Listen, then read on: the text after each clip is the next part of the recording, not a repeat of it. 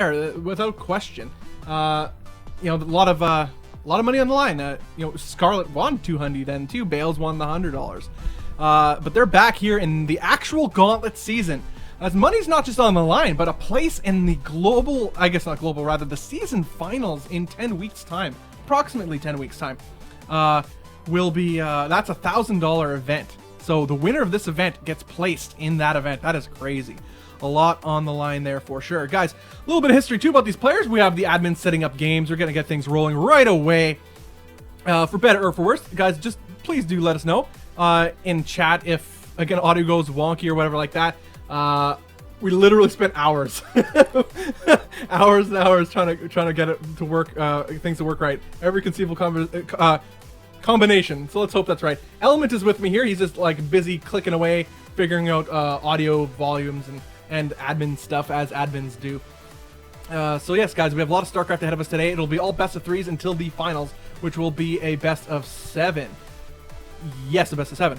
And so yes, guys, also something to look forward to in the future. We'll be showing a lot more cool stuff about that. Monday Night Gauntlets. Next week, Monday, is the Monday Night Qualifier. It's an open qualifier. Everybody can join. You, the scrubs, everybody can join up to play and try your hand at the Gauntlet. It is an open qualifier. That is next Monday, March 7th, 4 p.m. Central Time, I believe. Yeah, 4 p.m. Central Time. That is CST. That's when the open qualifier begins. And following that will be March 14th with another $300 Monday Night Gauntlet event. That's huge. So the winner of the qualifier will get placed into get placed into the wildcard spot for the Monday Night Gauntlet $300 event the following week, and then it continues on until continues on in that pattern. 21st is another qualifier, wildcard qualifier.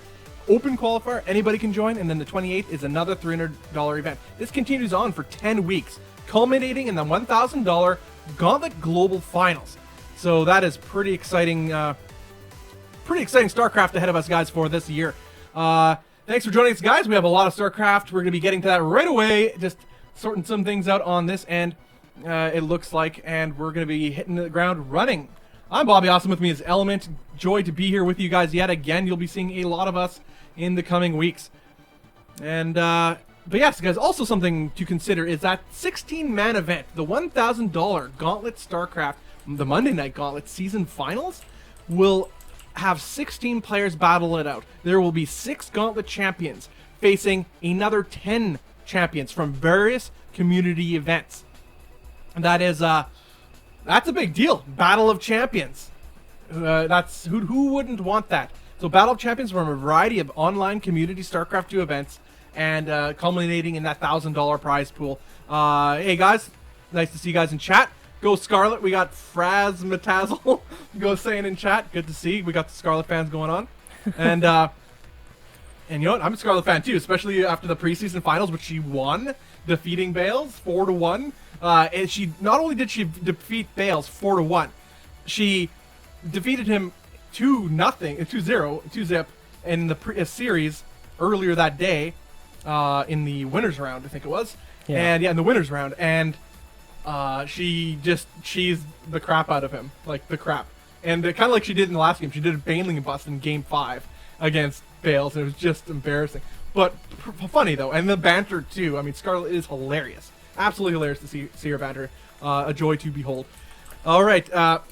Yeah, again, they're just setting up the first match. First match of the day will be... actually, what is it, Element? What is the first match of the day? First match is going to be Scarlet versus Beastie. Scarlet versus Beastie. So we're getting right into this, guys. So Scarlet fans, Beastie Cutie fans. Guys, let's talk about Beastie Cutie. Beastie Cutie went through the veritable gauntlet last week. Last week, Monday, we had the gauntlet... the Monday Night qualifier, which occurred. We had an open qualifier. A whole bunch of people joined. And Beastie was the one who made it through that that event of destroyers. He defeated the likes of Night End and Tefel on his way to taking home that wildcard spot. And that's exactly what it's for. Wildcard spot guaranteed him a spot in the following week's Monday Night Gauntlet, which brings us here. Exactly what's happening right here, right now. And BC Cutie has been showing up to these games, like not just actually in the lobby up, but he's been performing, and that's an absolute amazing sight to see. This guy's been around a long time. He's been around since early Wings of Liberty days. Broke a lot of meta, did a lot of, he pioneered a lot in StarCraft 2. Then he disappeared for a while, then he came back, and now he's playing, honestly, the best he's ever been, and he's just getting better. Every time we see him, every time we cast him, we've cast him a few times. He's a previous Gauntlet champion. In fact, he's a previous Legacy of the Void beta champion for the Gauntlet series of events. And, I mean, this guy has so much experience, and he's just getting better. That's unbelievable to have been around that long, and he's improving right now. His macro is off the charts good, and that's, I think everybody can agree with that. It's whatever faults he may have, it's not macro. At least when he's allowed to macro. You disrupt him, then things may start falling apart. But that's perhaps the key to beating BCQD. Disrupt his macro. Yep. And so what do you have to say about that, Element? I see you're still clicking away, but No, that's fair to say. I mean, for me too, the big thing I want to see here is what level Intense is on first, actually. Because I've seen both Beastie and Scarlet recently, but Intense is a guy I haven't seen for a long time. How about you? What do you think about that?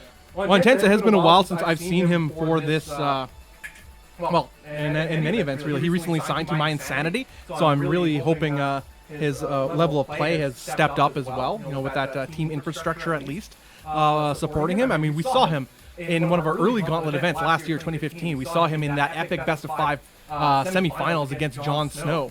And that was absolutely insane. It went the full 5 games of so back and forth. We saw everything in the kitchen sink these guys were throwing at each other, and it ended up being Jon Snow being the victor. But Jon Snow ended up moving to the finals. Yes, but what a crazy times. Intense is one of the. He's also a very bio player, so he's very active on the map. He likes his drops, he likes his bio pushes, sniping.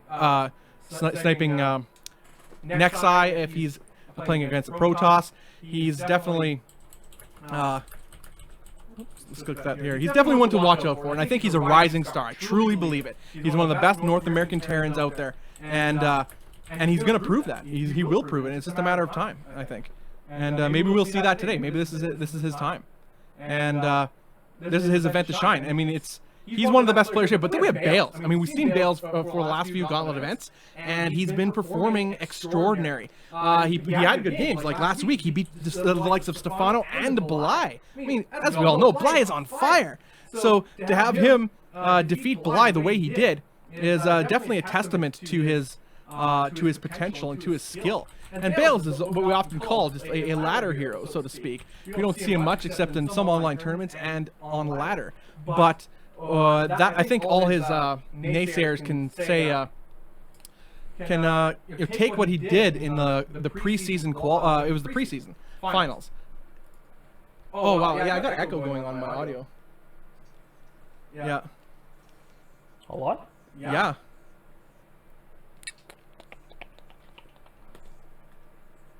Yeah, now there are 2 robots. 2 robots. Yeah.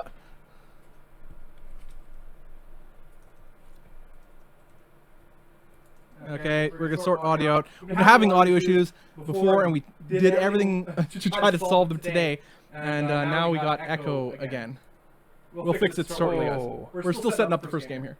I think I know what it might be, actually. Okay.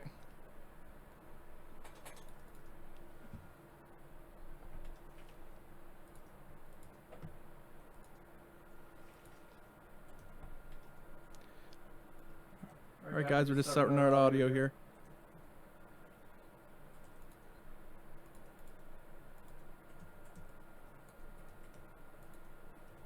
Okay. Talk now? All right, I'm going to talk now. Let's hopefully that fixed the problem. We do have a pretty big delay on, so it's a little bit hard to get a stream delay, so it's a little bit hard to figure out what is going on sometimes. And I'm just going to talk. Hopefully there's no delay. We are monitoring audio here too, but it's hit and miss sometimes with that. It's weird. We'll sort it out shortly. Either way, we're still waiting for game number 1 here to load up. I think they're just doing vetoes right now. For Scarlet and BCQD will be the first match of the day.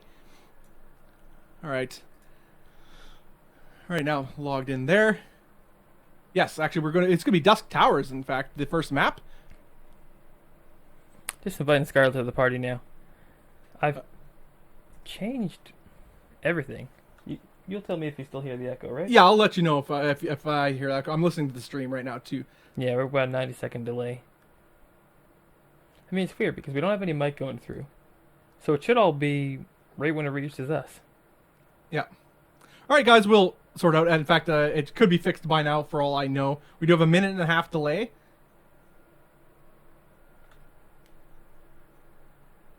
Okay, I don't know. Is it fixed on your end?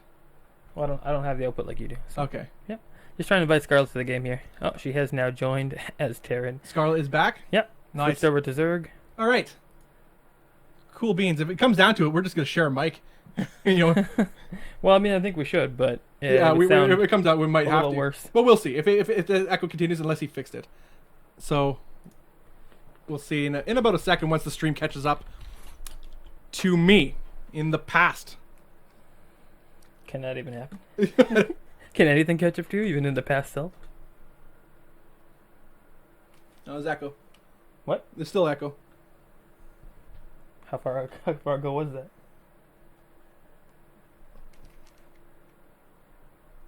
Nope, it's good. Good now? Yeah. Yeah, no way. Oh my goodness. I think we might have solved it. Oh, you have no idea how many hours. No, I think creative Bob sounds good now. Thank God. Okay, we're going to go into game number 1 here, guys. They are both ready to go. Scarlet's ready. Beastie is ready. Game is starting up. Oh, man. Thank God. Last second. If it weren't for the last minute, nothing would ever get done. Yeah. For the last minute. That's the story of my life. That is the story of our lives. I mean, oh my goodness. Oh, Whatever, boy. you know, guys. Thanks for sticking around and enjoy the StarCraft. We have a lot of StarCraft happening today. Game number 1 is happening right away, guys. We're actually loading into Dusk Towers, Beastie Cutie versus Scarlet. Yep. What is Scarlet going to show us today? Is she going to cheese the brains out of Beastie Cutie? I think we should mess up her audio. Let's mess with our audio. Let's do it. Oh. That's the only, this so happens. Okay. All right, guys. Be active in chat where it looks like clear. Oh, God. That's C-Town. It's like Bob's voice is clear and sexy now. Oh, yeah. That's troll face going on. Nice. Let's hope nothing changes. Now, it's still a little bit echoey, but it could be better, but it could be worse. Either way, I'm going to have to buy a whole new mic setup, I think, next time then. Yeah. Yeah. Either way, guys, we're into game number 1 of this best of 3 series. And to the south side of the map, we have the purple purple Terran. It is Beastie Cutie. All right. Either way, okay. And to the north, we have the pink Zerg player hailing from Canada. It is Scarlet. Perfect. Okay. We're just experimenting with some new stuff, guys. It's all good. All right. So it looks like I'm going to so what is Scarlet going to be up to today? Scarlet is known for her shenanigans, especially in I guess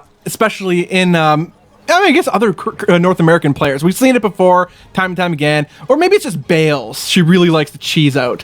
What do you think, Element? What do you think? I think she definitely likes to cheese out Bales. Poor Bales. He probably had a sigh of relief when he realized he didn't have to face her today. Oh, yeah. Or sorry, rather, first today. Who knows? He may face her yet. Time will tell. So to the south, as previously mentioned, we have Beastie Cutie doing his thing. As I mentioned before, he is a macro Terran rather, and he is a very strong player. But do you want to play? Do you want to play with fire against the macro Scarlet? I mean, do you want to do that? No, Koreans don't want to do it. Never mind anybody else. And last I checked, Beastie Cutie's no Korean, but he's solid though. I mean, his macro is his strength. Maybe he'll see how it holds against Scarlet, and yeah, we'll figure it out right there. Oh yeah. Yeah, it's a little bit of audio coming through from Bob's headphones. My headphones, yeah. Should be good.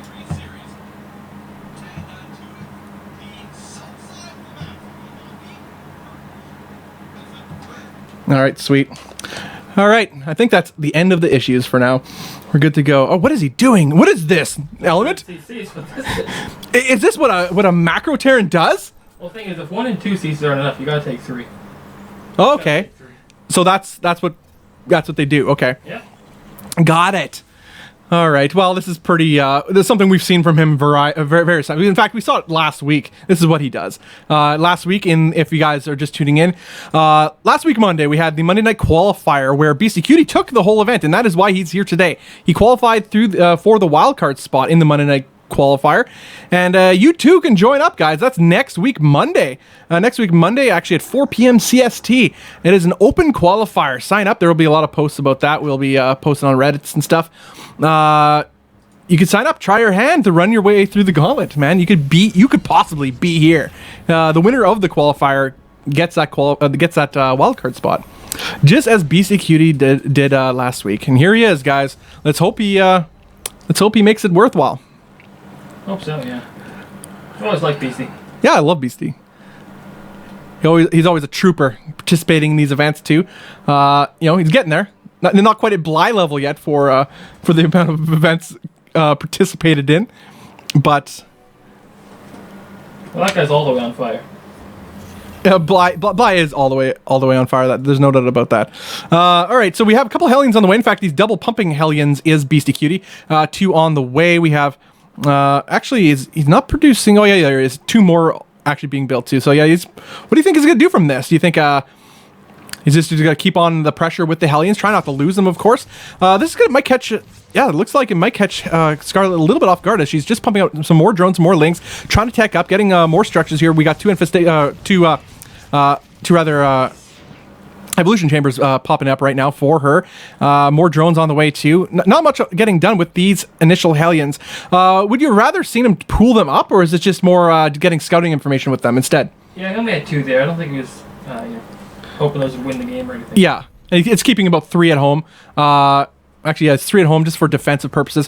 You never know, because Scarlet has been known to do Baneling busts in the past, and having any sort of defense back at home, especially as he's trying to secure his 3rd base, is BC Cutie. Is exactly what he needs. Now he has a Liberator out, and a Liberator push, actually, this could be interesting. Not a Liberator push, rather, Liberator Harass is very powerful, especially if you're poking at the front with your Hellions, which can distract the Queens. Queens are out of position. Liberator pops, starts killing some drones, really powerful, but instead, he looks like he's just gonna be content with killing some Overlords.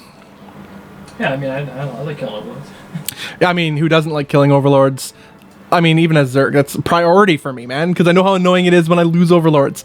It's the best thing. All right, what do we got here? It's just, we are looking at a gold base in the middle of nowhere. And, there we go. Okay. And the creep spread, though. Let it be said, all the time in every single, Scarlet game of all time, that her creep spread is amazing. It has been said. This is true. Okay, here we go. We got the attack moving on here. He's looking to put in some sort of damage. He is BC Cutie as he has a handful of Hellions pushing against here. There's only 1 queen at the front though. No roaches on the way yet. Now 3 queens. 2 more droning up that single queen. Hellbat push. Nice, but there's nothing supporting it. There's no Marines here. He's just looking to put in some hardcore drone damage. He's just really going to suicide these Hellbats in here to try to get some work done. There's only 1 Baneling. Does get a decent hit. Oh, more Banelings just morph in just in the nick of time. In fact, almost nothing lost for Scarlet. Excellent hold, obliterating that little push. Not exactly doing what it needed to do, but in the meantime, Beastie Cutie did manage to get some kills done with that Liberator, and that ultimately is what paid off. 9 drones going down in total. He did lose that Liberator, though. But he does have another one on the way. Yeah, there it is, but it's deciding to pick apart some Overlords, too. Denying the Zerg scouting is a huge deal. And just getting rid of some of these... any map presence that the Zerg has, may it be creep, or lings that are sent throughout the map to scout, or... such as BC Cutie's doing right now, cleaning up the Overlords. Absolutely important. Right now, BC Cutie is ahead in supply. Not exactly something you normally see when you're, against a Zerg player. Zerg should be ahead, but overall, I think BC Cutie got what he needed to do. He's ahead in the workers, ever so slightly, plus mules. Plus, he took a quick 3rd CC. I think right now, BC Cutie is in an excellent position as long as he continues to macro unhindered. He's in an excellent position heading to the mid game. And look at that, we got upgrades going on here. We got melee attack, so we'll be Yeah, it's just going to be Ling Bling Muta all day here for Scarlet, which is a pretty fun. In Legacy of the Void, I personally don't like it as much, but I've seen many a pro get a lot done with it, a lot more than I could ever dream to. We have a couple Mutalists on the field, a couple Queens here out front just to create some more creep spread that Scarlet is well known for, and also to shoo away these Hellions, keeping a front line of defense of sorts to defend her own macroing as we speak. We have the Spire. There's a structures tab, I suppose. We have Spire, exactly going to be Ling Bling Muta. We have the Infestation Pit also done.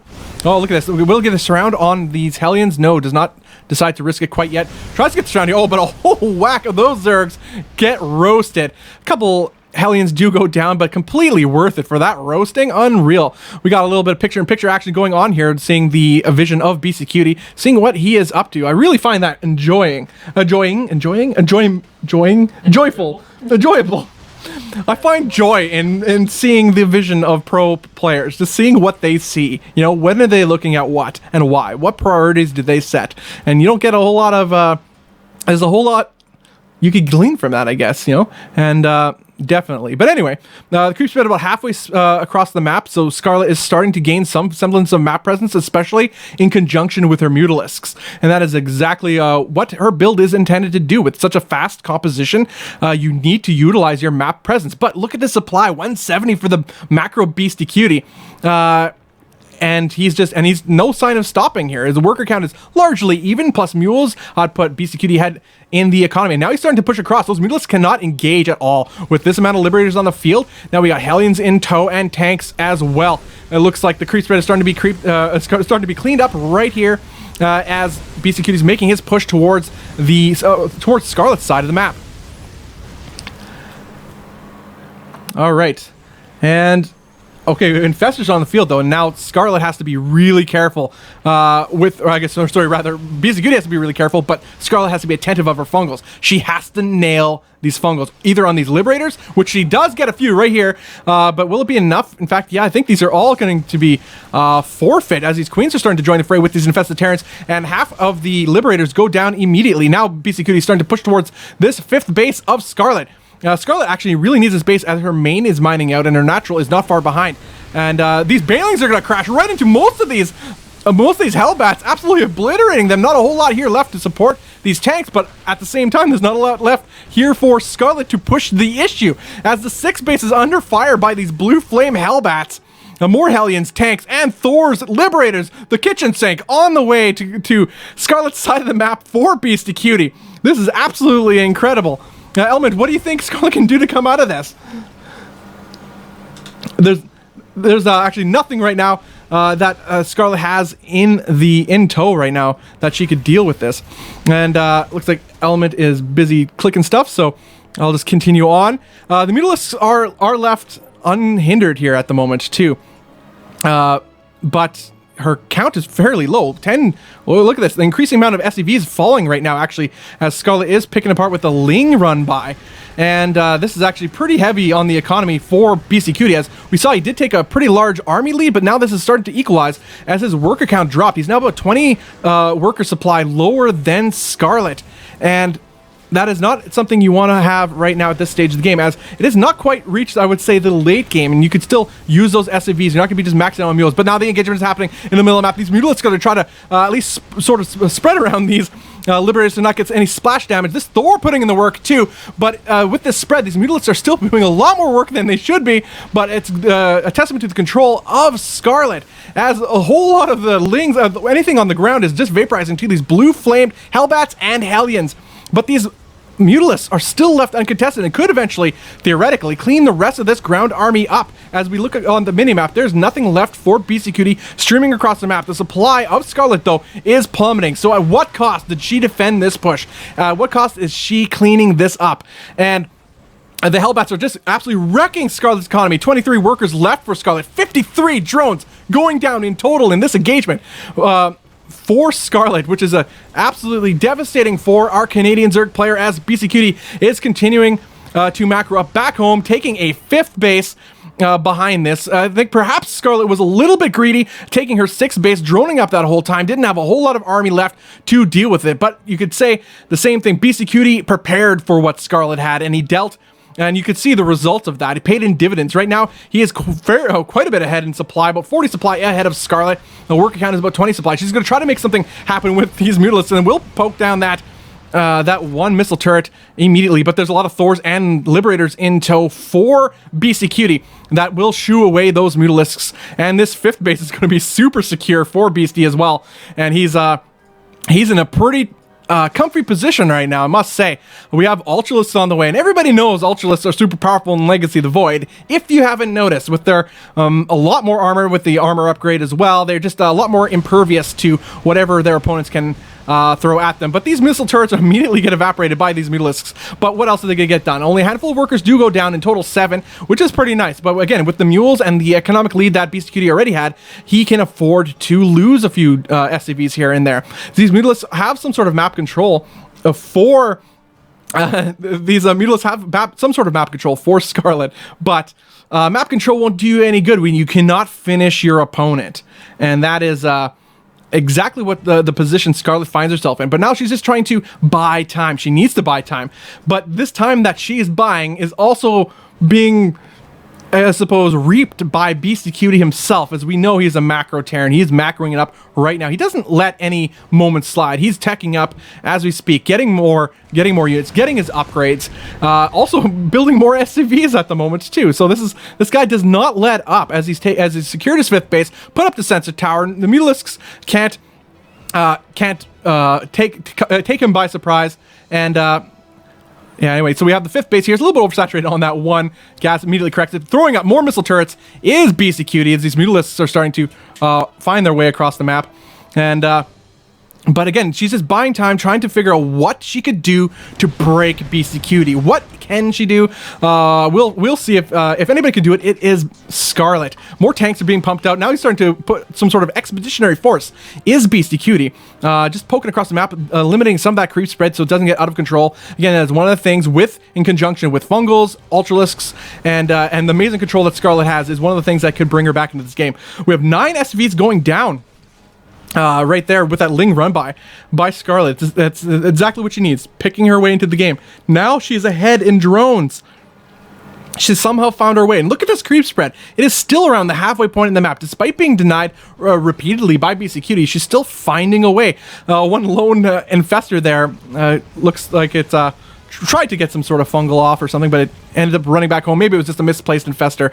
Either way, what does Scarlet have to defend against this push from BC Cutie? This isn't even the whole of his army. Has some back home yet? This is an expeditionary force at best, but a powerful one at that. Is he going to put this 6th base under assault? Now there's some drones maynarding their way towards that base, and they're going to get fried up by those Hellbats. These Mutalisks tried to put in some more work, but they're getting chased away by these Liberators hardcore. This 6th base is gone. The drones do burrow, which is a pretty nice save for Scarlet. She needs it to keep every unit she can. Now she has Fungals and Ultralisks, but does she have enough Ultralisks? As good as they are, we have tanks and Thors in tow for our Terran here. Now she's going to try to push forward onto this ramp, but these a nice transfuse actually on that Ultralisk, but it dies anyway. This Thor, the high ground, is pretty low in health, but the Liberators are now here to reinforce this force for BC Cutie as he's pushing on towards the 5th base. The 5th base is gone for Scarlet as her economy is severely hampered. Work account is largely even, but she is mined out. Her 4th base is gone. Her 3rd base is mining out. Main and natural completely gone. Well, what does Scarlet have left here to deal with this? Army supply 30 ahead for BC Cutie as BC Cutie is moving back towards his side of the map here by the looks of it. Just trying to play it safe, trying to maybe catch Scarlet's army out in the middle. His own 4th base was under assault by these Ultralisks, which is really nice, but he has that 5th base up running and pretty unhindered, in fact. And he's just going to move his army back and maybe even kill the rest of these Ultralisks. In fact, he does, and that is a huge loss to Scarlet. But Scarlet just makes things happen regardless. She's still in this game, guys. She's down to supply, but I've seen her win games from this spot before. Maybe not this exact spot, but spots very similar. Another Ultralisk carcass goes in the way of flames as his Mutalisk count is stayed the same. Got to give a big commendation to Scarlet for keeping her army alive. For her Mutalisks alive for this long as she had. That is what kept her in this game. And These, but I think BC Cutie has had enough, though. Enough is enough, says BC Cutie as he moves across the map, cleaning up creep spread as he does what could very well be the final push of the game, as Scarlet's economy is completely, I guess there is none. It's non-existent at this point. GG is called. BC Cutie takes game number 1. Wow. That was an intense game. Well played by BC Cutie. Well played by Scarlet, but she played the macro game and lost in this case. But, I think BC Cutie read her like a book, though. That's the story we could come out of here. Overall, though, she tried to go Ling Bling Muta into Ultralisks, and what BC Cutie did hard countered that. And all right, guys, thanks for tuning in. We have a lot more StarCraft. That was just the very first game of today. This is the Monday Night Gauntlet $300 event. Winner gets $200. Second place gets $100. This event is brought to you by us, NexusRecall.com, sponsored by C-Tone and the Gauntlet crew. Please do head over to Twitter and follow them at GauntletSC2 for more future info on Gauntlet events and for the love as well. I'm Bobby Awesome. With me is Element. He seems to be Salante, which is silent. I guess maybe he was a bit busy or something happened to his microphone, I think. That's probably why. I think he kicked it out or something. So that would be why he wasn't talking in that game, guys. So anyway, but he'll be joining us shortly. And but yes, guys, thanks for joining us so far. We have a lot of StarCraft ahead. Also, guys, this is a series, Monday Night Gauntlet. Every single Monday we'll be having events. And in 3 seconds, my audio is going to be cut out.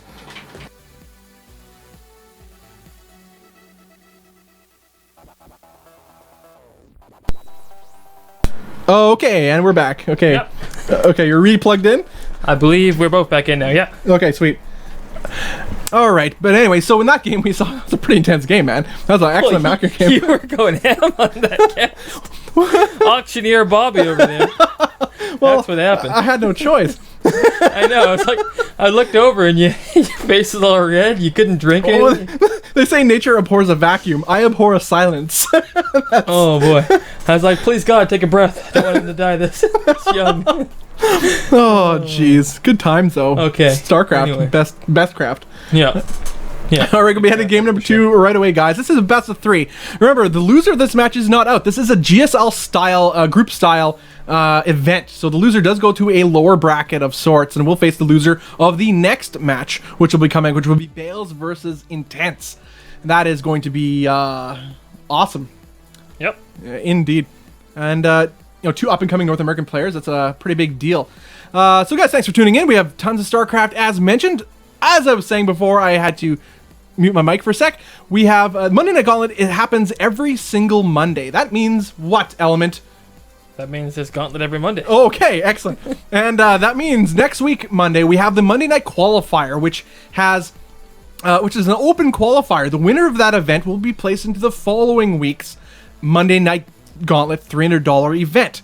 So that is next week, March 7th, is the Monday Night Qualifier. Anybody can join, try their hand, run through the gauntlet. That is how BC Cutie got here today, as he won last week's Monday Night Qualifier.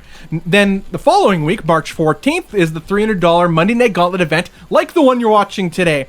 And then the week after that, another qualifier, on the 21st. Week after that, 28th, another $300 event. That is how it happens. That is how it goes. And it goes on for 10 more weeks, approximately, until the global finals.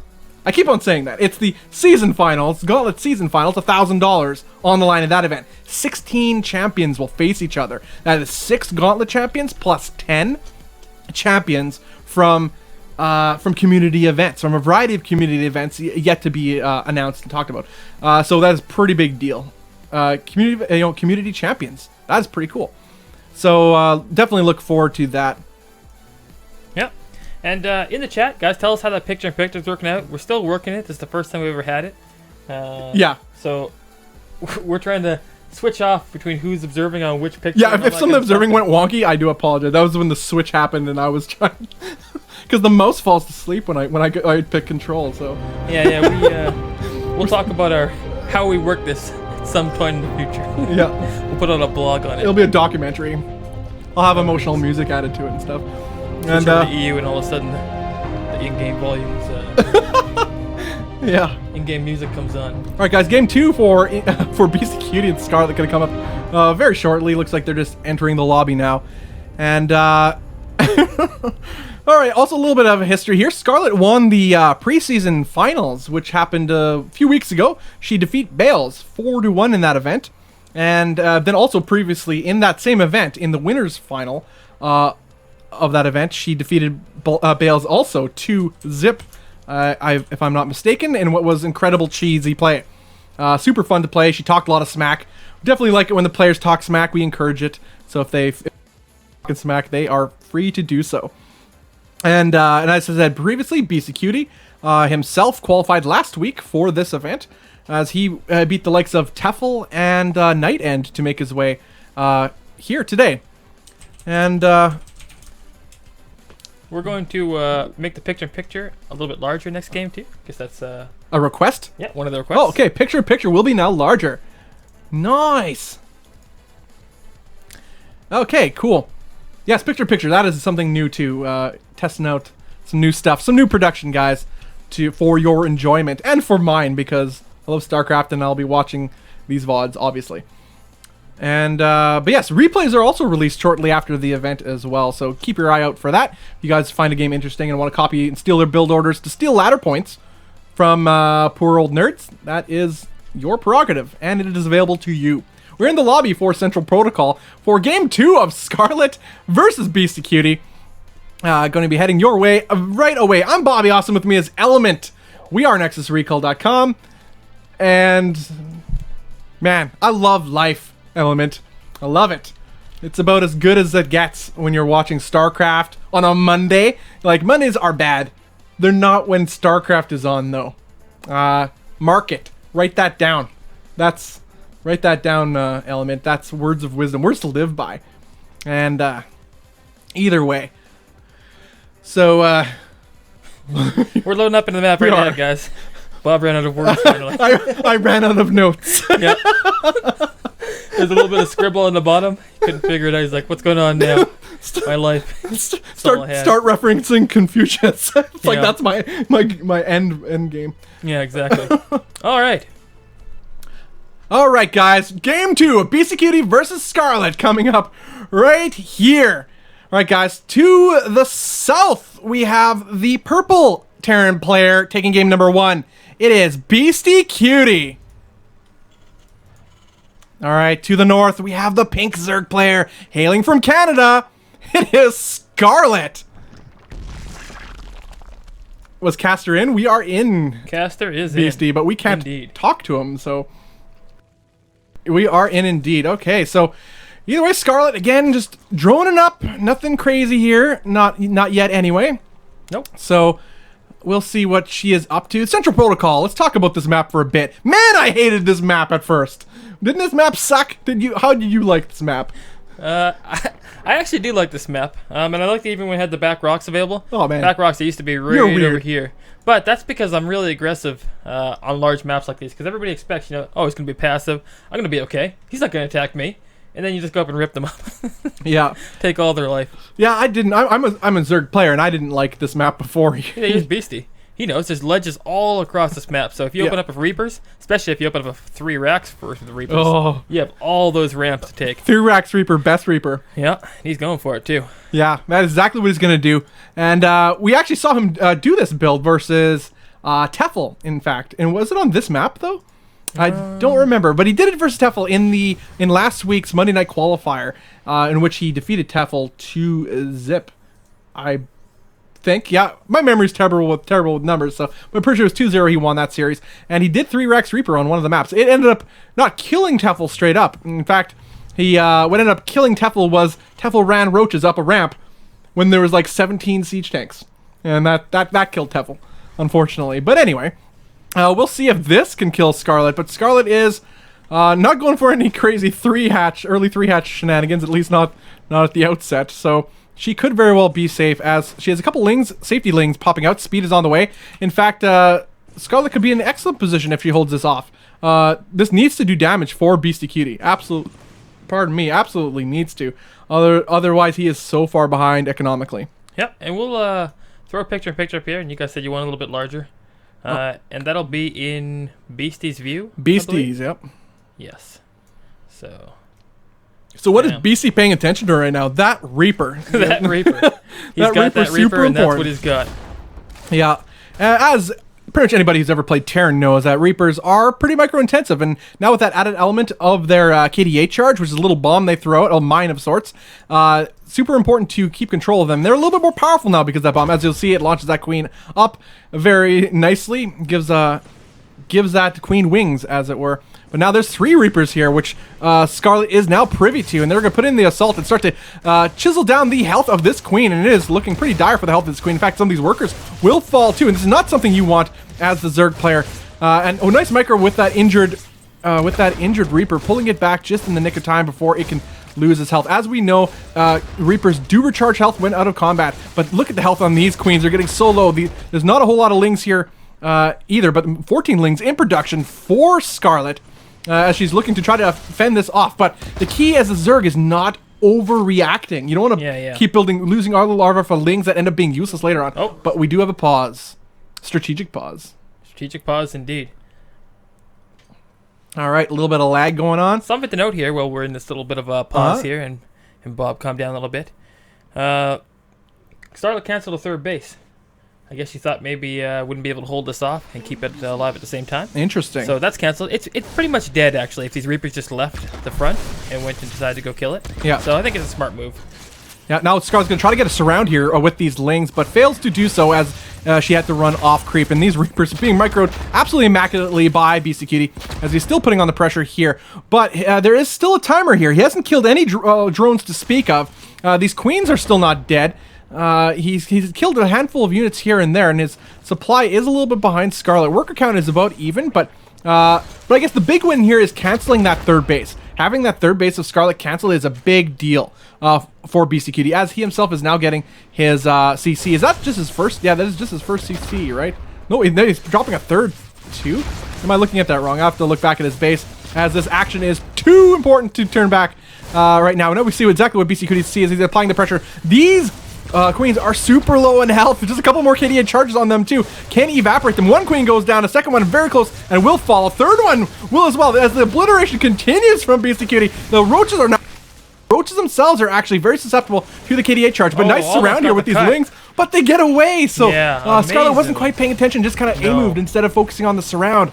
A little bit unfortunate there for Scarlet, and very fortunate for BC Cutie, as he manages to get, again, most of his Reapers out unscathed. Beautiful Yeah, that play. was actually a big moment. Reapers lose their value to go further into the game, but, you know, anything's for free is better than nothing, right? Yeah. So, not getting those is a little unfortunate. Overall, though, Scarlet can pump out a few drones here. Maybe take a third rather quickly. She can come back in this, I still think. What do you think? Well, yeah, she can still come back from this, but look at the worker supply here. She's at 26 workers. She had to cancel her third base. No third on the way. And we have the CCs being... Let's check out the base of BC Cutie here. Let's see what he has back at home. And so there he has... Yeah, that's a third CC, is it? Or that the... yeah, third CC indeed. So I wasn't hallucinating, which is completely possible. But so behind this, he's been macroing like an absolute boss, which is BC Cutie is known for. But look at this. He's utilizing the multitasking, the pressure of these Reapers, and really stepping up with his macro behind this, not letting that fall behind, and that is a sign of an absolutely emerging player, which is crazy to say for a longtime veteran such as BC Cutie. Oh, more KDA charges going down these links, just throwing them around like rag dolls, and this is quite a bit here for Scarlet at home here to defend, but any loss that Scarlet takes is a huge loss to her right now, especially with the low larva count that she is faced with. Oh yeah, and these just the cost effectiveness of that excellent micro with the KDA charge and the focus fire by BC Cutie is picking apart some of these roaches, and these are slow roaches on off creep, and you can be kited all day by these Reapers, and there's no surround going to happen here this time for Scarlet on the Reapers of BC Cutie, as he is still applying this pressure. Now he's starting to push across, actually just fall back towards the watchtower in the middle of the map here. By the looks of it, is BC Cutie. Again, as his third command center's done, he's getting his engineering bay. What else can Scarlet do right now? I mean, she attempted a little run by there, as we saw in the picture, but couldn't get anything done there. And even macro out of this is hard because these Reapers have such a watchful eye and everything. So yeah. And here comes a push up by Beastie. Lots of Marines. Oh jeez. Yeah, boy. As a Spire and Banelina starts right now, and you kind of need those complete Yeah. to deal with. Well, there's no drop ships, so it's like you're gonna have to deal with pickup micro on the ledge or anything, because that would be lights out, I think. Yes, I agree. But still, the Banelina being done now would be very helpful. Yeah, well, either way, this is a pretty crazy amount of Marines, all things considered, considering the Scarlet doesn't have enough to deal with these Reapers alone. It's just going to cancel the third, I think. That's what it's... Unless they can catch behind these roaches and kill them as well. Oh, actually, he's just throwing away these Reapers, which is a little bit sloppy here, but considering how much damage they've done already, they have paid for themselves in spades, and the third base does get canceled. Manages to kill an Overlord 2, which is just icing on the cake for BC Cutie, as that's all he looked to do, and it looks like he may indeed just decide to go back home. Ravagers are being morphed in, as you pointed out. A third base is now being planted by BC Cutie. It'll be up and mining right away. His worker count is, again, as previously mentioned, healthy. He hasn't been SCVing up too hard. He is now just starting to build more SCVs after that aggression. Did what he wanted it to do. I mean, keeping the Zerg on 3 base while or off on 2 base rather, canceling the third base twice now, or getting it canceled by the result of your what you were doing, and then now securing your third base. It's gonna be mining. He's gonna have. Look at this. It's almost fully saturated. In fact, it is fully saturated, and he's has mules. So BC Cutie is just. You can see this in the supply. He's about 10 supply ahead right now overall. Army supply is significantly ahead for BC Cutie. So what can Scarlet do, man? We all know Scarlet is a beast. Scarlet is a beast. I mean, BC Cutie may have beast in his name, but we know the skills of Scarlet. The tank count's getting kind of scary, too. Should mention that as well. There are a few Ravagers out, but nothing really to deal with that. Yeah. And with the lift tanks, the utilization, drop effects, tank effects. With Tankovacs in tow, the micro potential is again also virtually limitless. With no fungals on the field, the Ravagers are a lot less effective against the Tankovac.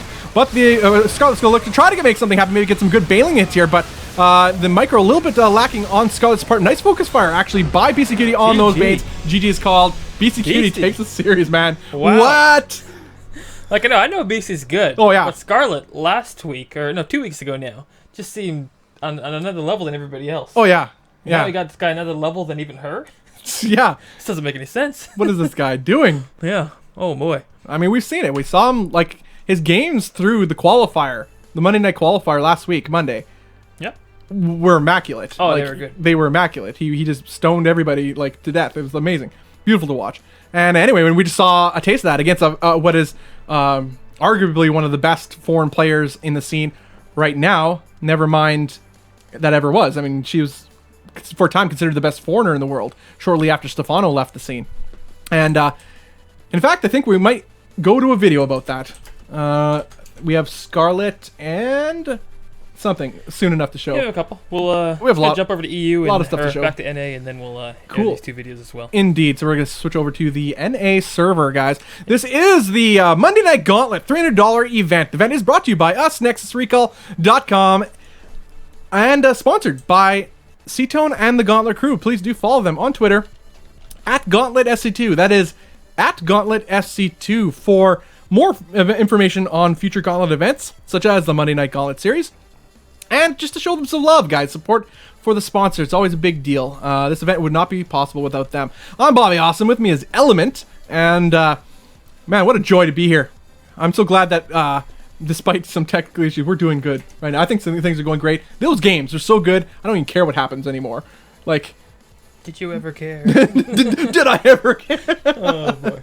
Oh, man, so much. Now, the existentialism is just like, why am I here? Why must I care? Okay, yeah. Oh, jeez. Good times. All right, so Intense, guys, as we said before, Intense and Bales coming up next. A battle of North American, I guess, American prodigies, so to speak. These guys are coming up. They all both have been in the scene for a few years at least. But, you know, they're starting to make a name for themselves really over the second half of 2015. And we've seen Bales participate, usually short notice, in events in the Gauntlet event series throughout 2015. Always puts on good games. He put on great games in the Gauntlet preseason finals, of which Scarlet was the champion of. But he got second place, got stomped by Scarlet twice in 2 separate series. But he did defeat Bly and Stefano, though. And that is something to be commendable. That's mad respect for that, considering how good Bly is, and Stefano's still really strong despite not being full time. So so awesome stuff indeed. Also, guys, a little bit of news stuff in the future. Again, next Monday is the Monday Night Qualifier Open. Anybody can join. So all you scrubs in chat, you guys can join, and your friends can join. So everybody join. More information you guys could find, again, at twitter.com/GauntletSC2 for up-to-date information on that. And so that'll be pretty exciting. So yeah, if you guys want to try your hand at the Gauntlet, that is the winner of that event gets the wildcard spot. There are 3 invites to a Gauntlet event such as this, and then there's one wildcard spot where a player has to earn their way in, and you could be that player. Who knows, man? Who knows? You won't know until you try, and it's I recommend it. It's just fun anyway. It's a good time. Just maybe you get a chance to play. Maybe you're not even that good, and you get to play against a person who like a pro, maybe the person you've heard of before. That's pretty awesome. I mean, I'd love the chance to play a Bly, or an Intense, or a Scarlet. That'd be insane. I'd love to do that.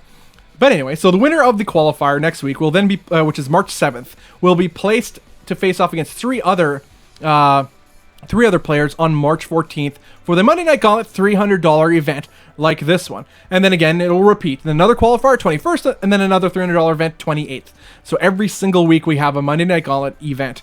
And this will continue on for another 10 weeks, culminating in the season finals, which is $1,000 season finals, in fact, which will have the 6 champions from these 6 Monday Night Gauntlet events will face off against 10 other community champions from a variety of other StarCraft events. But we are loading in. We are loading into the game 1, actually, for Intense and Bales. Orbital Shipyard is the map. So, yeah, let's get hyped, guys. Get hyped in chat. Want to see who you guys are cheering for. Is it Bales or Intense? Head into game number 1 right here, right now for the Monday Night Gauntlet $300 event. Intense versus Bales. Oh, yeah. Here we go. All right, to the north, we have the red Protoss player hailing from America. It is Bales. Oopsies. And it is Bales. There we go. There you go. Oh, his smiling face. All right. He looks so happy. All right. Oh, that's just terrible. I totally didn't click. All right. And to the south, we have the blue Terran player, also hailing from the US of A. It is Intense. Oh, that's intense. Yeah. Just that stare, man. Boy. You know he means business with that stare. So, all right, guys. So what is the goal here of Intense? We haven't seen him for quite some time. Me personally or Element either. I haven't seen him too much. I know he's participated in some qualifiers here and there. He has been recently signed to My Insanity. And so what will that, what does that mean for him in this event? I don't know. We're about to find out. We've seen some incredible games from Intense in past Gauntlet events, mostly in the summer of 2015. We saw him put forth some of the best games of Heart of the Swarm we have ever seen, particularly the Jon Snow series, which was just bonkers. But all the series Intense played are just amazing, because he's a bio player. I find bio, I love just StarCraft in general, but bio is such fast pace by an aggressive player. Intense is an aggressive player, and he chooses to use bio. So he's dropping everywhere, pushing all the time. Kind of Polt-esque in a way, except less Marauders. And, but then we have Bales. Bales, though, is the opposite. He used to be all in all day, man. That was my slogan for him back when we first casted this guy, like early 2015.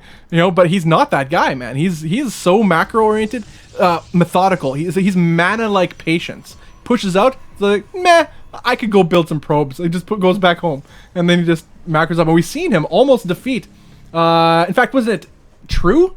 Back in the day, was it him and True? Yeah, he almost took down. Yeah, he lost 2-0 in that series, but those games were macro games, and he made little mistakes that, actually really a couple critical mistakes that end up losing in that game, but he was winning those games. And to actually go tit for tat against a player like True, mad respect for that. And that was, I believe, towards August area, around 2015, for the Gauntlet series events.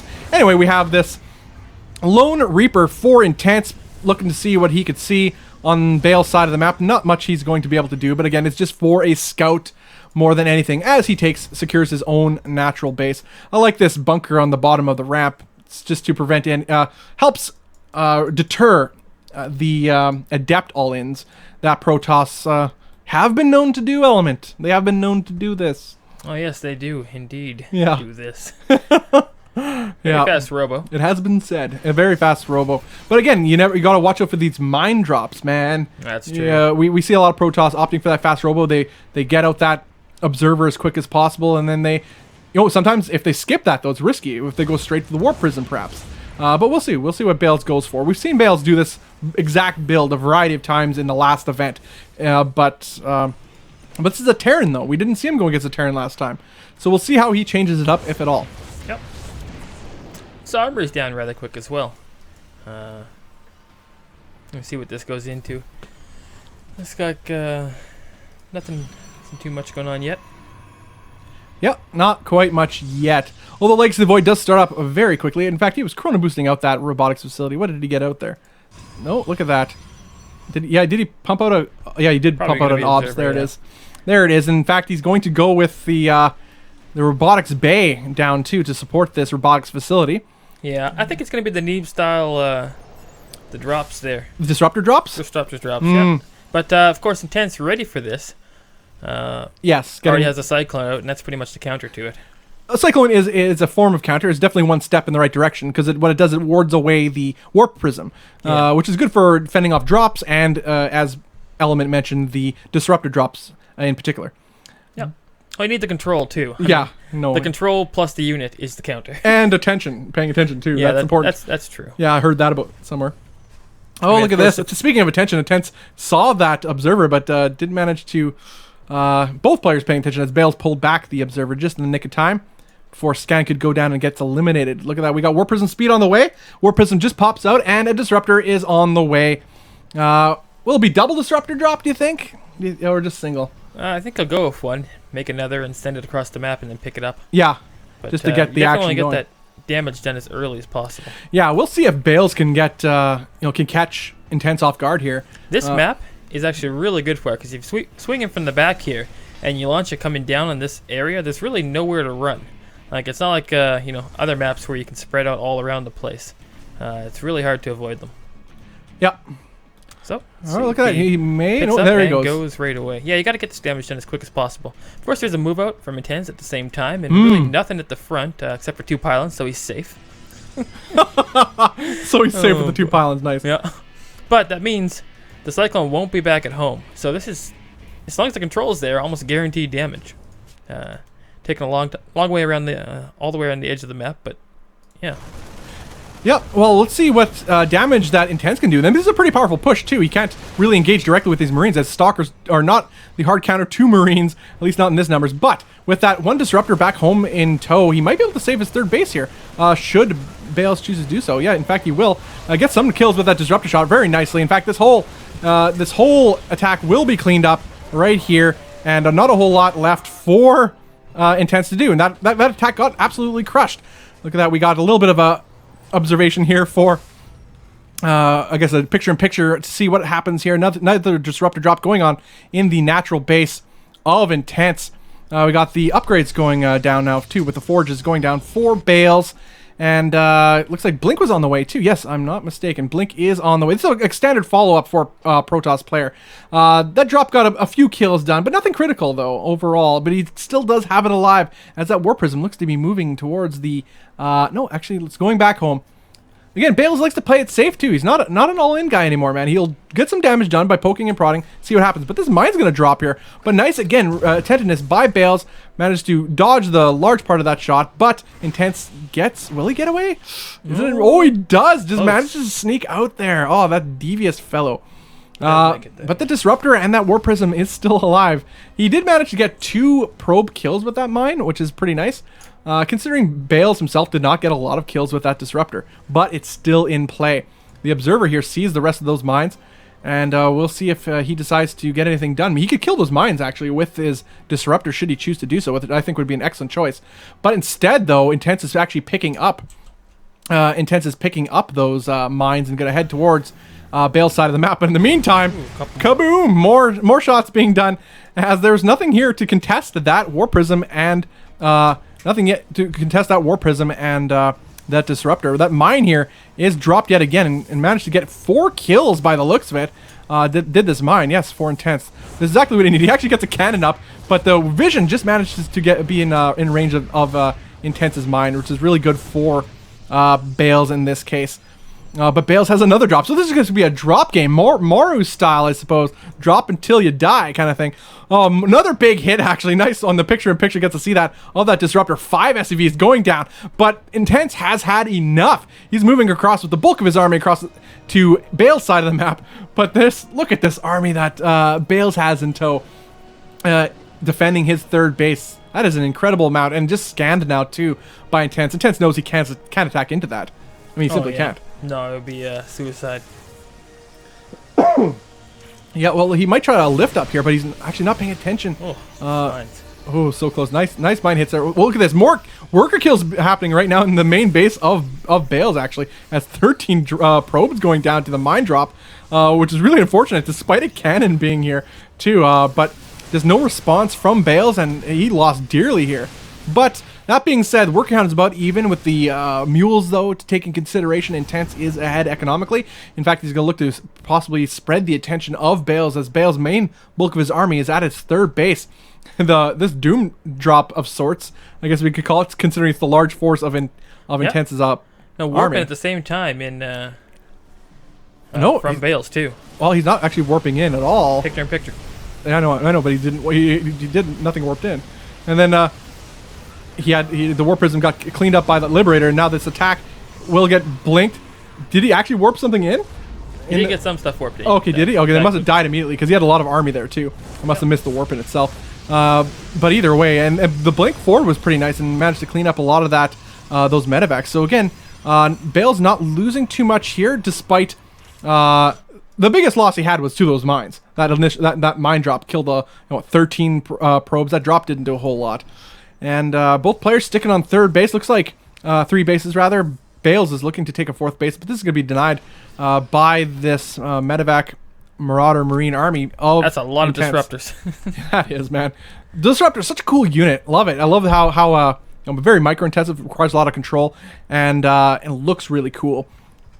And so in this case, this army is pretty deadly for Bales. He is getting the Adept upgrade, the Resonating Glaives, but he's not focusing on Adepts at all. So I think he's just getting the upgrade to have it, maybe for an Adept transition of sorts, to reinforce an army. But now the attack is happening. That is a lot of bio with a healthy number of Marauders too. Nice chunk of the army taken out there by that Disruptor, but still a lot more where that came from for Intense. As he scans the bulk of Bale's army, knows exactly what he has. No surprises here. Nice to use that Disruptor ability on those mines, take care of that. The Purification Nova ability that the Disruptors have. A little Dance of Death in the middle here. If he can do the splits well enough, he can survive. And this army's probably stronger than Bale's. But all it takes is a couple good hits and it flips all the way on its side. Oh, nice split there. Nice dodge. Okay, Willie dodge here. Well, that one actually gets the focus fire, killing the Disruptor. Oh my goodness, excellent splits here by Intense as he's pummeling down the front door of Bales, but nice hit there on those Marauders, exactly what Bales needs to stay alive here, but the rest of the army just gets cleaned up. These Liberators are forfeit as well, so excellent defense by Bales. But still pretty even though in this game, but let's look at that supply, or sorry, rather resources of Bales. He was floating so much money. Now look at that gas too, as a Protoss player, that's like your insurance. It's like, you got that much gas? Oh yeah, I could warp in Templars later. But anyway, there's engagement here happening in the middle here, and getting the nice focus fire on these Disruptors. Again, keep in mind, once the Disruptor shoots, and if it gets killed and the Disruptor shot has not gone off yet, that Disruptor shot gets cancelled. So rendered useless. So the focus fire of Intense is absolutely key, and we're seeing it utilized very well, in fact. Most of these are natural of Bales at the same time. Yeah.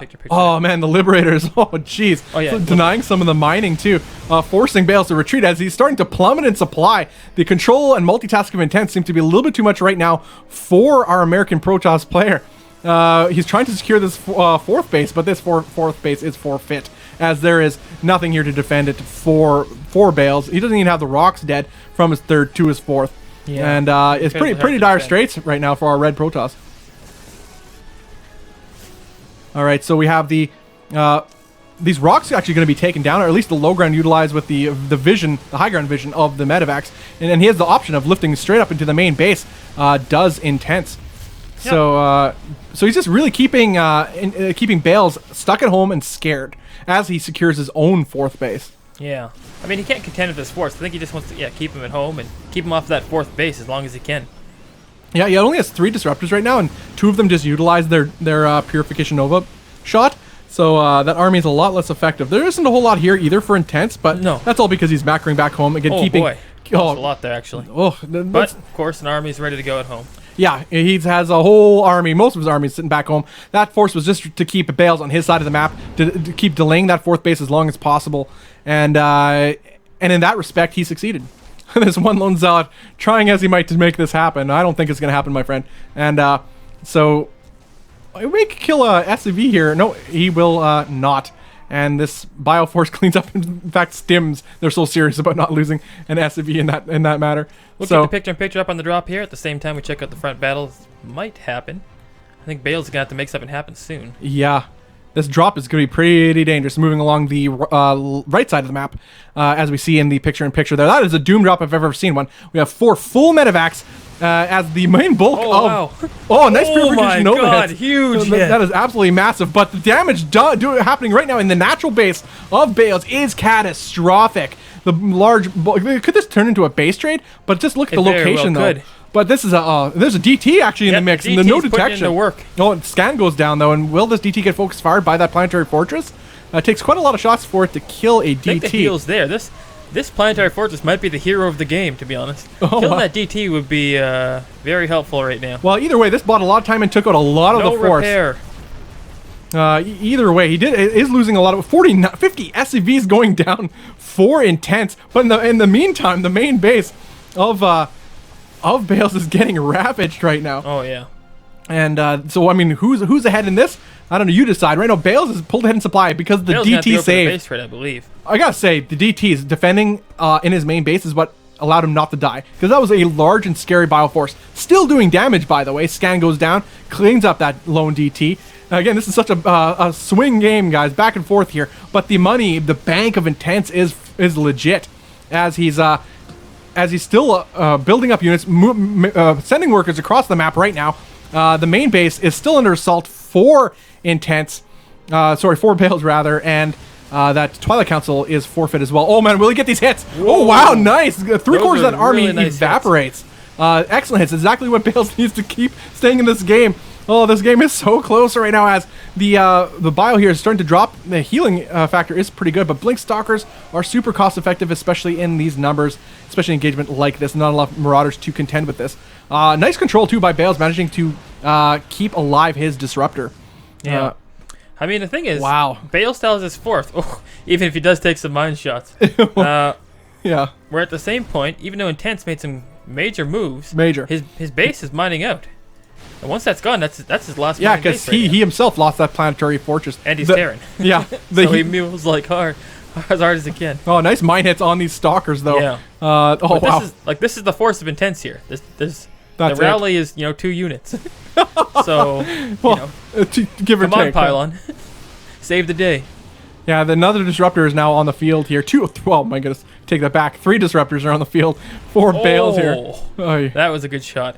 A DT right now would just end the game probably. Yeah, the DTs are really what kept Bales in this game to begin with, but he is still significantly ahead. It's that army supply, guys. He is up 20's army supply to Intense right now, and just composition-wise too. He can't engage. Don't do it, Intense. You won't win. No, not with 3 Disruptors. 1 Disruptor shot used, but 2 more available, plus the Blink Stalkers, and it's a healthy number of Blink Stalkers, but Bales isn't going to push the issue. He's going to sit back at his 4th base, macro up, get more, maybe even probe up, which is exactly what he's doing right now, getting his Twilight Council again, looking to get his tech back, I suppose, as Intense drop did. It may not have killed Bales, but it took out a lot of his tech, which will delay any possible push that Bales may have for quite some time. Oh god, that could have been the shot of all shots. Again, nice attentiveness by both players, babysitting the army, taking care of these mines. Really good job by Bales to keep on that. Otherwise, he could get out of control with the mines. Oh my goodness, the purification! Oh, nice focus fire again! Wow, that is incredible. Whoever's on the money there, picture-in-picture, is just saving the day. At the same time, we have Intense floating over one of his CCs, so all of a sudden his income's going to skyrocket up here to probably be better than Bales. Should be. Yeah, okay, a DT has been warped in too, but it's just out of the range of the scan now. Just managed to make it escape. Has Bales. The Purification Novas, there's 4 Disruptors on the field too. This Purification Nova kills his own Zealots. little bit unfortunate for Bales. But right now he is still quite a bit ahead army supply-wise. These medevacs are pretty much no energy left in these medevacs. And what else does Intense have left to contest with Intense this? is winning this. Intense is absolutely decimating at this exact moment. But he can't afford to reinforce his army right now. He's just starting to mine from that fourth base. Yeah, he has so few workers is the problem, but he has enough workers for the base. Yes, the base. I should say, because there's no money here. There's some gas, but there's no money. Terran doesn't even need gas. Look at this. Look at Intense gas right now. Yeah. Right? You want to hear about Terran? They don't need gas. Yeah. All he wants is this. This is what he wants. This blue stuff, yeah. But yeah, we do have the picture showing a drop here. Good picture guy. Oh, yeah. Getting that up. All right, good to know picture. But this drop is really just, again, to buy time. He's just trying to get that money, the income from that fourth base, that newly mining fourth base of Intense to start kicking in production-wise, because he needs it, man. He needs it so bad. To kill some of these, it looks like Bales has really forfeited these structures anyway. He doesn't really seem to care too much about them. He's really just looking to secure his own fourth base economy. I have to say, Bobby Awesome, what a game to kick off these two guys. Oh, absolutely. Oh, man. Both very evenly matched by the looks of it. Both have exciting styles. Well, I guess Intense has such a fast-paced style, it forces you to react accordingly. And we're seeing that out of Bales here. And I actually feel like, up until really close to the end there, he was winning this one. Yeah. To me, it felt like. Another scan goes down. He does focus fire down that DT. DTs are not cheap, especially with such a low econ game right now. Here's the thing. He can afford the gas. Intense can, but Bales can't really. That's Bales' gas. He needs that gas. It's Protoss. Just as we talked about, Terran doesn't need it. Protoss needs that all the way. Yeah, needs it more than anything. Can't really make anything over Zealots. That's why he's making Zealots right now. Nobody wants Zealots. So at the fourth base of Bales, what does Bales have actually right now? Does he have any defense there? He does got a actually. Pylon, and a cannon. A pylon. Double drop going on. All right, going to the right side of the map. Yep. Interesting. So we'll follow that. Observer number 2 going to follow. The other drop, of course. Oh, that's right. I think they're going to meet up. Oh, right over the observer. That's unfortunate. Yep.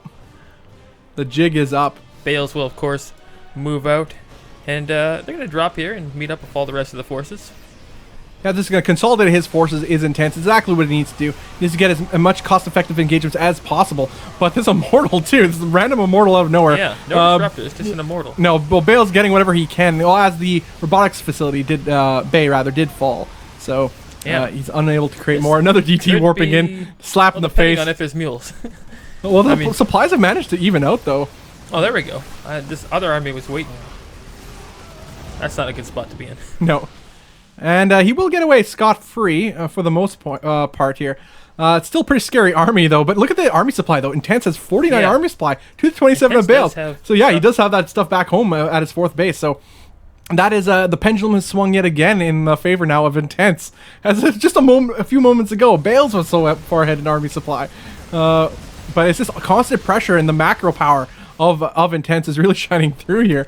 Well, here's the thing.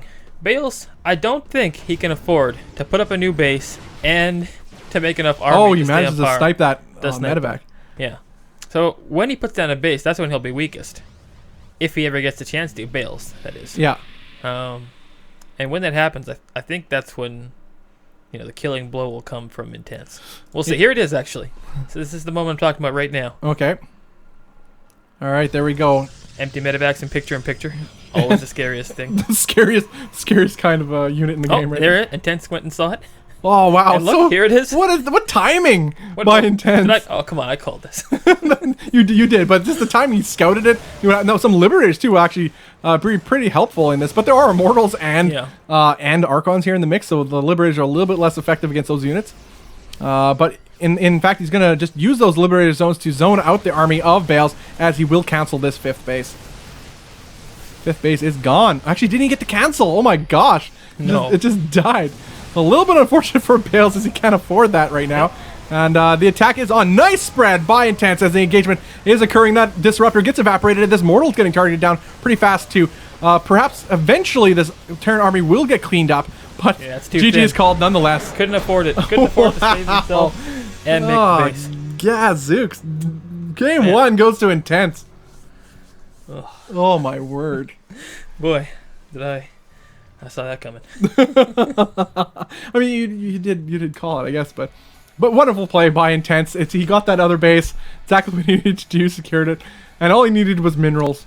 Yeah, and then, epic series so far though. That's the best we could have asked for game number 1, right down to the line. Yeah, game number 1 of this series, guys. You are watching the Monday Night Gauntlet $300 event. Yeah, this is a $300 event. I'm Bobby Awesome. With me is Element. We are Nexus Recall. This event is sponsored by Gauntlet. Sponsored by C-Tone and the Gauntlet crew, guys. Follow them at Gauntlet SC2 on Twitter. Just head over to Twitter and follow them at Gauntlet SC2. Get the latest updates, news, and of the future Gauntlet events, such as this one, and they'll be happening every single week. Every Monday will be a Monday Night Gauntlet. Every second Monday is a $300 event. The Mondays in between are a wildcard qualifier for the wildcard spot, such as the spot BC Cutie won last week. And he's in this event today. And in fact, he's waiting in the wings in the winner's bracket. In fact, no less. We're having defeated Scarlet 2-zip in the previous series of today. So guys, a joy to be with you today. Thanks you guys for tuning in.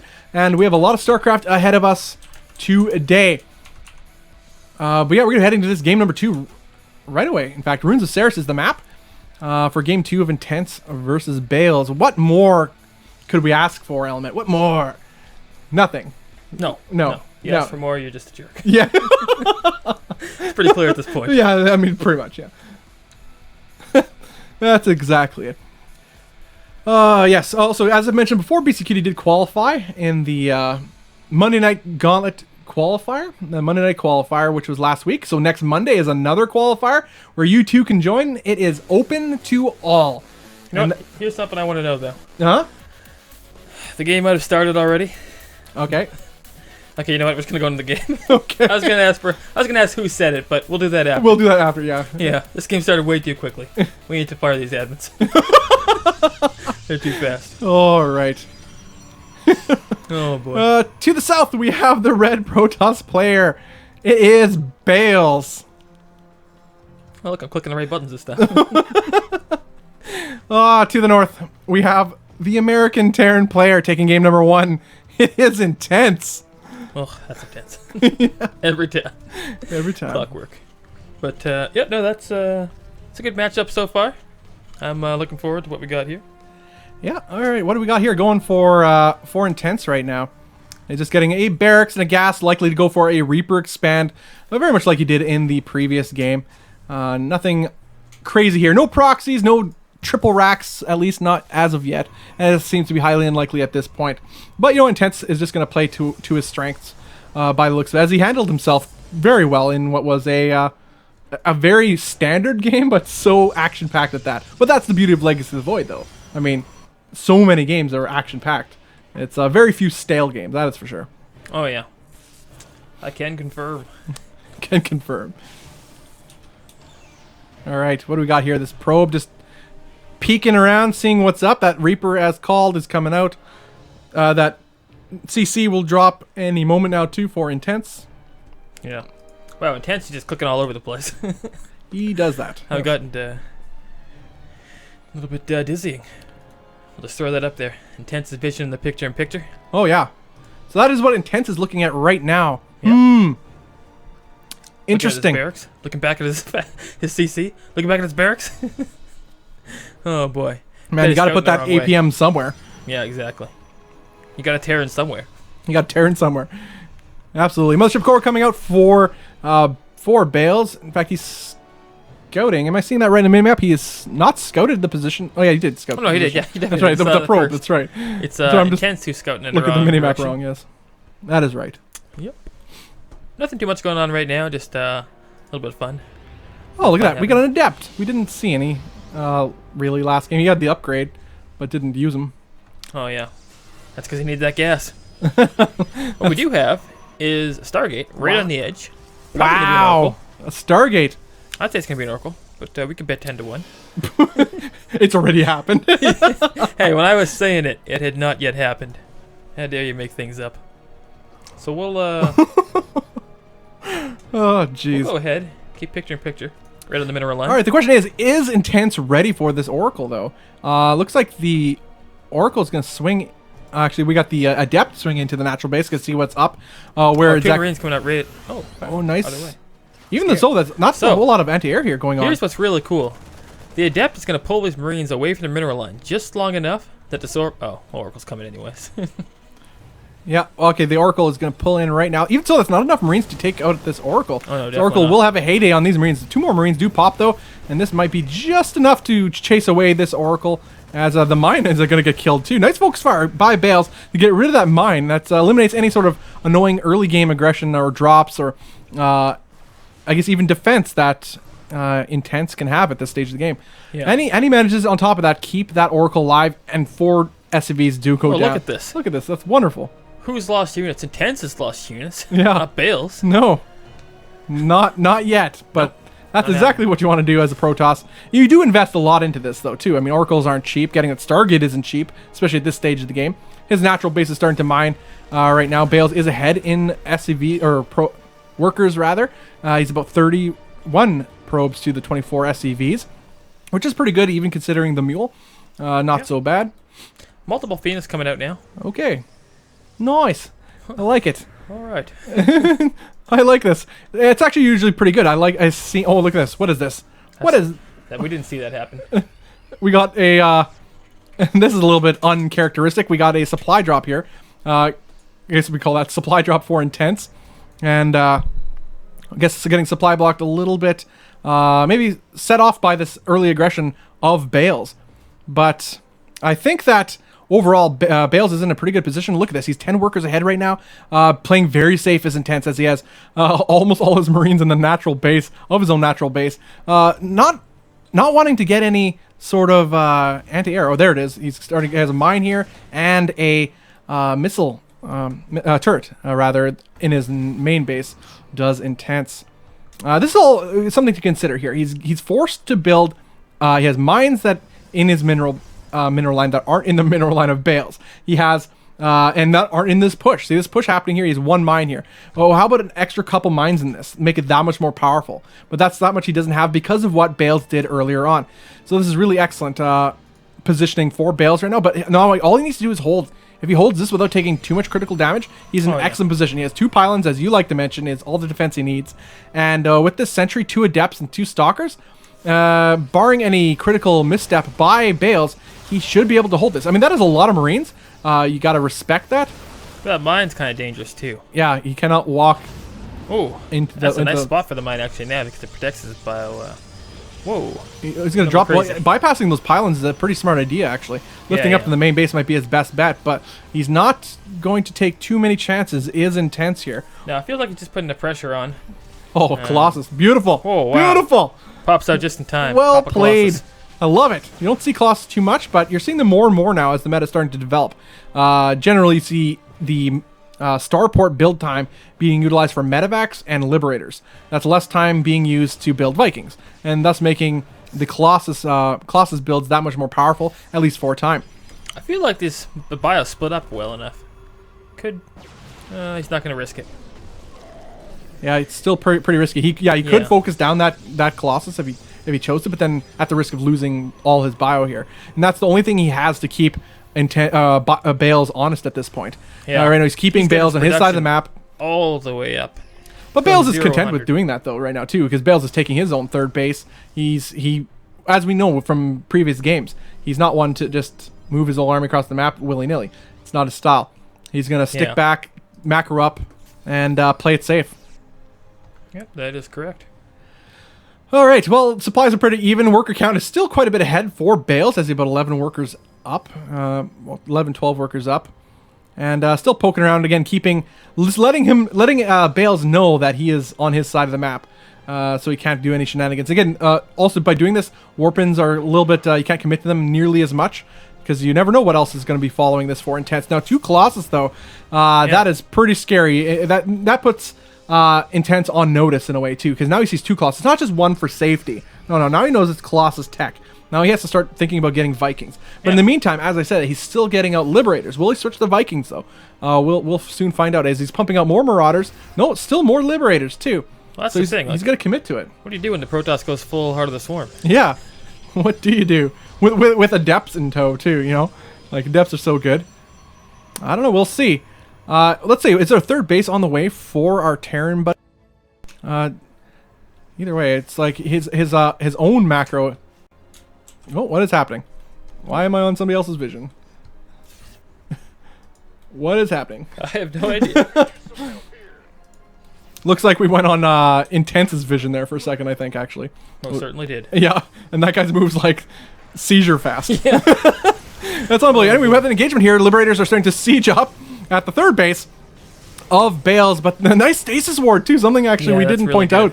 This is exactly what Bales wants here, but he's not pushing the issue though. No. With half of the army frozen in place for Intense, is exactly what he needs to make this army disappear, and that's starting to happen right now with the force fields. Pretty good taking out some of the Marauders. One of the actually keeping all the Colossus alive too. In the meantime, what Intense really needs to do is try to kill some of these Colossus, and but there's not enough DPS in these Liberators to focus down these Colossus, and not enough bio here either, at the risk of again losing it all. He has a sort of a siege line here, but if Bales was so bold, he could push right through this. Yeah, I almost feel like Intense's best bet would just be pick up, go to the main. Oh, nice blink! Oh, mine obliterates some of those stalkers, but you know, totally worth it. Pushing back the siege line. We have to remember too, Intense has no third base. It's just not there. So if he stays alive, Bales, that is, he should win. Yeah, still no third base, and no it's CC on on the 44 way. workers too. So. Oh yeah, let's keep that in mind too. He's 20 workers behind. Is Intense, as well as Intense played in this last game. He's playing right into the hands of Bales, which is what I like to call mana style Protoss. Just sit back, play it safe, get Colossus and Stalkers and Blink Stalkers and win the game.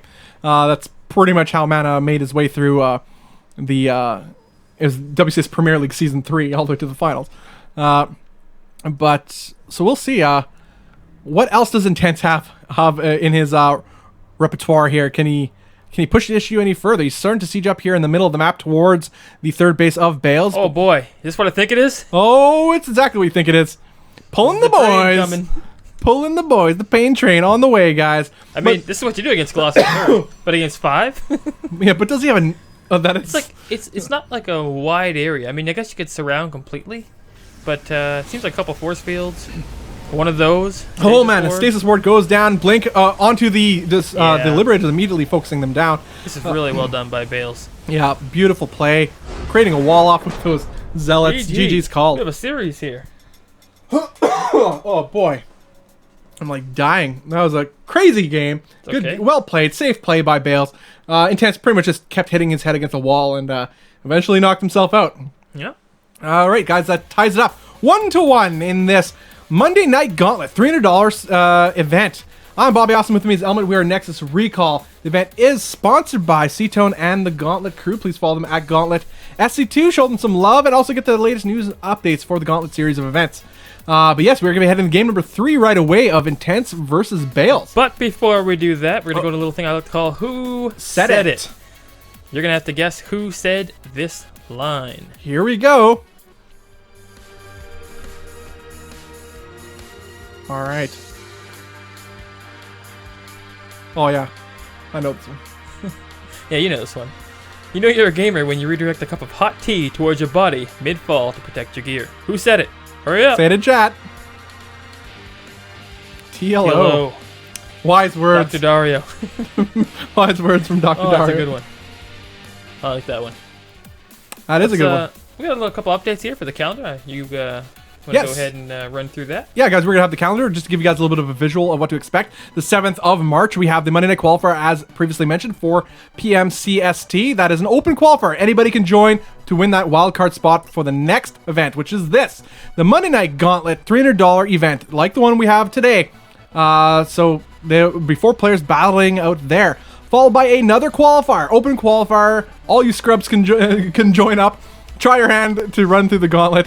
And maybe face some awesome players. You never know. And then the 28th of March will be another $300 Monday Night Gauntlet event. So a stacked month coming out in March, and it'll continue happening for another 10 weeks for Season 1. Oh, yeah. Pretty awesome. Weeks. Anyways, we are loading up into the next. Yeah, we are in the lobby for Lairlac Crest. Yep. Game 3 of this best of 3. pretty cool. Pretty cool indeed. Yep. Guys, thanks for joining us. Hope you guys are enjoying the games as much as we are. These games are absolutely amazing. And a whole lot more of StarCraft to come. And as we showed, we have not just a whole lot of StarCraft to come today, but a whole lot of StarCraft to come in the coming weeks.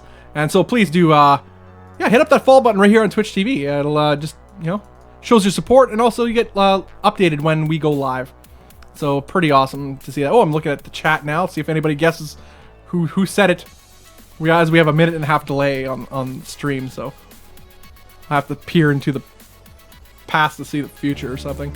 And here we go. Oh, here's the brackets. Nice. As we saw in the first series of the day, BC Cutie 2-0 Scarlet, and what would many would say is an upset. I would say that, but BC Cutie played so well, I'm not surprised. And then right now we're 1-1 Bales versus Intense. The winner of this series will face BC Cutie in the winners bracket final. And then the loser will obviously face Scarlet, waiting in the wings there. Yep. All right, guys. And here we are. All right, so to the south. And that was weird. To the south, we have the red Protoss player. It is Bales. All right, to the north, we have the teal Terran player. Intense. That's intense. Preach it. Every time. Okay. Let's get this one on the road here, guys. All right. Again, exact same opening for our good friend Intense. Well, look at this. That's a pretty quick probe. I guess on a 4-player map, you want to get that scout in. And luckily for Bales, he manages to get that scout first. Yep. I really like scouting things. Oh, yeah. Scouting's half the battle element. Scouting's half the battle.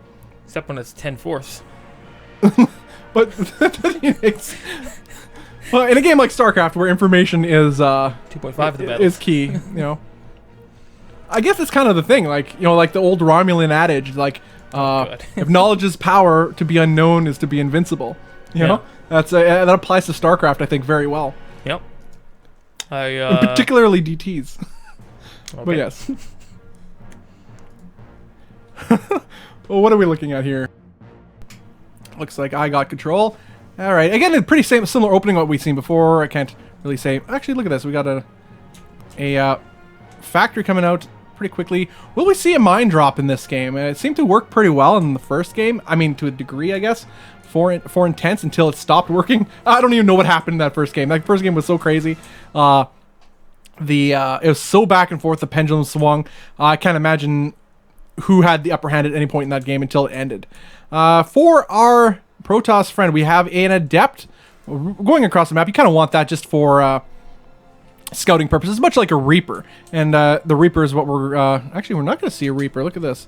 No Reaper coming out for Intense. You know why? That's because I already have the Reaper. Picture guy. Did he? Oh, man. How did I miss that? Don't worry. There we go. Yeah, he went the long way around. What we do I know have... it seemed weird if a Reaper... is a Robo across the map. Wow. Why? You know. For all the things. Similar to this before. For all the things, right? I think it's going to be a big gateway explosion, and then some really great micro on probably Adept. Are we on picture-in-picture? Yeah, we're picture-in-picture right now. Oh, we definitely on the same did. thing we're watching. Yeah, there we go. Well, that was the Reaper. The Reaper took the Reaper. That's right. We're he went following and the died Reaper. there. And yeah. that was the end of his line? Yeah. So that's sad. His life to kill ire. His life to kill ire. All right, let's see here. We're going to get a gate explosion. I mean, we pretty much have to. There's no other reason to have that there. Gate explosion, come on. Ah, this is really cool. Oh, man. Is this going to be like a variation of your build that you do against scrubs online? And you make them cry and leave to League of Legends or something? I don't do that. You do it all the time. You do that. This is pretty much the exact build. You're waiting. You even predicted the gateway explosion, which is probably happening. Or will happen. Similar to a gateway explosion. Anyway, what are we going to see here? What kind of shenanigans is Bales up to? This is uncharacteristic of him, and which makes it that much more exciting. We have an Immortal on the way. Immortals, as we know, are very, very powerful, and uniquely so in Legacy of the Void. But 2 Immortals. In a different way. He's going to bust all the way up. Okay, but how will he handle this drop that's heading across the map? As we have the drop heading across the map, but Mortals are being pulled at the on the other side of the map towards Intense's base, and at the same time, moving out is Bales, so he could be caught completely off guard. And the drop did happen. Okay, there he goes. He does manage to pull. There we go. Oh man, Anarchy actually has 3 probes go down, but again, not critical damage. And what's left here for for Intense back home, though, and that's the question. As we see, the damage has been done back at home, but for Bales, but this is all in, guys. It's not like he cares about losing a couple probes back at home. As these Immortals are going to punch down the front door of Intense right here in this Game 3 of the Gauntlet, Monday Night Gauntlet series. The Immortals get focused down immediately by the Stalkers and Immortals. The Marauders get focused down, rather. And, these workers are forced to be pulled, and this is absolutely devastating. 14 SCVs going down, getting evaporated. 3 mines get dropped, but 1 gets picked off immediately. They will get some kills. 1 Stalker sent sacrifice to the Lord of Mines, and they're left to be killed right now, actually, as there's an observer here, too, 4 Bales. They're dead. He leaves nothing to chance here, does Bales, even in his all-ins. In the base of Bales. Oh, there we go. Nice. I don't think it matters at this point, as Intense worker count is absolutely devastated himself. 3 probes went down to those, but means absolutely nothing. Field. Oh, whoa! Sick force field. GG. Oh, wow. That was great. That was amazing, actually. Yeah, that was a good ending to that one. I like that. If only I could move my barracks. Yeah. Damn it. You're stuck against this wall that I've created. Yeah. That can lift. Yeah, that can lift. Oh, either way, spur of the moment, and the game was already over by that point, but nonetheless, wow, GG to Bales. Takes series 2-1. Beautiful build.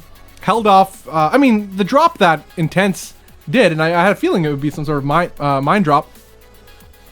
Didn't do critical damage, and plus it's irrelevant. It comes to that point where it's like, it's kind of like mutas on the field. Okay, I can't dance around with my Blink Stalkers against these mutas all day. I'm just going to go attack you and kill you. It's kind of the same thing, even though what made it that much more powerful was that's exactly what Bales had intended from the get-go. Yeah. And we saw that pay dividends for him. All right, guys, this is the Monday Night Gauntlet $300 event. This event is brought to you by NexusRecall.com. That is us. I'm Bobby Awesome. With me is Element. The event is sponsored by Seatone and the Gauntlet crew. You can follow them at GauntletSC2 for news on future events and just to show them some love because they make this whole thing possible. Also, hit up that follow button right here on Twitch TV. Get notified of when we go online, and just shows us some awesome support, guys. Absolutely love it. A lot of StarCraft happening today. I believe it'll be the losers match coming up next. That will be between Intense and Scarlet, which will be pretty crazy. So that'll be at TVZ. I believe we have a couple videos to show you guys right away, but we have right now just Element adminning, doing his admin thing, as he's also behind the scenes with players too from time to time. And but yeah, guys, $300 on the line this event, $200 for first place, second place gets a hundy. And not only that, another thing at stake is first place gets a spot in the $1,000 Gauntlet season finals. Oh yeah. So that's huge. And so a lot on the line. Not just some money here, but then the spot in the 16-player season finals. And that's always a massive event too. So as we've done those before. And but yes, so we have Scarlet versus Intense coming up soon, and congrats to Bales for taking out that series fairly nicely. He will face BC Cutie, so that'll be another TVP. We have some pretty good balanced matchups here, like as far as like variety, good stuff. Yep. Seeing a lot of different builds, different races. Very enjoyable to see. I think we're going to get into a video right away, or actually probably look at the brackets shortly, I guess. We're going to look at the brackets, and we're going to do another Who Said It. All right. And then we're going to run into a video, then it should be game time right after that. All right, cool. All right, another Who Said It. Bro, brackets and then Brackets Who Said first? It. Brackets, We Who already Said know It. what happened. We'll just recap really quick. Yeah, recap it. Yeah, there you are. So, of course, we'll be doing Scarlet versus Intense now. And after that, we'll be doing the winners match between Beastie and Bales. Yes. So that'll be what's coming up right away after we get these videos done and, of course, all the other stuff. Yep, they'll be doing map vetoes and whatnot. Yep. For those of you guys who may have just been tuning in, BC Cutie did defeat Scarlet 2-0 in the first series, which was an incredible series. BC Cutie really played out of his mind, macro games all the way, and absolutely amazing series. Cannot wait to watch the VODs on that. It's inspiring Terran play. It really was. Okay, so here's what's going to happen. I want to let this guys know before we start this time. Heads up. Going to be a quote. Going to be a timer beneath the quote. In the chat, I want you to spam as hard as you can, as fast as you can, as many times as you can. Yeah. The name of the player you think who said this quote. All right? All I right. think that's I think that's all the information these guys need. That's all they need, man. Let's do it. All right, who said it? Who said it? It's the name of this game. Here we go.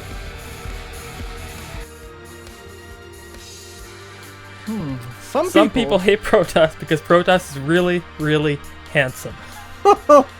Wow. Who said it? I don't know. It's counting down. Got 3 seconds. 3, 2, 1. It's MC. MC. Of course it'd be MC. Of course it'd be MC. I'm thinking, Who would say something like that? Who else, I guess? Yeah. Oh, boy.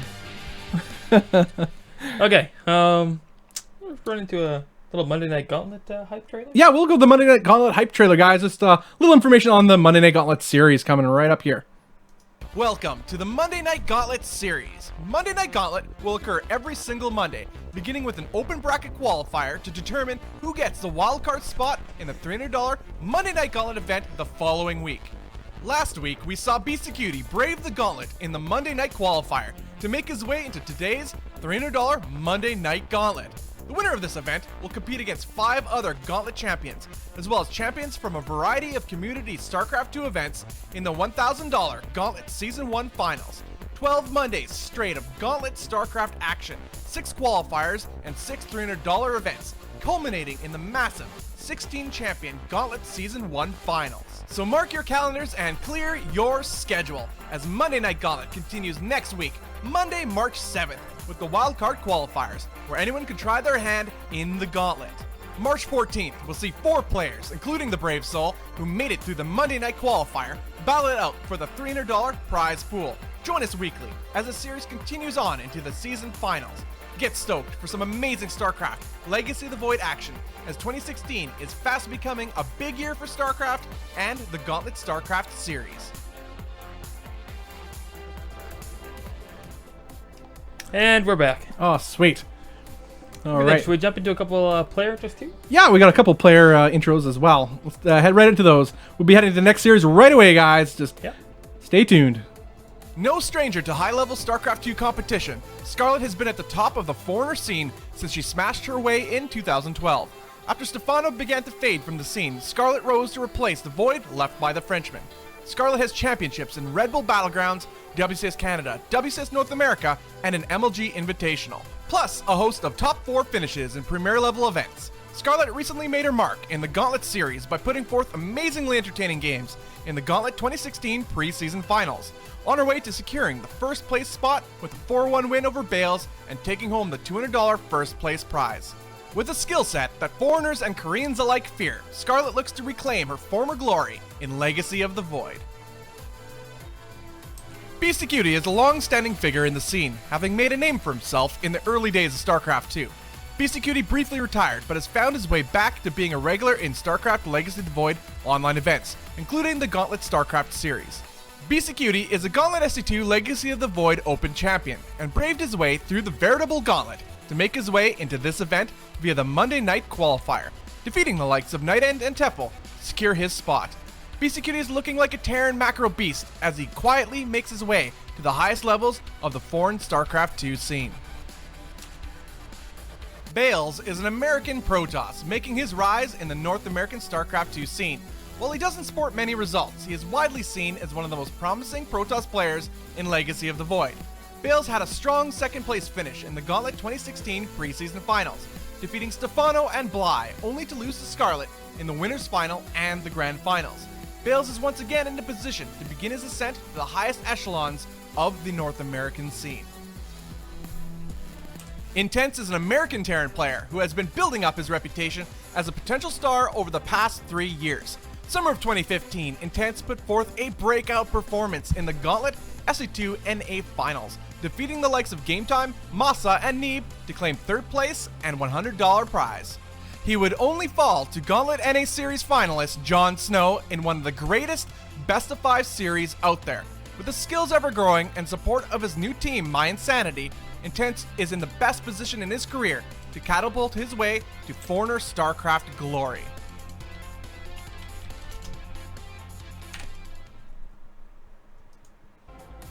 Okay. Yep. Sweet deals. All right, guys, we're heading to game number 1 right away of Intense versus Scarlet. This is the losers bracket side of things, as the loser of this match is out, as we have a GSL style bracket format going in this event. The finals also will be best of 7, but not double elimination or anything of the sort.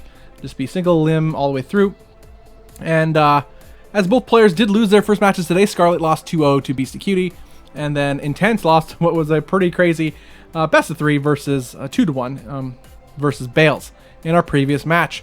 This is the Monday Night Gauntlet $300 event. This event is brought to you by NexusRecall.com. That is us. I'm Bobby Awesome. With me is Element. The event is sponsored by Gauntlet SC2, Cetone and the Gauntlet crew, rather. And you can follow them at Gauntlet SC2 on Twitter.com. That is at Gauntlet SC2 on Twitter.com, guys. Show them some love. Be heading into game 1 right now, guys. Yeah, actually, right away, rather. For Intense versus Scarlet, game 1. What's going to happen in this one, Element? What is going to happen? To the south, we have the pink Zerg player. It is Scarlet. Okay, we're not doing that. Okay, Scarlet. All right, so to the north, we have the red Protoss player. Oh, Terran player. Oh my goodness. It is Intense. Yep. This is the case. I guess our clicky button wasn't going. Okay, that's all. There you go. Wait, oh. Wait on me. Didn't put the light on. No. Oh, that's okay. We're good. We're good. Oh, we're all good. Okay, guys, what's going to happen in this one? We all know Scarlet is one of the best players in the world right now. Her skills have been improving vastly in this stage of the Legacy of the Void. We've seen that on display, as Element mentioned previously in this event, that she has been putting on, just as of last week, has just been owning absolute, high-level foreign players. Yep. But to be defeated as she was to Beastie Cutie was a shocker, to say the least. Considering how she manhandled her opponents in the in our previous, not that long ago, which is a few weeks ago, the Monday Night it was the Monday Night preseason finals. Yeah, I mean, Beastie is just playing really well. Yeah, I mean, when his macro kicks in, I mean, who can stop that guy? I mean, I guess it's just a matter of who can out macro Beastie Cutie in this case. I don't know, but I guess overall, I think the person to do that, I think, would have been Scarlet, but we'll see, as Bales has proven himself to be a pretty heavy macro player too. But anyway, to this series, Scarlet versus Intense, who could come out ahead? Intense does favor that biocentric compositions compared to traditionally other players, such as Beastie Cutie. Beastie Cutie does do bio, but he likes to mix in the mech quite heavily. He has a lot of Liberators, a lot of tanks as well. I just like the drop-heavy, the multitasking-oriented builds of Intense. Now, Scarlet, on the other hand, likes Ling Bling Muta. She has for the longest of times, and so it's and it doesn't seem to be changing in Legacy of the Void all that much. Now, what is she doing here on her side of the map? We got Natural going down. Actually, Natural's already down. Third base is going down, rather, and Speed is about halfway done. For our Canadian Zerg player, Speed is halfway done. What is she going to do with this extra gas? So she did take one drone rather off gas. Just looking to probe up by the looks of her drone up and get that creep spread out. I'm actually surprised, knowing her and her creep spread, she didn't take that. She didn't take her third base as her natural. That's something I've seen a lot of Zergs like to do, so enables them to get the creep spread out here a lot faster out the ramp. Especially on this map, it's pretty close. Overall, especially with the creep spread, how fast it spreads in Legacy of the Void. Oh, Hellions. Good old Hellions for Intense here. Hellion opener. Actually, was he going to do a Hellion drop? With that, I think so. He's keeping the Hellions back at home. We have the Medevac on the way, well on the way, in fact. This could be pretty devastating. I think what we're going to see is, Marines dropped in the back, Hellions run through the front. Okay, it'll be that, not the Hellion drop instead. No, it's going to be probably Marines right back here, pull Scarlet all the way back, and then the Hellion's just going to run right in and fry up whatever they can. But Overlord sees the drop, and the other Overlord sees the Hellion, so everything's known to Scarlet. That's unfortunate. Yeah. I mean, he did go directly down the center of the map, so probably just drop and get what he can. Hellbats. Hellbats, yep. Here we go. All right, so this third base is going to be heavily contested here by Intense, but knowing Scarlet, she has actually deflected this pretty well, as we've seen in previous games. But that's a lot of Queens here, and they're going to focus down that Medevac as fast as possible. That is also a lot of lings. They're getting fried quite fast, but nice surround. Oh, but they do manage to survive. Do the Hellbats, and more Hellbats come in here, transform, and these lings are being fried as they pop out. Away. There we go. Pushes it back. I don't think we'll see. Oh, still getting a little bit of healing done. Okay, one queen goes down. The second one is forced to retreat. Actually, this second one here might go down too. Yeah. Oh, and it's pretty hairy here, but really excellently executed by Intense, focusing down the queens just Lings appropriately.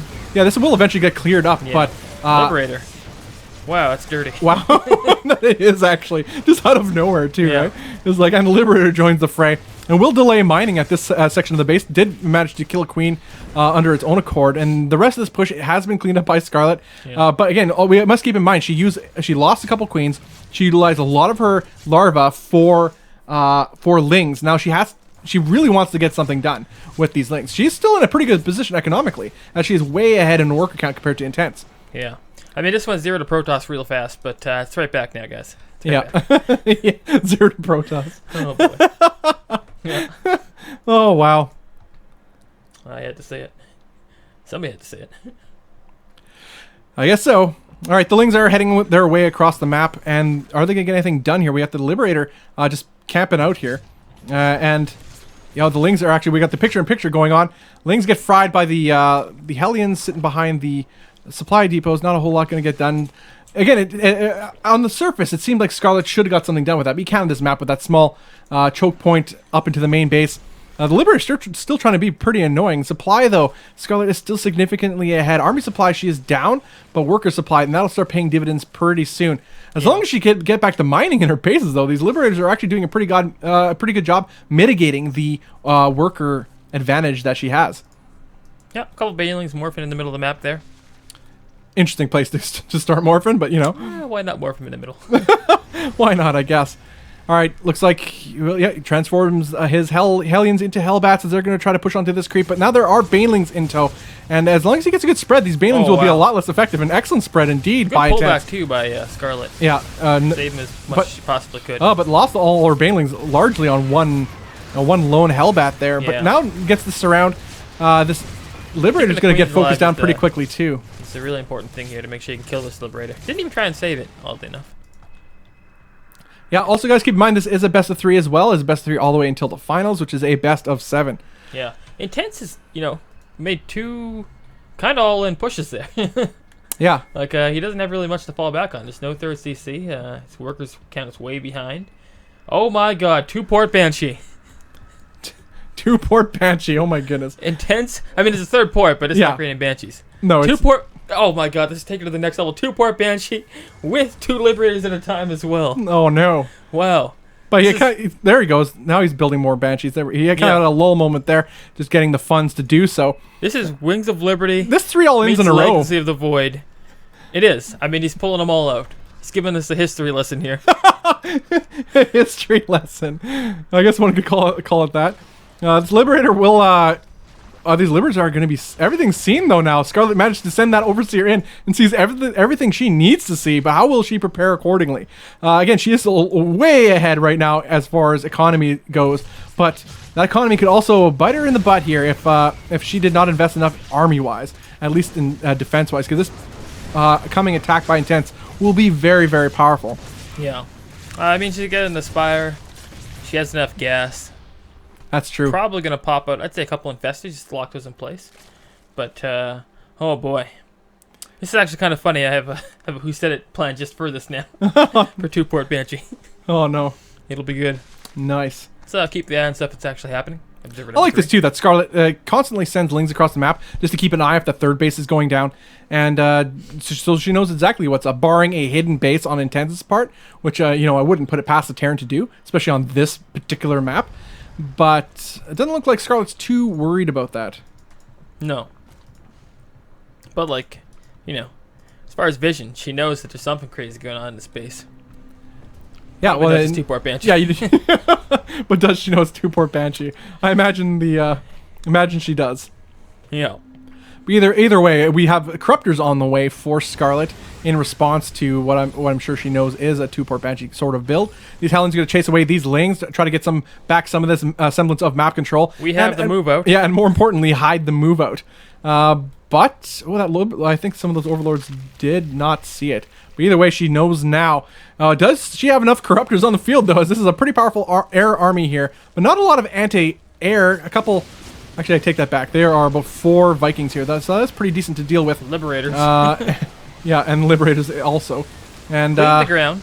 Yeah, the ground is largely cleared up, and these Liberators are forced to keep attacking this air. With reinforcements in tow, too. Problem here. Yeah, Liberator's not exactly the best unit versus Corruptors, as long as the Corruptors are not clumped up. And we're seeing that reflected here in this attack. They will eventually get cleaned up by the looks of it, but there's a slew more Corruptors on the way for Scarlet, as she is trying to hold down her 4th base here. This 4th base is under siege. In fact, looks like she's going to forfeit her 4th base and sacrifice it just to stay alive in this game, knowing full well that Intense does not have a 3rd base of his own. Yeah. I mean, she needs a couple investors out too, I would say. But 9 more Corruptors coming out. 5 already out. Yeah. And once be able to hold on. Yeah, once she clears up these Vikings, nothing left to contest, and she could kill these. Oh wow! Just immediately getting killed by these spores are those Banshees, and that's it. GG. GG's called. Scarlet takes game 1. Wild and wonky game. Yeah, another wild and wonky game. Not bad. We're gonna quickly go to the overlay, and then very quickly we're gonna get into who said it. Yep. Very relevant to that, what we just saw happen. Sweet. So, I have to do it right now. There's no other time, guys. I'm sorry. There's no other time. It's now or never. Yeah. I mean, it just doesn't happen any other time. Oh, no. Hold on. All right, and either way, guys, for those who are just tuning in, this is the Monday Night Gauntlet $300 event. Thanks for joining us so far. We have a lot of StarCraft ahead. This is the loser side of the bracket. Scarlet versus Intense. Game 1 going to Scarlet in that series, as the multiple all-ins, so to speak, by Intense failed. Anyway, guys, here's a Who Said It. Who said it? Say it in chat if you know. Said this line. Or if you guess. I don't mind a Banshee. That's fine. 2 Banshees, I hate you. I actually wish bad things upon you. Oh, boy. Had to pull this one up. Here it is, guys. Who said it? Stay 9. Oh, my goodness. That's great. When I saw that I knew it needed to be in here. Yeah. Alright, looks like they're already ready to go. Got an invite sent towards me. Sent at you? Nope. No, towards you. Okay. Distinction. Yep. That's actually not what you said. Alright, next week is the Monday Night Qualifier, guys. It's an open event. The winner of that event will qualify for has the wildcard spot, which will take place in the... it'll pay off in the following week's Monday Night Gauntlet event, like this one. BC Cutie participated in last week's Monday Night Qualifier. He won it and then qualified for that wildcard spot. And here he is today, and he's in the winner's bracket too, no less, having defeated Scarlet 2-0 earlier today. Oh yeah. A lot going on, a lot happening. We are actually in the lobby of Ruins of Saris, game 2 of this best of 3. Can Scarlet close it out? I think it was less of what Scarlet did, more of what Intense did in that game. Like, he carried the narrative, and Scarlet just responded correctly to it. And, that's the end of the story, pretty much. She didn't do anything really out of the ordinary. I guess it just wasn't... his initial attacks with his Hellbats didn't do damage that he needed them to do. The Liberators kept getting shot down by the Queens. Medivacs got... any effect the Medivacs had in the push 2 got mitigated by the Queens. Yeah, really well played, I guess, overall by Scarlet. All right, guys, so game 2, Intense versus Scarlet. All right, to the north, we have the Red Terran player. Down 1 game, it is Intense. To the south, we have the Pink Zerg player. Hailing from Canada, it's Scarlet. Oh, yeah. This will be a good series altogether. Let's get the scores up there before people riot. Yeah, it looks like we got a hatchverse going on from Scarlet. Why not, I say. I'll have to take 3 hatches. This is the map to do it. This is actually a pretty decent map, I would say. Close by air. Yep. To take 3 hatches, absolutely. Yep, that's what I'd say. All right, but anyway, it looks like we have, again, a pretty standard opening by Intense. It's something most Terrans often opt for. Get that early Reaper out to see, especially on a 4-player map, you want to see where your opponent is as soon as possible. And, even just Maybe you could catch an odd drone there if your Zerg opponent not paying attention. It's very rare at this level of play, but you never know. Here's the real question. Huh? How scared is Intense of Scarlet? Oh man, that's Trying good. 3 cheeses in a row, just get out of that macro game. That's a that's a good point. Wow. He didn't go 1 How cheese, he went all scared 3. is he? Wow. I don't know. On a scale of 1 to like, yeah, no, he's scared. Although he's doing a very standard opening here, but that doesn't mean anything. He could transition into an all-in of sorts. As somebody said in chat, all-in is an overused term. You know what? I completely agree to a certain degree. But what he was doing was all-in, and it was clear. Yeah. He wasn't expanding, wasn't getting tech. It's all like Scarlet came and ripped apart his base there. He just left because all he had done left him in that situation where there was nothing more he could do. Exactly. Yeah. All right, and he's going to scout the wrong direction. Yep, poor guy. Every time. Tough life. Did this Overlord get seen or no? No, I guess it didn't. Wow. It's all the way across. Sneaky by Scarlet, just keeping it along the edge, not giving away the Overlord's presence as to give away her own location. Yeah. These small moves. That's how people win. Man, that's how greatness is made. Oh, yeah. All right. And this is a large map, but they are not cross spawns. They are on the same side of the map, on the west side of the map. So we could see a pretty action-packed, pretty intense game at that. So let's see what Intense is doing on his side map. He is double pumping out Marines right here as he's getting his natural base. His double gas as well, which is something you kind of want to do. What in the world do we got going on here? Whoops. Whoopsies. Wrong button, I guess. Yes, very much so. That happens. All right. And the CC going up, I guess the orbital command rather, for Intense. Nothing too special on his side of the map. Now, let's see. The last game, the narrative was carried by Intense. What he did, Scarlet reacted to. Now, will Scarlet react in kind?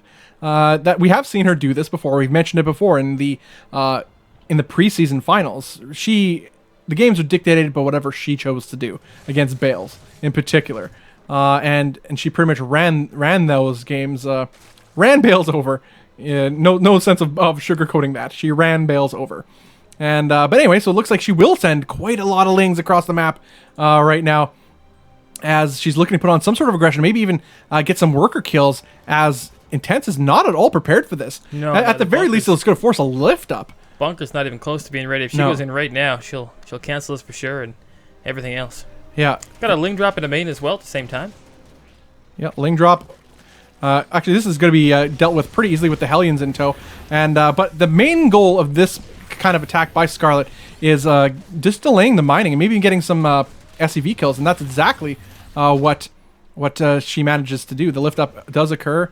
We got the picture-in-picture, I guess, going on, showing just the army inside the main base of Intense has dealt with the drop pretty easily. But this is what all Scarlet wanted to do. She just wanted to take care of this natural base and make it lift up. As you see, all the buildings there were killed. The bunker was eventually dealt with too, and pretty well. But we got to keep in mind that this is keeping Scarlet on 2 bases. She's taking a third base at this time, but her economy is suffering. She's at 33 workers rather to the 33 SCVs of our American Terran player. And so what can actually look at this? We got some workers going down. What is our picture-in-picture looking at here right now? We have 9 SCVs going down. Drones rather, as the stim is being researched for Intense. Picture-in-picture is not, it's just showing the natural, as nothing is happening there anymore right now. Worker count is in favor of Intense, which is not somewhere Scarlet wants to be. Scarlet's going to try to make something happen with an extra little run-by here, and but this run-by is going to do absolutely nothing. These these Hellions are actually here to meet them in kind. What can Scarlet do in this position? She's just going to try to Baneling bust this, but now it's spotted by Intense. What can she possibly do? She's going to cancel these Banelings, and they're going to be forced to run home. Yeah, I mean, she's trying to make a little bit too much happen here. She doesn't really have to. Intense is on 2 base. She's on 3. As long as she can just get enough army to keep him back, she'd be in a fine position, really. But I guess she lost some drones, and she feels like she has to make it happen right now. Is that what we saw? I didn't get to see the picture. Was it? Did it see what happened? Drones did get roasted down here. Okay.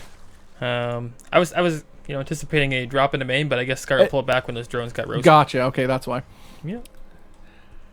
Interesting. So Scarlet's attack has been dealt with handily by Intense, and Intense is in a commanding position right now as he's starting to poke across the map with these Hellions. But in the meantime, Scarlet, sneaky, Yeah. gonna move for an attack of her own. There is Burrow on the Banes, by the way, so watch out for this. This could be a huge moment.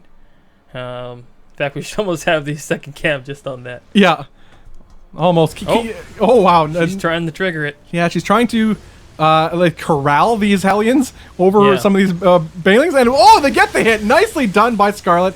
Exactly what she needs too. Oh no, that's worth it. Totally worth it. And if nothing else, for entertainment value. Yeah. And so really well done. Still though, Intense is in a commanding lead. He's just powering off up off of 2 bases. Scarlet herself is taking a 3rd base and starting to mine from it. She's now ahead in the worker count, but not significantly so. The army count, it's just Intense is just 2 basing this, guys. More mines on the way, more medevacs, more Marines. This Marine Marauder, I guess no Marauders, but mostly Marine medevac mines, so a different form of M&M. And he is pushing his way across the map with a Viking in tow just to clear up some random overlords that may be on this side. Now the drop is occurring. It's a triple medevac drop. What does Scarlet have here to deal with this? Her army supply is about half of that of Intense. Yeah, she needs these Burrow Banelings back at home to deal with this.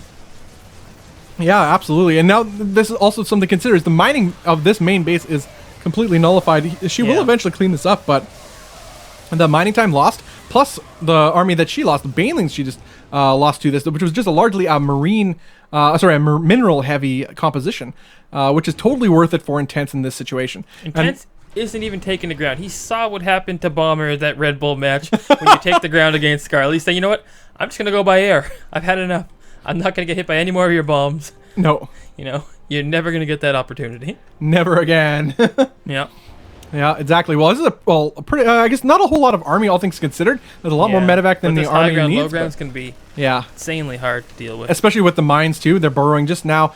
These Lings try to run in. The mines are going to pick them off very easily. Now, for sure. Mutalisks are on the way here. We got only about 4, though. Yeah, being produced by Scarlet. That is not nearly enough to take care of these Marines. But maybe in conjunction with these Banelings, with these Speedlings, she may be able to make something happen. Yeah. Question is, will these mutas ever get out of their eggs? Yeah. I don't know. And, a couple of them will. The lift up with the mines could spell doom. Oh my goodness. Oh my gosh. Massive mine hits there for Intense, and he baited Scarlet right into that. Now he has free reign of this main base for the time being. There, though. There is.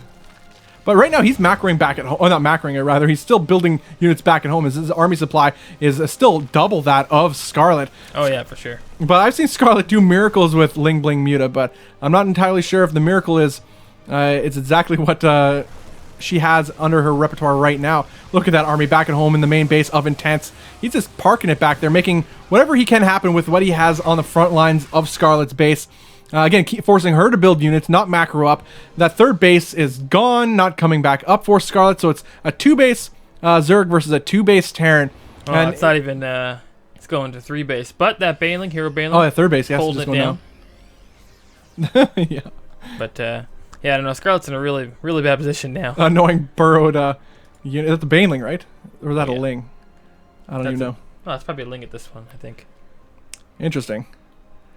All right, well, Scarlet, let's look at what she has for her army here. She has just a handful of Lings, handful of Banelings. We have Mutalisks and Lings moving across the map. The Mutalisks are going to try to see what they could do across on Intense's side of the map, but that being said, look at those Liberators, those Mines, those Marines. What do we got for upgrades on this Terran army, too? Let's pull her on up. Evenly upgraded right now. 1-1 on both the Ling Bling and the Bio. Yeah. Of course, Bio shoots up.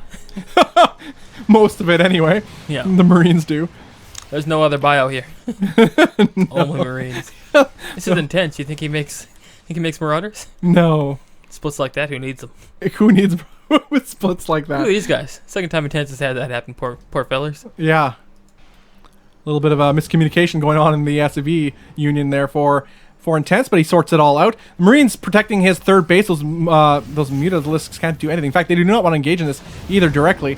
But with the Ling support and Banelings in tow, they can, in fact, shoo this army away. Forcing the lift up, which is actually a pretty nice victory for Scarlet. Exactly what she needs at this stage of the game. But the attack is happening in the main base of Scarlet as the... Oh, man, there's a doom drop of sorts. The Liberators are chasing away the the Overlords and the Mutalisks cannot engage into this. This is a shredding machine if I've ever seen one. As far as the Terran's army composition is concerned, Banelings are being morphed in the natural base of Scarlet. She's going to try to make one fell swoop push into this army, but it's right up into a choke point into this mines. These mines are going to be absolutely devastating. Whoa. Does clean up most of that Everything Bioforce died, though. but so A did lot her of base. friendly fire damage there too. So Yeah. that's something to consider. But man, she's just trying to make it work. Worker count is even right now. Army supply Intense is so far ahead, but he needs to put his army together. Also something to consider. A lot of that army supply is in these medevacs too. These medevacs aren't doing a thing right now. In fact, a lot of them are just getting cleaned up as what is it? Intense just gonna forfeit them right now? It seems to be the case. I think he knows how good a position he's in. I mean, she lost her whole main base. Yeah. He scans to see what you got at the third. Yeah, there's a base there, but where's the pool? Is the pool still alive? It is still alive, but for how much longer? You got to put a creep timber there. This queen. Oh wow. I live. I'm running away. The grace of Intense. I didn't sign up for this. just you know it's desperate when it runs off creep. I'll leave you alone now, but tomorrow I will be swinging on you. Yeah, this potential, I guess, 3rd/4th base is under attack too. She will save it, but a lot of workers did go down. Well, 4 extra drones have died. But now another parade push here for Intense moving across the map as he stims his bio and makes his way onto the creep. Going to force the issue here. There's not a whole lot of Mutalisks left on the field. Nor Banelings or Lings. The army supply is so low for Scarlet. But all things considered, she's kind of catching up. Because if she can survive through this, then you must just end this thing now because it's level at that point. Yeah. Oh man. Yeah. If Scarlet somehow wins this game, I don't even know. I don't even know Element. I just don't know. It's like she's doing everything she can. Yeah. I did say, I was quoted as saying that she does perform miracles with Ling Bling Muta. Somehow, in a very inefficient composition, she makes efficient. And that is just something else. She plants a couple Banes somewhere. I could see it happening. Ask Bomber. He'll tell you how. Yeah. Oh, boy. Well, the Mutalisks are moving across to Intense's side of the map, again, to see what they could do. But at the same time, Intense is moving across to her side of the map. Oh, huge mine hits on these Mutalisks, too. Hit. Doing a lot of damage. Also doing some friendly fire damage on the SCVs. Yeah. Bio pulling back interestingly enough. Some of it. Although it looks like, Intense is splitting his army. Keeping some at home to defend against. Oh, another huge mine hit right on the bulk of those Mutalisks. A few more go down and the rest go into the red and the orange. But the bulk of the Bioforce stimming across the map for Intense is going to put pressure on this one of the few mining bases that Scarlet does have. Scarlet absolutely needs to keep this base alive, and she does have some Banelings and Lings back at home to make that happen. Oh, the split. But yeah, the excellent tactic here by Intense to split his army, but again, still dealt with pretty well by Scarlet. Actually. Yeah, this is actually pretty costly too. 2 largely full medevacs gone instantly. Hold on a second. Let's look at these minerals. What is this? Not much here. Not much. Benefits of Scarlet moving up to that 3rd base and, well, losing this one is that she had half mined from it and then switched over. Yeah. So if there is a way, even supply, I don't know what I'm seeing here. I don't even know, guys. No. I refuse to believe. No, I refuse to believe. Intense was in such a commanding lead, it's not even funny. Another hero Ling, my goodness. That's pretty annoying, as Intense needs every single mule he can get at this point. Both players, it's a super low econ game at this stage of the game, 50 minutes in. Upgrades, bro. You can wait 30 seconds. Yeah. Is that 30 seconds on that? I'm going to say it is. Just going to go out there. What does Intense have left to contest against these Mutalisks? He has a lot of bio still, but nothing to regain map control. As the group spread is very good again for Scarlet. Heading across, I mean, it's pretty easy too. So they're on the same side of the map, and she pretty much just sent it all the way up towards the main base of Intense. Intense has had enough. He's going to start up 2 Liberators. He's going to shut these Mutas down as best he can. All you got to do is keep them over a group of bio, and then basically never lose them. Yeah, Libs are the counter to Mutalisks. Lots of bio here, though. Yeah, she does not want to run into that. And in fact, I don't think she has any plans of doing so. Oh, again, as I previously mentioned, she's just doing this to burrowed Banes. Oh, man. If she could bait some of that bio into there, that's GG. If she already showed mastery at this earlier on with those Hellions. That is true. I do take that back. And but more bio being pumped out here, but the production isn't really that impressive. Wow, the numbers are going up. The numbers have been rising to a pretty scary number, actually. And the higher they rise, the more cost effective it is for Scarlet. The supply though, and now ahead for Intense, as he's himself is starting to pump out units now as he's getting his production in line. But how long can he have? He's on 3 base now, taking his 4th base. Oh, the Bailing hits! Oh! 11 SCVs go down to the Bailing run by. Intense is on 29 workers. What? Scarlet has taken the worker lead. Oh, that is absolutely amazing. With burrow Bailings all over the map, and you know, at this point in time, Intense is not thinking about using those mules, that energy on scans. No. He needs all of that for mules. Every bit of it, of that energy, especially with his newly taken 4th base. He needs those minerals right now. Again, look at the gas he's floating, though. I mean, there's something he's maybe in his builds, an error, like he's mining too much gas. At the bottom, though. Yeah, the drop is pretty nice. Doesn't actually kill a whole lot, though. As again, the army, the attentiveness of Scarlet and their army spread is very good. Again, this composition too, just the location or creep spread. It's a very fast army, easy to reinforce and defend with. Is Ling Bling Muta, and we're seeing that on display here. Right now, we're not seeing a whole lot legacy of the Voidish, I would say. The real question is, with where exception are of these Libs. Banes? It's gotta be something. Gotta be something on the map here. No, nothing here. Oh, I think there's 2. Nope, those are Overlords. Take it back. But this is a pretty scary force from Intense moving across the map. There's the scan, guys. At the same time, we have Banelings rolling into the 3rd once again. Well, I guess it's the 4th now. Yeah. See if Scarlet can hold back. I think she's going full counterattack. But that is a lot of Banelings. Maybe, I mean, it will kill all of these SCVs, but at what cost? Yeah, what cost? That's pretty expensive. What are you gonna have to say? Well, at the same time, there is a Ling run by in the 3rd base of Intense too. So all the SCVs going down for Intense, as he is pretty much all in on this attack. This army he has now is all he has. This is actually made turn to a legit base race here, as Intense really needs to crank up his level of dedication to this attack in the south. Well, the real question is, does Intense know about this base, actually? That's not the real question. The real question is, can Scarlet stay alive long enough to put this worker count to use? Oh my god, burrow these bad boys. Do it. Do it now. What kind of vision does this guy have? I know he's got pretty good vision. Oh, he does see them. He will see them now anyway. He's starting to creep his way forward with these Liberators. Is Intense. A scan does go down. Does not see anything of consequence, but it's really used to clear away this creep so it could more effectively make his push here. Yeah. But those Scarlet needs to wait till it comes on to creep. The base is still alive. Get the picture to show that, please. Thank you. Base is still alive there. So this is true, but not mining at all. No, not mining. No more workers being made. In fact, he lost even more. I think Scarlet's got more damage being done. Yeah, she did. She killed a couple more workers, it seemed like. And the army supply of Scarlet's almost caught up to Intense at this point. Yeah, it's getting there. But she's been fighting at a deficit this whole game. Couple workers made down here on the bottom for Scarlet, so she can get some mining done on that one as well. And she has retaken this base that she lost earlier on.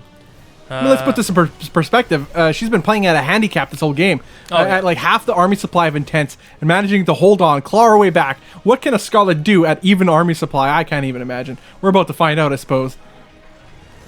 Okay, looks like actually Scarlet's going to try to make something happen, at least clear away this Liberator. And no, she's still actually pushing forward on this by army. Bailing hits happen just now off creep. Doesn't matter to Scarlet, as the rest of this Bioforce, she knows very well this is pretty much all that Intense has left. Intense does still have an army, though, and that is a lot of scary bio with 1 mine and a couple medevacs here to support. But he needs to keep this army alive. Oh god, though, if he can get these workers, Scarlet's pulling up north. That might be the thing that saves it, actually. If she pulled down south, he would have killed them. They would have ran right into the grinder, Are the Banelings ready? Where are they? I know they were morphing in. Okay. Where are they? There's the Bane train. Okay, he does focus down the Banelings, so no more Banelings. No more Banelings going to be happening. The splits are real. She is going to engage right now. See the roll right in here. Going to get as much cost-effective engagement as possible. There's too much. There's too much Zerg. Oh, GG! Like, the splits were perfect, but the numbers weren't in his favor. I can't believe it. What? How? Oh, she did it. She did it. She did what I said I didn't think would happen. No. Pull out another miracle. And that's... Oh my I don't even know. I don't even know what's life. Oh. What is this place we call life anymore? I really didn't think she would engage off the creep there, but she did. Oh then my She got gosh. enough Banelings in the... Well, her numbers, and she knew that he was so crippled. Her run bys were so good. It wasn't just the Baneling hit the first Baneling run by. Then there's the second bigger Baneling run by that absolutely decimated, like killed all the SCVs and mules. At the same time as that, she was doing a Ling run by, killing the rest of his mining. He wasn't mining at all, virtually nothing. Wow, GG goes to Scarlet. That is Wow, that's spectacular. That's something else. That is something else. I mean, Intense is playing really well there, it seemed like. Yeah. I mean, maybe playing a little bit too passive at some points when he could have had at least 1 or 2 drops out at the same time. Yeah. But, I mean, the Mutaflock was so large. 2-0, yes. Yes, Yep. Scarlet takes the series, guys, and moves on to the losers bracket finals. And will face the loser of the next series, which will be Beast of Cutie and Bales. Yep. Beast of Cutie and Bales. Guys, this is the Monday Night Gauntlet $300 event. The event is brought to you by NexusRecall.com. That is us. You can check us out at NexusRecall.com. The event is sponsored by C-Tone and the Gauntlet crew. You can follow them on Twitter at GauntletSC2. Please do head over to Twitter and follow them. Just show them some love. And also get the latest updates, news, and events for future Gauntlet events. Yes, indeed. And there will be lots of future Gauntlet events. At least 10 more weeks of Season 1 going to be happening. So a lot to look forward to. This is a $300 event. Next week is another Monday Night Qualifier. The winner of that event will qualify for the wildcard spot in the following week's Monday Night Gauntlet $300 event. Much like BC Cutie did last week, and that is why he is here today. And he will be up next versus Bales. Jump on over to EU here for Beastie's first game. Switching with to Bales. EU. At the same time, we're going to throw up a Who Said It. All right. Let Mr. Bob over here read it out for you guys and give you the lowdown on how to play this one. All right, guys. Who said it? Who said it is a quote from a StarCraft player or community member. In chat, if you know who said it or have a guess, spam the chat. I'm definitely never going to quit StarCraft. When I'm 50, if you meet me on the street, you can hold it to me. Okay. Who said that, guys? Spam it in chat right now. Passion. Huh? So much passion. Oh, yeah. Who? H What? to the husky. That's kind of awkward. You thought it was tasteless, didn't you? You made that quote. You wrote that quote. No, it's awkward because Husky's already gone. Oh. Oh, snap. This guy. Oh, that's funny. That is awkward. That's, I'm not gonna... Poor guy. Oh, I love Husky, though. So good. Oh, yeah. I mean, we can't complain. He did release content like 9 months ago. You know? Oh. I mean, that is this year. Or within the year, I should say. Within a year, not this year. No, I guess not. Yeah, I know. It's just funny once you read that, I mean, he's yeah. cookbook salesman now. But, no. I shouldn't, Husky's awesome. No, he is Everybody awesome. agrees. Absolutely amazing. Yeah. Just gonna put that out there. Good quote, though. Love it. Oh, yeah. That one was good. All right, going to be heading to the winners bracket final right away, guys. Bales versus Beastie Cutie in the Monday Night Gauntlet $300 event. Yep. Again, every Monday, guys, you can find us here on Twitch TV /Gauntlet SC2. Also, hit up that follow button right here on Twitch TV to get notified of when we do go live. Also, it shows support and stuff, and we thoroughly appreciate that. Yeah, I'm Bobby Awesome. With me is Element. Thanks for sticking with us. We have a lot of StarCraft ahead of us, too, guys. And Scarlet is still in it. Intense, thanks for showing up. Thanks for participating. He's a powerful player. But Scarlet was a bit too much for him, I guess. I guess that's the word in the street. Anyway. Yeah, I think that's the word. Yeah. Also, guys, the this Monday Night Gauntlet series, as I mentioned before, continues for 10 weeks. Every second week is a Monday Night Gauntlet $300 event like this one. The champions of this event isn't just about money. It's $300 on the line, but the winner gets $200. Second place gets $100. And but the champion automatically then gets placed into the Gauntlet Season 1 Finals, which will happen in approximately 10 weeks' time. And $1,000 on the line in that event. There'll be 16 players in total. That's 6 Gauntlet Monday Night Gauntlet champions will face off against 10. That is 10 other community champions from a variety of online StarCraft events. So whatever there may be, there will be a variety of champions out there in these community events in that time, and they will join up. And yeah, they'll join up and face the 6 Gauntlet champions in a battle of champions for $1,000. That is in 10 weeks. That's the season 1 finals for the Monday Night Gauntlet series. Pretty intense. Pretty intense indeed. Mm-hmm. But all right, we're in the lobby now. leave everything set to go here. Sweet deals. All right, guys, we'll be heading to game number 1 right away, guys. Thanks for joining us here, and yeah, stay active in chat, guys. We see you guys posting a lot there. try to read what I can, but we're doing a lot of stuff, I guess, behind the scenes, and I have to talk about stuff. And I have to talk. I guess you're doing most things. Oh, okay, Beastie Cutie versus Bales. Game 1 of this best of 3 in the winners bracket final. All right, guys, to the east side of the map, we have the green Protoss. It is Bales. To the west side of the map, we have the purple Terran. The winner of the Monday Night Qualifier, it is Beastie Cutie. All right. Beastie Cutie is also a Gauntlet champion, previous Gauntlet champion, I believe, in the Legacy of the Void beta event we had, where he defeated QXC 3-zip in the finals of that event. He has a lot of experience in our Gauntlet events so far, and really a joy to see him here, and also to see him improve. I mean, it's not just, he's been around a long time. He's a veteran, but yet we're seeing him improve in Legacy of the Void. He's putting in the time, putting in the dedication, and that's inspiring to say the least. And there's no real end date on one's career here, as long as you have the passion. Yeah. As long as you're tasteless. As long as you're tasteless. Oh, boy. But, no, that is for sure. And, of course, loser of this goes on to face Scarlet. This series, that is. Yeah. And, that's nobody wants to be there. No. You'd probably rather be in the winner's spot. Yeah, plus I'd say. Winner of this match is guaranteed money, too. Let's keep that in mind, because then they're in the finals. I believe Beastie, if he does lose, the humble god he is, will only do so he can go down to the losers bracket and take on Scarlet once more. He needs to prove himself, I guess. That would be interesting to see a rematch. Yeah. How that plays out. Well, I think Scarlet's powered up since then, to be honest. Yeah. After the last one versus the Tents, that's just how I feel. I mean, at the same time, it was very different playstyles. Whereas a Beastie was a macro monster, and Tense was all inning all day. It was more of a mech battle as well. Yeah. So that's going to be awkward. They're both going to get here and say, hey, this is not your base. Not my base either. That's right. All right. No command center down yet for Beastie. Looks like he's going Starport. Yeah, I think we're going to see that bio drop with the Hellions rushing in through the front again. Yeah. We saw this, I think, in the qualifier, right? Yeah, we saw him do this in the qualifier, in fact, for sure. It's the same map, too, I believe. Don't ask me about maps. I have no idea. Yeah, me and maps are like me and numbers. I don't remember them. But yes, he did do this, though, the build for sure. Multiple times, in fact. It seems to be a Terran staple. I think a lot of European Terrans seem to favor it. In particular, what is this probe up to? What's the sneaky guy doing? Yeah. Get a better angle of him. What's your business here, probe? All right. On the move out now? Huh? Maybe just lost himself. Beastie knows. What? Oh, no! No way. Oh, yeah. Oh, wait. Nope. Well, the unfortunate thing is if he proxies anything, he's just going to die at home. And he looks like he's going to proxy something.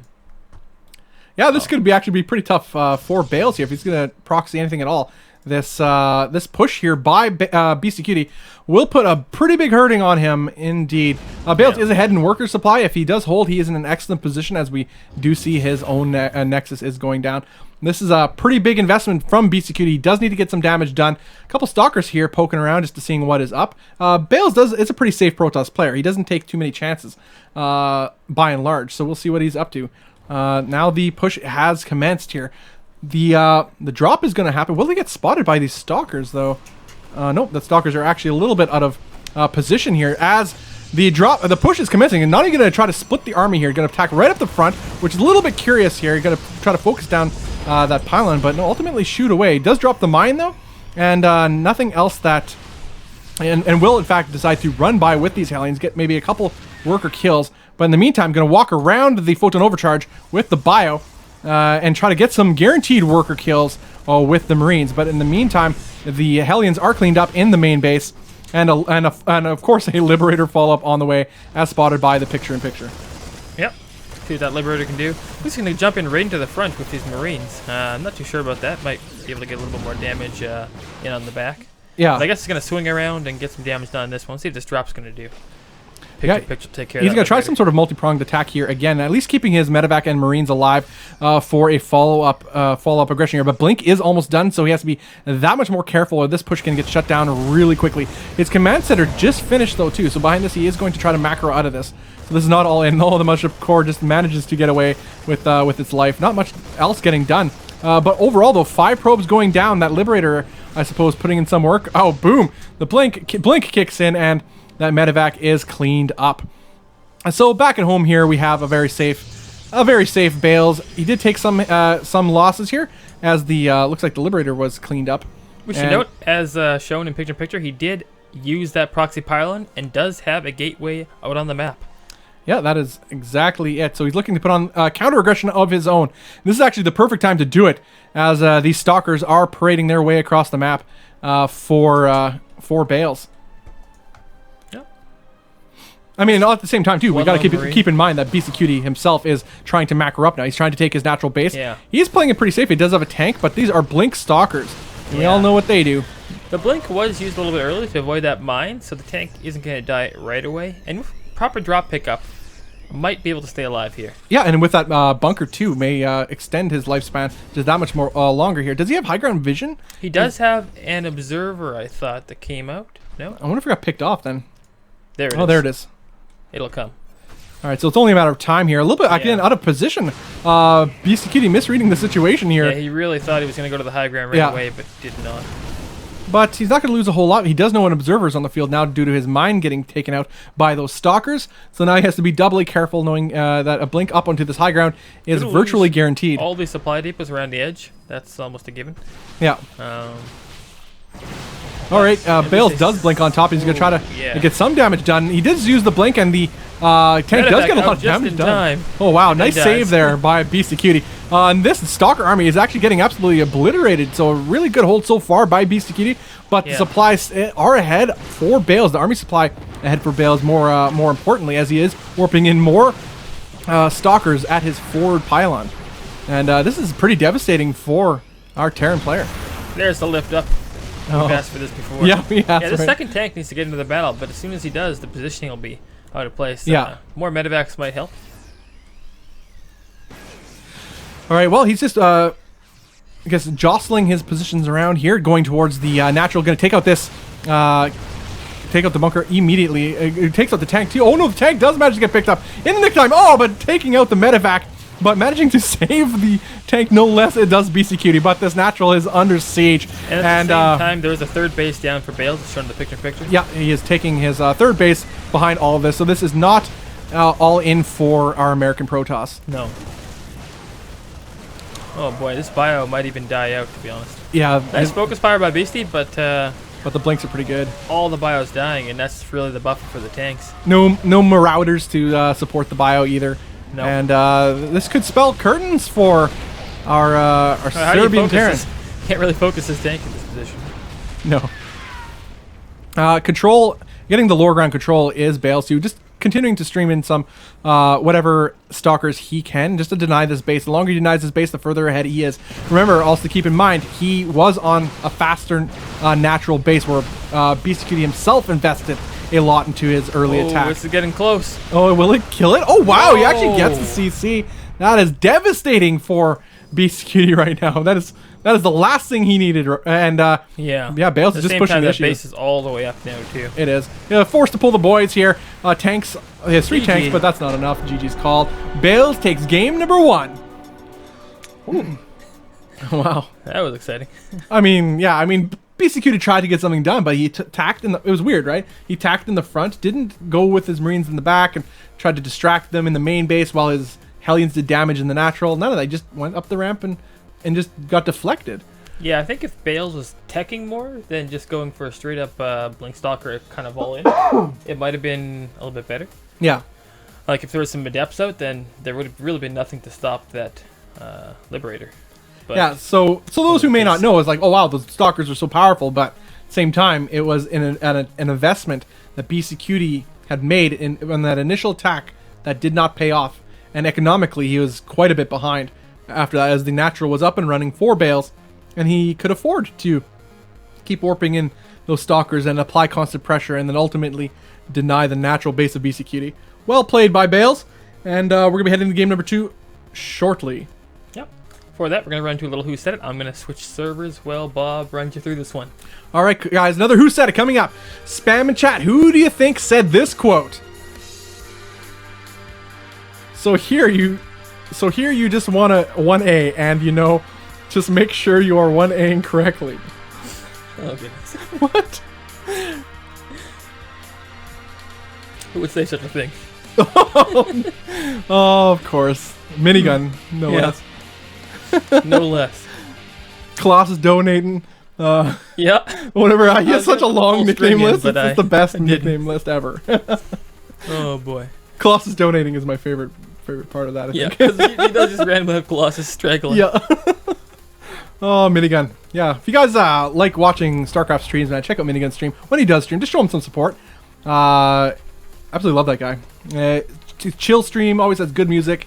And when he's feeling in the mood, he's very, you learn a lot from him too. So it's really good. And just to show him some support, he's been a long time member in the StarCraft scene. Oh, yeah, for sure. All right, guys, heading to game number 2 very shortly of BC Cutie versus Bales. Bales taking game number 1 in this winner's bracket final. The loser of this series will face Scarlet in the loser's bracket final. And but yeah, the winner though is guaranteed $100. Though they move on into the finals, as the top 2 placements in this event are in the money. $200 to first place and $100 for second place. Guys, this is the Monday Night Gauntlet. It is the Monday Night Gauntlet. I guess brought to you by NexusRecall.com, which is us. I'm Bobby Awesome. With me is Element. And this event is sponsored by Cetone and the Gauntlet crew. You could follow them on Twitter at GauntletSC2. Show them some love, and which is the most important thing. But also you get the latest news, updates, and all that stuff. Let's take a look at the brackets. Tells a story of what we've seen so far today in this particular Monday Night Gauntlet, the first of its kind. BC Cutie 2-0 Scarlet in their first series of the day. Bales in what was a very crazy, very entertaining series versus Intense 2-1. In the losers bracket, we saw Scarlet 2-0 Intense, and pulled off the Christmas miracle of a game in the game 2. I just don't get it. In Element, I don't get it. I still don't understand game 2. Like, what happened? Just beautiful play by Scarlet. Cannot wait to watch the VODs on that. And that earned her a spot in the losers bracket final, and she'll face the loser of this series that we are currently in, Bales versus Beastie Cutie. Yeah, absolute joy to be here with you guys today. Love to see you guys watching and in the chat. Nerf Bales, Siphon says in chat. That's funny. Bales is good, man. He's a good guy. I've been saying it for a long time. These guys. I mean, Neeb showed it too. Neeb is one of the best players in the world right now. I mean, nobody can deny that. I'd love to see that guy in Korea. I mean, how much money would you pay to see him in Korea? I'd pay lots. Lots of monies. Yeah. Okay, let's get into this one. All right, guys. BC Cutie versus Bales. It is game 2. In this best of 3 match, guys. All right. So to the south, we have the red Protoss player. On flip side tactics, it is Bales. Oh, yeah. To the north, we have the now yellow Terran. Hailing from Serbia, it is Beastie Cutie. All the colors. Yeah. Okay, what's the game plan for BC Cutie here in this game? I think don't all in. No, it wasn't an all in per se. It was just a very risky early pressure attack to try to get some economic damage done to his Protoss opponent, and it did not work. Bales deflected it accordingly. He took an economic build himself and managed to, which is exactly what he's doing here. He's going to get the his natural base, which just so happens to be gold bases now, thanks to the changes from Blizz. They managed to turn the third base over here, which was gold, into normal base, and the naturals are now gold, as before it was pretty Zerg favored. We got also the fast CC going down, or I guess rather timely CC rather, for BC Cutie going down as well. Yep. Why not? This map gives you a free gold. Take it. Take all the gold. Take all the gold. This is pretty good for I don't know, if you're a bio-heavy Terran, this is pretty sweet. Yeah. You can take this map on some sweet jumps. At the same time, you can get some trouble going against some really heavy depth play. There's enough gas to even pump out. I think it was like 9 or 10 gateways at a time worth of a depth. Wow. So you just warp him in like nuts at the other side of the base. Proxy raid here. Get your robo out, and all of a sudden it's GG. Yeah. GG tasteless. All right, we got a Reaper in the main base, but again, just at the nick of time. Oh, immediately taken out too. The Mothership Core pops out and slaps that Photon Overcharge. He means business, does Bales. Does not want that Reaper to see home again. All right, Reaper's an Adept, rather, with the, I guess it would be the Protoss Reaper, moving across the map to see what it can see across in BCQT's side of things. It's just going to shade its way forward.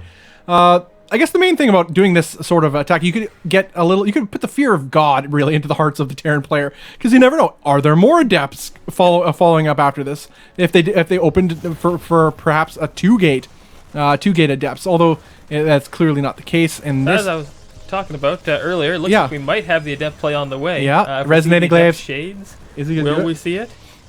That's the question. Blink is also still got on this map as well. Interesting, dropping a pylon here. It's well, can he overcharge these in time? 2 pylons rather. Yes, he can. He's gonna, and with the recent change to Photon Overcharge, it costs double the energy, about 50 energy versus the 25 it did before, but it lasts longer and it is more powerful.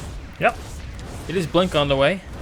Oh, Blink instead. Okay, so yeah, still good on this map. Lots of area around the edges here. But this attack itself is super annoying. I've seen Huck do this on stream so many times. He ends up winning with this half the time, but usually when he opens two-gate Adept with this, though. Oh, wait, you tell me this isn't Huck? Yeah. I'm pretty sure this is Huck. Yeah. Could have fooled me. Yeah, exactly. Pretty much. Well, I guess it did what it needed to do, which I'm not entirely sure what's that. He did kill a... What's that? I guess he killed an add-on. I guess that's, as a Terran player, hurts pretty bad, especially when you try to tech up here. Full scan. Sees everything. Yeah, he does see that. Yeah. Yeah, no secrets here, as BCQT knows exactly what he's going to be facing. Lots of gateways coming into play. Well, he knows almost exactly. You cannot tell what's being researched out of the Twilight Council. Yeah, but you do know how to make tanks because the push is coming. Oh, wow, and he takes it off the tank maker. My goodness. He takes it off the tank maker. He's going full risk mode here. Oh, yeah, well, we'll see. Actually, you know what? Bale's getting a little bit of everything. Dark Shrine on the way. I actually like this. You're going to take the third gold. Or the next gold. Yeah. And just, I think, keep the pressure on these Blink Stalkers long enough to get an economic advantage. Yeah, to secure his third base, which is a gold base. Yeah. Yes. So early in the game, like if you blunk right in and lost them all, of course that would suck. But if you can just poke enough to keep him in his base. Speaking of keeping in the base, we have a little drop here that is going to be completely thwarted. In fact, by one pylon. Yeah, he could blink on top of this too, and he does. Focuses down, disappears. That is painful. Pretty harsh. Supplies just instantly fell there too. Yeah, that is not what BCQT wants to have happen at this stage of the game. He's playing it safe though. Look at this. He has at his natural base for BCQT. He has a missile turret too, just in case Stargate plays in play. But more importantly, for DTs, if a DTs are to reinforce this upcoming push for Bales, they would be seen, at least spotted. At least he wouldn't be caught unprepared as this push is moving across the map. It's just Blink Stalkers though, and there is a forward. There's a forward warp prism here too. Yep. But it's a little bit far away, odd position to do your warp. Drop a DT in the back is what it's going to do. Is it? Oh yeah, it is indeed. Look at that. Yep. Good call. Just distracting BCQT at the front of his natural base. Again, as you mentioned, just to keep BCQT honest, prevent a third base from going down, and also keep a large portion of the army on this side of the map. But the DT is starting to put in work here. It's 6 worker kills going to this DT, completely worth it. It will eventually get cleaned up by that Liberator, if I'm not mistaken. Yes, the Warp Prism will go down. But again, all of this is just to keep Beastie in his base.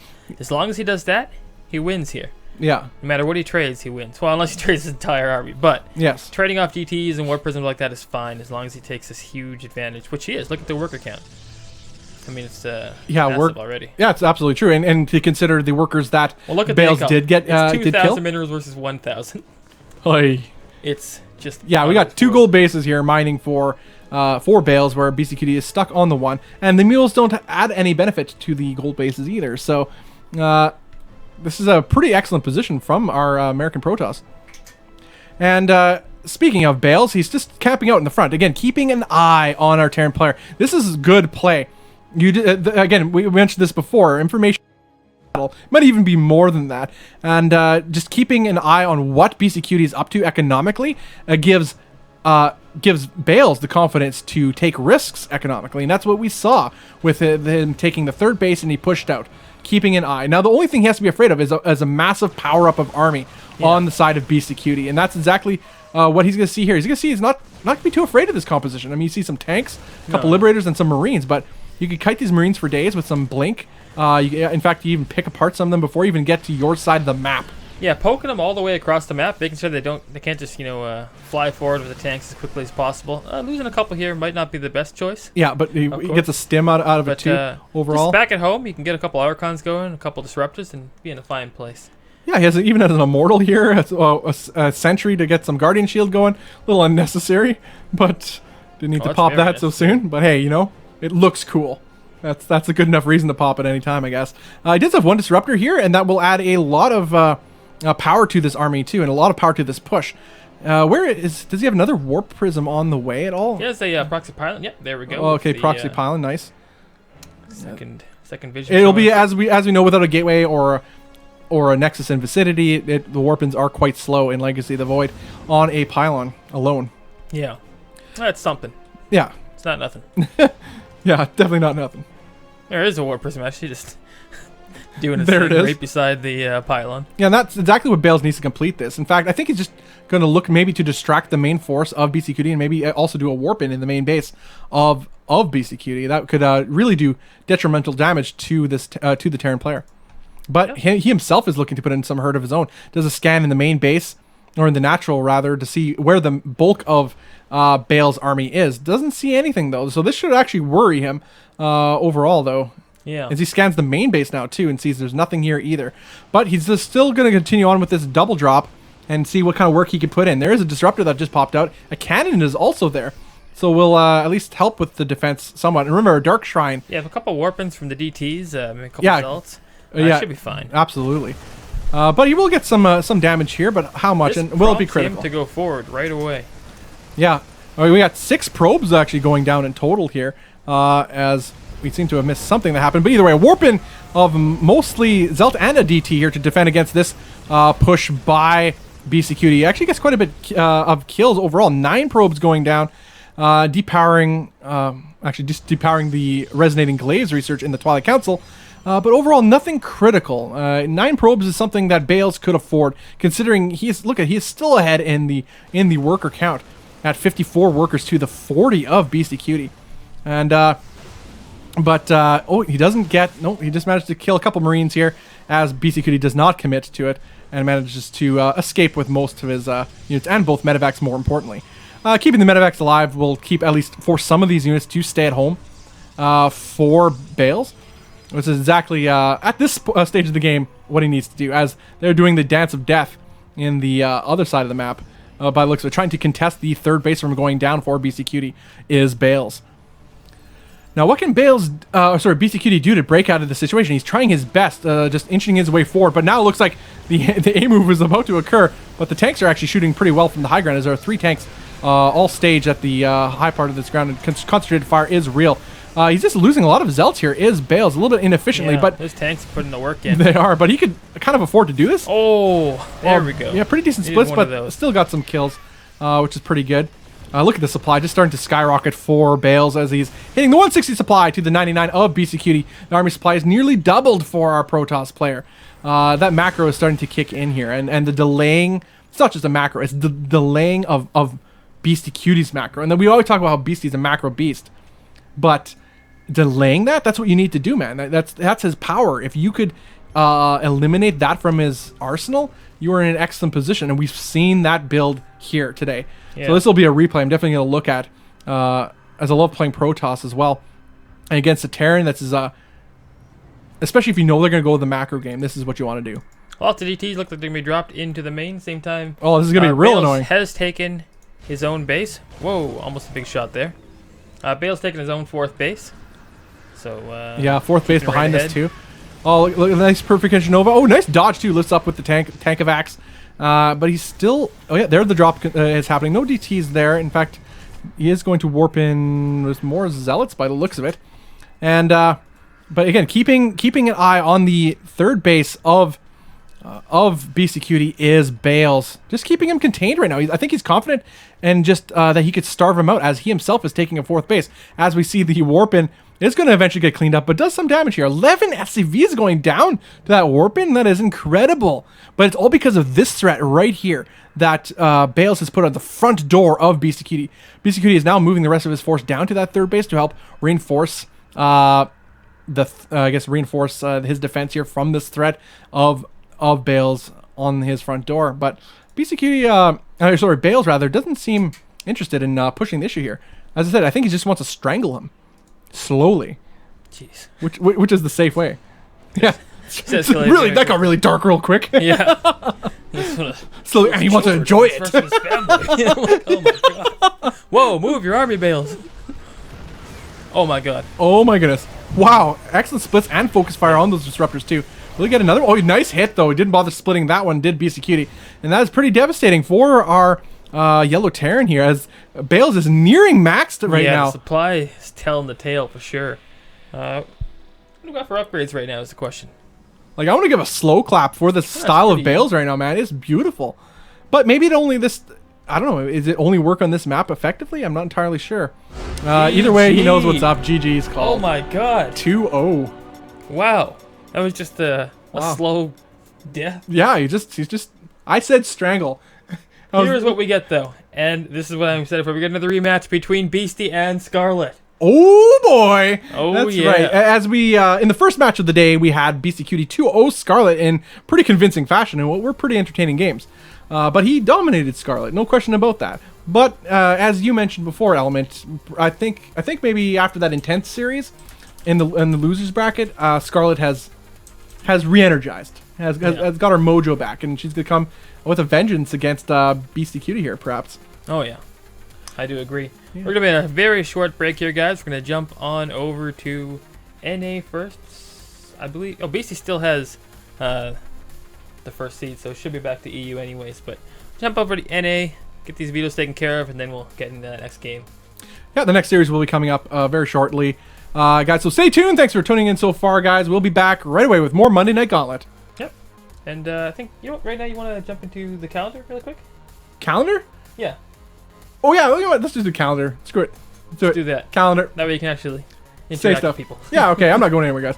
All right. So here's the calendar, guys. Monday, March 7th, we have a Monday Night Qualifier where anybody can join and try their hand to win the wildcard qualifier to join in this event. 4 players will battle out for $300 like the event you are seeing today. That is Monday, March 14th. 4 players battling out, including the wildcard winner. 21st of March, another Monday Night Qualifier. Open bracket qualifier, guys, for the wildcard spot. Winner of that event will place into this event. The 28th of March, Monday Night Gauntlet, $300 event. That will occur at 12 p.m. CST. Tentatively. And so yeah, that's a little view into the future, guys. All right, now you want to take me to a Who Said It? Who said it coming up, guys. Who in chat? I didn't actually see the results of the last one. I don't know who got it right. I wish I wish I saw that either. All right, so guys, who said it? Here we go. This one I think is pretty obvious. Everyone thinks I'm crazy. A couple of years down the line, I see my strats that that I was using 2 years ago, and I'm like, that's old. Sounds really arrogant. But who would say this? Who would say that? I don't know. Cats. Oh, that's awesome. Yeah. I mean, you have to know that one. Well, I guess he had the build. That makes sense, though, because he's the build master. Yeah, obviously. Of course. Cats is one of my favorite streamers. I love Cats. I love watching his stream. Learn so much. He's a cool guy. I mean, he's done so much for the StarCraft 2 scene. I mean, created Root. I mean, he runs Root. Dedicated to StarCraft. What a guy. Rebuilt Or Hydra, as he would say, stronger, what a guy. faster, better. Yeah. Hydra amazing. 2.0. I mean, he's given some amazing builds to Pro League players that they've used in Pro League, various times, or in other large Korean events. I mean, the guy is if there was a true scientist in the, true brains and creativity in the StarCraft scene, he is it, without question. And, but yes, guys, this is the Monday Night Gauntlet $300 event series. The event is brought to you by us, NexusRecall.com. The event is sponsored by C-Tone and the Gauntlet crew. You can follow them on Twitter at GauntletSC2 for more info and just to show them some love, guys. I'm Bobby Awesome. With me is Element. And we are NexusRecall.com, the aforementioned NexusRecall.com. You could check us out at NexusRecall.com if I haven't said that 5 times in a row. NexusRecall.com. Oh boy. 50,000 viewers leave the channel. He's having a seizure. We'd have to go up 45,000 for. Well, my math's completely. Don't never do math on there. Yeah, never do math on there. We'd have to go up a number of viewers just to get to 0. Oh, that's hilarious. But I should be insulted, but I'm not. They're doing their vetoes. All right, hopefully, players are doing vetoes. Yep. Scarlet Veto Central. All right, sweet.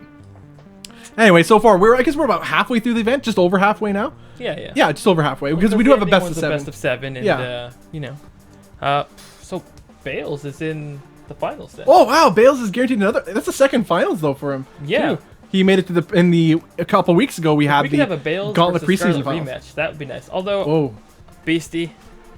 Oh, BC. I'd like him to have. He's due. I'd like him to have. He's due for another. A chance to gain retribution there. Yes. Yeah. He's gotta defend his honor against Bales. I mean, yeah, he got read like a book. Mm-hmm. Yeah. Very much like what he did to Scarlet, though. I mean, that's equivalent right there. He read Scarlet like a book, and he got read like a book by Bales. Bales has been doing his research. So, but congrats to him, though. I mean, so Bales is in the finals. He's guaranteed $100, $200 for the first place prize. That's pretty awesome. What in the world am I looking at right now? This random thumbs going. Oh, whoa, are those likes? Those are likes. Oh my god, this should be follows. Follow the channel, people. Oh boy. Oh my gosh. That's so stupid. I don't know what a follow looks like. But that's hilarious though. Those are Facebook likes, but hey, I guess you could do that too. Hey, Facebook shows up on your rotate. It does. It does appear. Okay. Oh. You talk to the lovely people. I'm gonna take care of a few things here. All right, cool. Also, another note, guys. We're gonna be starting the. This is the losers bracket finals right away. It'll be Scarlet versus Beastie Cutie. Yep. Like I said, we get that rematch. Yeah, best of 3. It is the rematch from the first match of the day where Beastie Cutie really handled Scarlet there. That's no question about that. We'll see if we'll have a repeat performance, but unless Scarlet has dug deep and brought out the fire that made her one of the most feared foreign players in the StarCraft 2 scene that I've ever seen. That'll be intense. Also, speaking of intense, I want to give a big shout out to Intense himself, the man, the myth, the legend on My Insanity. He participated in this event. He did lose. He's out of this event. First one to be eliminated. But thanks to him for participating. Big good sport. Really awesome of him to be here in these events because without the players, he wouldn't have nothing at all. Nothing at all. Also, more announcements. We've already mentioned previously more Gauntlet events in the future, but there's something else I want to mention as well. Us, Nexus Recall, we make video content and stuff. You can check us out at nexusrecall.com. We have a couple video series. You may have heard of them or not, such as Daily Sodium Intake. In Daily Sodium Intake, we have if you have a player that you're playing a ladder game and they're raging against you and just being BM like crazy. Send us that replay. You can send us those replays, or if you have replays where you suspect somebody is hacking, that goes on a series we have called Caught on Replay, and another series, a new one, which we haven't named yet. It is an unnamed base race series. If you have replays with base races, somebody's BMing you, or you suspect somebody's hacking, you can send those replays to sc2replays@outlook.com. That is sc2replays@outlook.com, or just go to our Facebook page and message us there with a description, too, of, what the game is like and what to expect. And we'd seriously appreciate it because, thank you. Get some liquids in my brain. All right, so yeah, we'd really greatly appreciate it. And your replay could very well be featured on a future series. I mean, highly likely, because we need replays, man. Yeah. Absolutely. And it'll be fun ones indeed. More content, more happy. Thanks a lot for that, guys. Okay, we'll be heading to this series. Looks like they're still doing vetoes. Yeah, I believe they are. That's sweet. That's good. Vetoes are important, I hear. I don't like doing them. Yeah, as much as I hated Central Protocol, I never vetoed it. Well, that's because I just don't care. Because I always see it like this. I love StarCraft so much. Why would I take away some of StarCraft away from me on purpose? Answer me that. Why would I do that? Maybe the map's just terribly imbalanced. That's no excuse. More StarCraft, the better. Who's stoked for the Nova Nova missions that are coming out in like a couple months? with more StarCraft, guys. Legacy of the Void came out in November. We have now more expanded content coming out from Blizzard for StarCraft 2, the Nova expansion packs. I'm really, really excited for that. I think Nova's a cool character. You never know what her story is and what she's doing in the Koprulu sector. That's awesome. I love StarCraft. If you can't tell. All right, we gotta go back to EU. Almost forgot. Oh, there we go. Energy drink engaged. All right, we're going to EU. Nice. Yeah. Don't worry, I'll take care of that. He'll be there someday. This is actually the even though it's not that long downtime, this is actually the longest downtime I think we've like ever had. It's like 5 minutes, which is good. We usually put games right after another. It's good. It's just getting the vetoes done. Yeah, and well, one of them was way too fast. Yeah. He started announcing it. I hadn't even got the players lined up. Yeah, that was my bad. But yeah, we're gonna be heading to this series ever so shortly, as we like to get things moving right along in order. Yep. It'll be Orbital Shipyard, actually, will be the first map for BCQD versus Scarlet.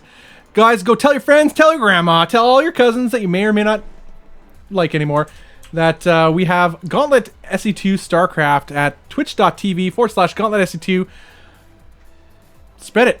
I guess tweet it. Do whatever you must to spread the word. This event is happening right here, right now. $300 on the line in this event. The winner of this series will face Bales in the finals for this Monday Night Gauntlet event.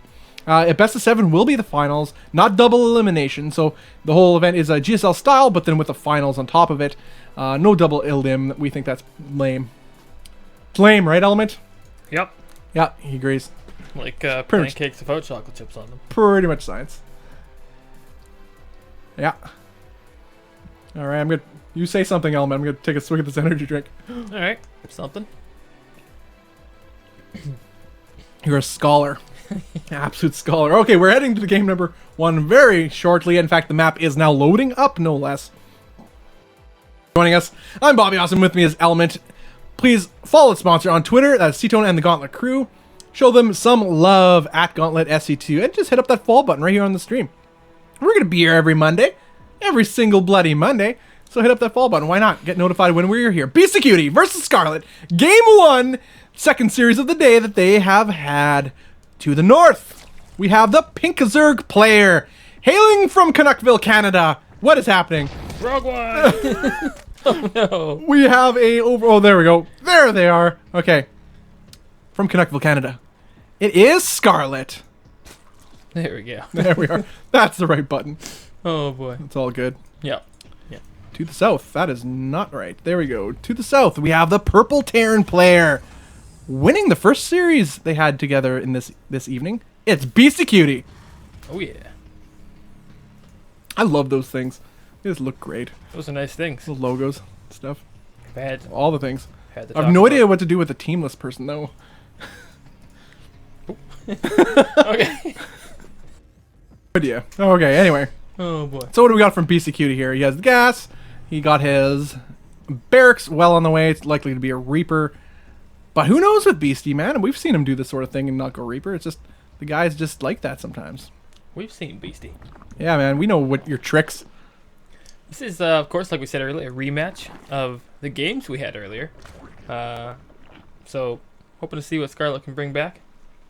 But, other than that, hopefully players showed really good games all around. Yeah, since it was the first series of the day, a lot of you guys may not have caught it, but BCQD, like, absolutely owned Scarlet that game. Yeah, it wasn't even close. No, it wasn't. I mean, it was good games, and Scarlet made, good plays. It's just BCQD had the answer for absolutely everything and just steamrolled her.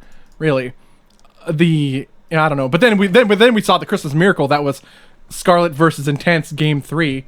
Or was it Game 3 or was it Game 2? Really early Rochefort in here. Okay. We're gonna see some fun. Funsies on way, by way of Scarlet. Depends. I think Beastie went for a really early third at one point. Against, Beastie knows what Scarlet's all about. Scarlet knows his base. Against Scarlet in one of those ones, I believe. Yep. Whoa, and there it is again. And she remembers just as well as I did. Whoa, this is going to be extremely hard to hold off of one Rax making Reapers. Jeez. Yeah. Reapers are largely useless against roaches, except in large number. I mean, with the KDA charge plus their micro and healing ability, we micro them back properly. You can kill actually a large amount of slow roaches off creep. That being said, this is going to be a pretty tough hold for BC Cutie, but he does have 2 Reapers on the way towards Scarlet's side of the map, and he is going to see what is up. Yeah, at least he'll see it. Yeah, he will see. That's the big thing. And, I mean, Reapers are okay against roaches. You can delay them for a long time. Yeah. The problem is if any Ravagers enter the fray, that's where it gets kind of tricky. Yeah, Ravagers, man. Oh, their 1 Reaper immediately goes down. Yeah. Again, not exactly a game ender there at all. Just right now, I think BC Cutie needs every unit he can get. I mean, seeing those roaches out so soon, no third base on the way. He's going to throw up a bunker, maybe even multiple bunkers. No, just 1 bunker so far at the foot of his third base.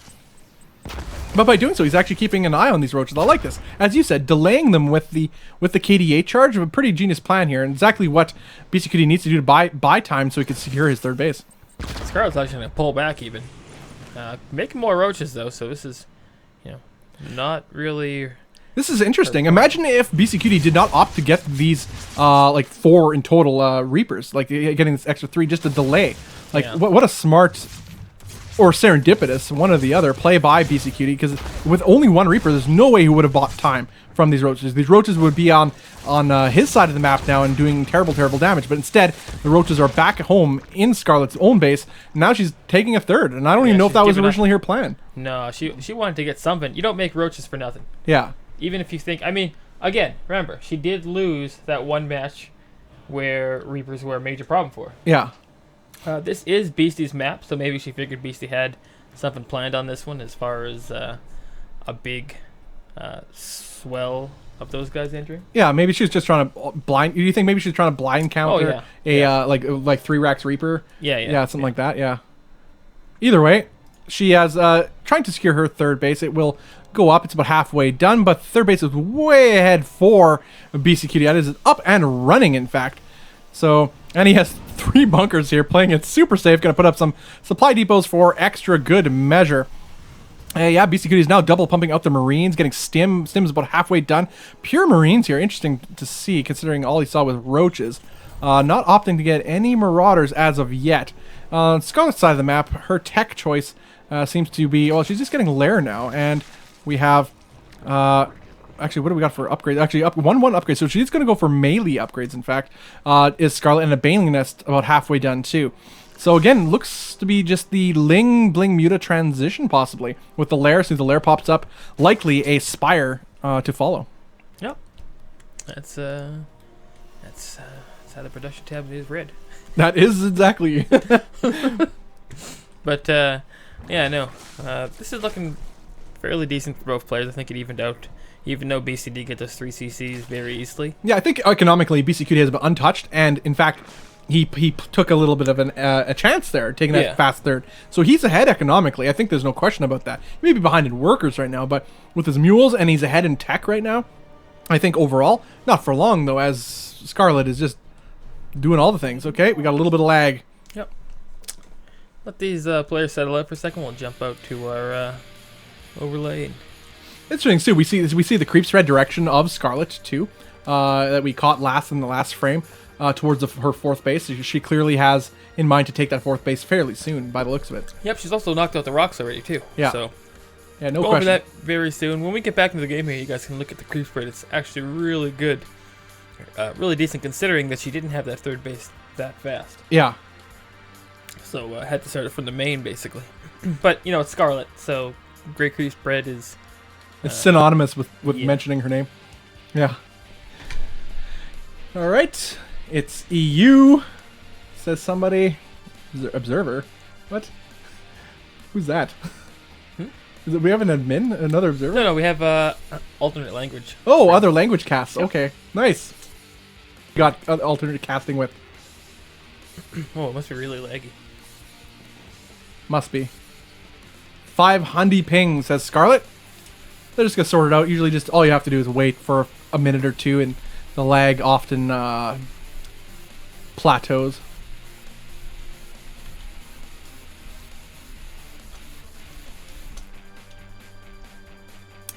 Alright guys, in this little bit of downtime as they wait for the lag to happen. Just go wait for a couple more moments. There's a lot on the line in this one too. This is the losers match final, rematch of the first match of the day of Beastie Cutie versus Scarlet, where Beastie Cutie 2-0'd Scarlet very handily. And so yeah, a lot on the line here. It's 0-0 so far in this best of 3. The winner will go on to face Bales in the finals. So if you win this match, you're guaranteed $100. Second place gets $100, and first place gets $200. Yep. This is true. Yeah, man, that's a lot of money, man. You don't want to chance it. You want to take no chances, that's for sure. Take all the chances. Or maybe that's the time to take chances, right? You know, that's the heart of a champion, taking chances, MVP style. That's what MVP would do. Game 7. Oh, Game 7? GSL Squirtle. Finals? Proxy 2 racks. Yeah. What was it against Squirtle, right? Was that against Squirtle? Squirtle, yeah.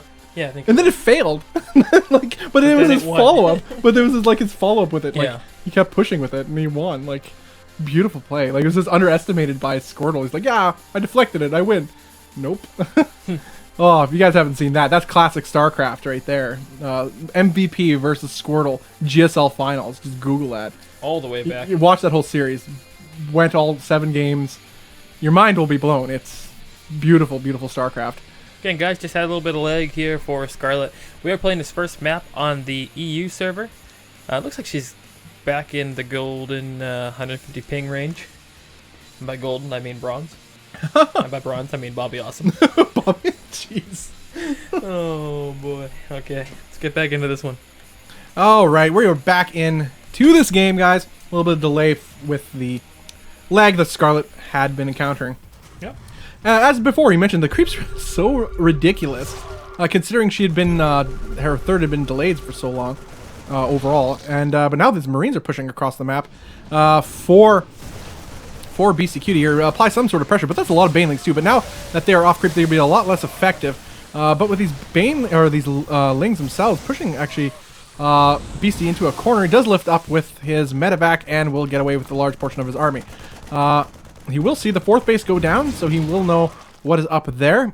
His further assault with his drop is denied. He does have another medevac worth of units though to the south of the creep here. Might even just use them to clear some creep instead.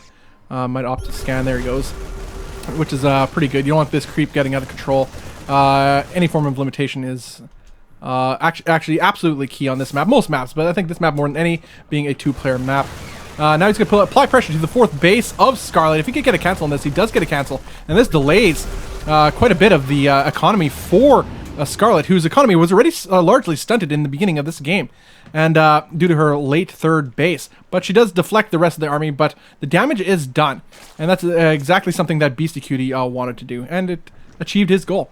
But what other tech do we have coming out here for Scarlet? She's still getting her melee upgrades. Mutalisks on the way. 5 Mutalisks being popped out. Yep. More Lings as well. She's not looking to drone at all right now. Just units for Scarlet. Oh, some donated Lings. I mean, it's speaking of like being behind and building units. Let's look at Beastie Cutie's army right now. He's ahead in army supply. His army is super scary considering Scarlet's composition. And Banelings now being morphed in. She needs to buy a little bit more time to get these Banelings. Some really good biles for sure. But these mines are dangerous too, and these mines can be placed. Oh, the biles will clean up the mines pretty well though, and allow the Banelings to have a little bit more effectiveness. But all depends on control. Not only that, but cleaning the creep earlier, which Beastie did do, of course. Scarlet throws out an Overlord there to patch that up. Yeah, really helps here. You can get almost in behind and take out this base. Yeah, this base is gonna fall. It's gonna be canceled. Do you see what I see? Oh my gosh! Command center coming out to the middle of the map. I see that too. Now the splits are pretty good for Beastie Cutie, but this force will be cleaned up for Scarlet. Again, she performed such miracles with this composition. Can we get some picture-in-picture on that or something? I guess so. So we have again, she cleared up and managed to keep her 4th base alive. How in the world is so low health right now too? So excellent play by Scarlet, doing what she does best, clinging to the edge of the cliff and clawing her way back up. And that's exactly what we see here. And it looks like that command center was a little bit errant, misrallied perhaps, but it almost in the middle of the map, was it? Yeah, it is going now to its rightful place. Scarlet taking a 5th at the same time. I think she's in an excellent position now. Supply's still ahead for Beastie, but With that 5th base in tow, she can, take all that gas that she needs, basically, for these later techniques. Now he only has one Marauder here, and Marauders are pretty good for tanking the Banelings. Should Scarlet just A move and not utilize a hotkey for controlling her Banelings. These Banelings that are burrowed, they're killers. Ooh. Yeah, she's been utilizing that a little bit today, and that's actually pretty smart. But you gotta also respect these mines. The 5th base is up and running. It is a planetary fortress, no less. For BC Cutie, if he holds this base, he'll be in an excellent position himself. He started off this game with an economic lead, and can he keep it? Well, these Banelings, oh my gosh. No, these Banelings are a little bit off. Will he walk over it? No, he just managed to sneak right by. The Banelings are burrowed right beside all these mines. Scarlet's going to get us around on this bio. Has managed to clean up a lot of it. The Banelings are starting to collapse in on that bio, but the bio is a little bit too much in numbers. She does not want to attack those directly with the Mutalisks, but with the Banelings and Lings in tow, she will chase away the rest of this Terran army. Yeah, and at the same time, we had a Ling counterattack there that did quite a bit of damage. Yeah, pretty good indeed. Although worker count is still fairly even, so economically they're on fairly even ground. 5 bases for each. Actually, no, it's only 4 bases. What are they calling that, a 5th? Either way, economically, I still think pretty even, but this push is right on the doorstep of BC Cutie. This not a whole lot of reinforcements yet on the way for Scarlet, as there's some streaming across the map, but they're a little bit away. If BC Cutie can crush this, that's here. Oh no, Corrosive Bile landing right on this this Marine Marauder composition and absolutely wrecking it. But nice mine hit here on the Mutalisks will damage them a little bit further, so Marine reinforcements can take them out a little bit more effectively. But Mutalisks, more Mutalisks are being streamed across the map. 5 more in production. And her upgrades behind this are all on the way as well. Sections of BC Cutie's army getting segmented off from the rest of it, getting very ineffective, cost-ineffective engagements here. And now this 5th base, or 4th base rather, is really exposed. Yeah. Well, I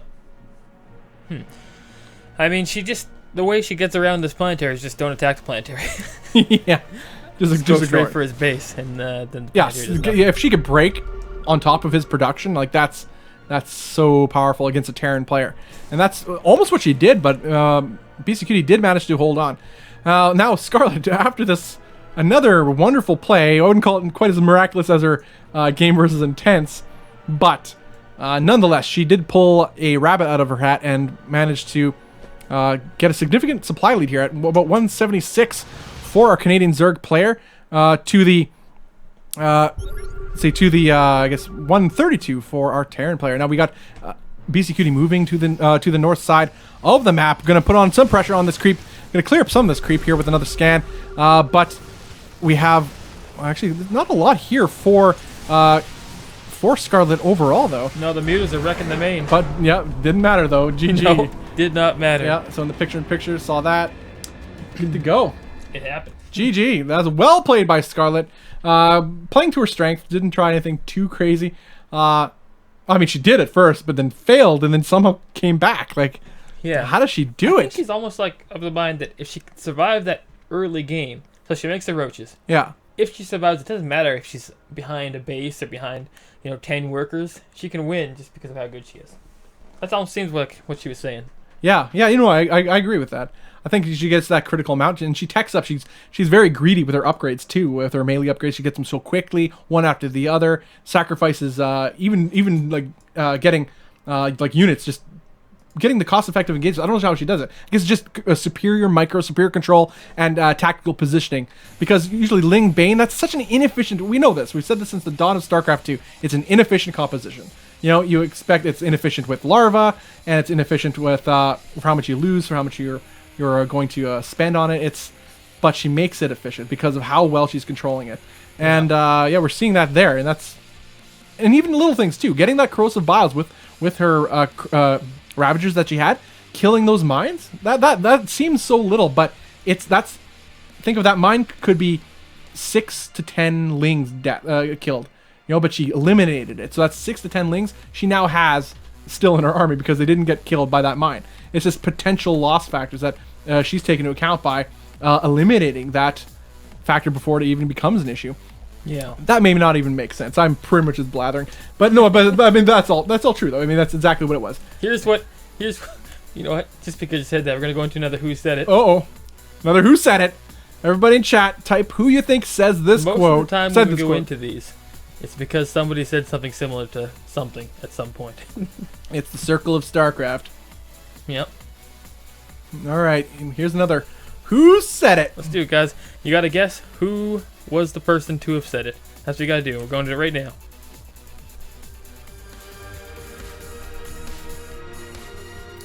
All right.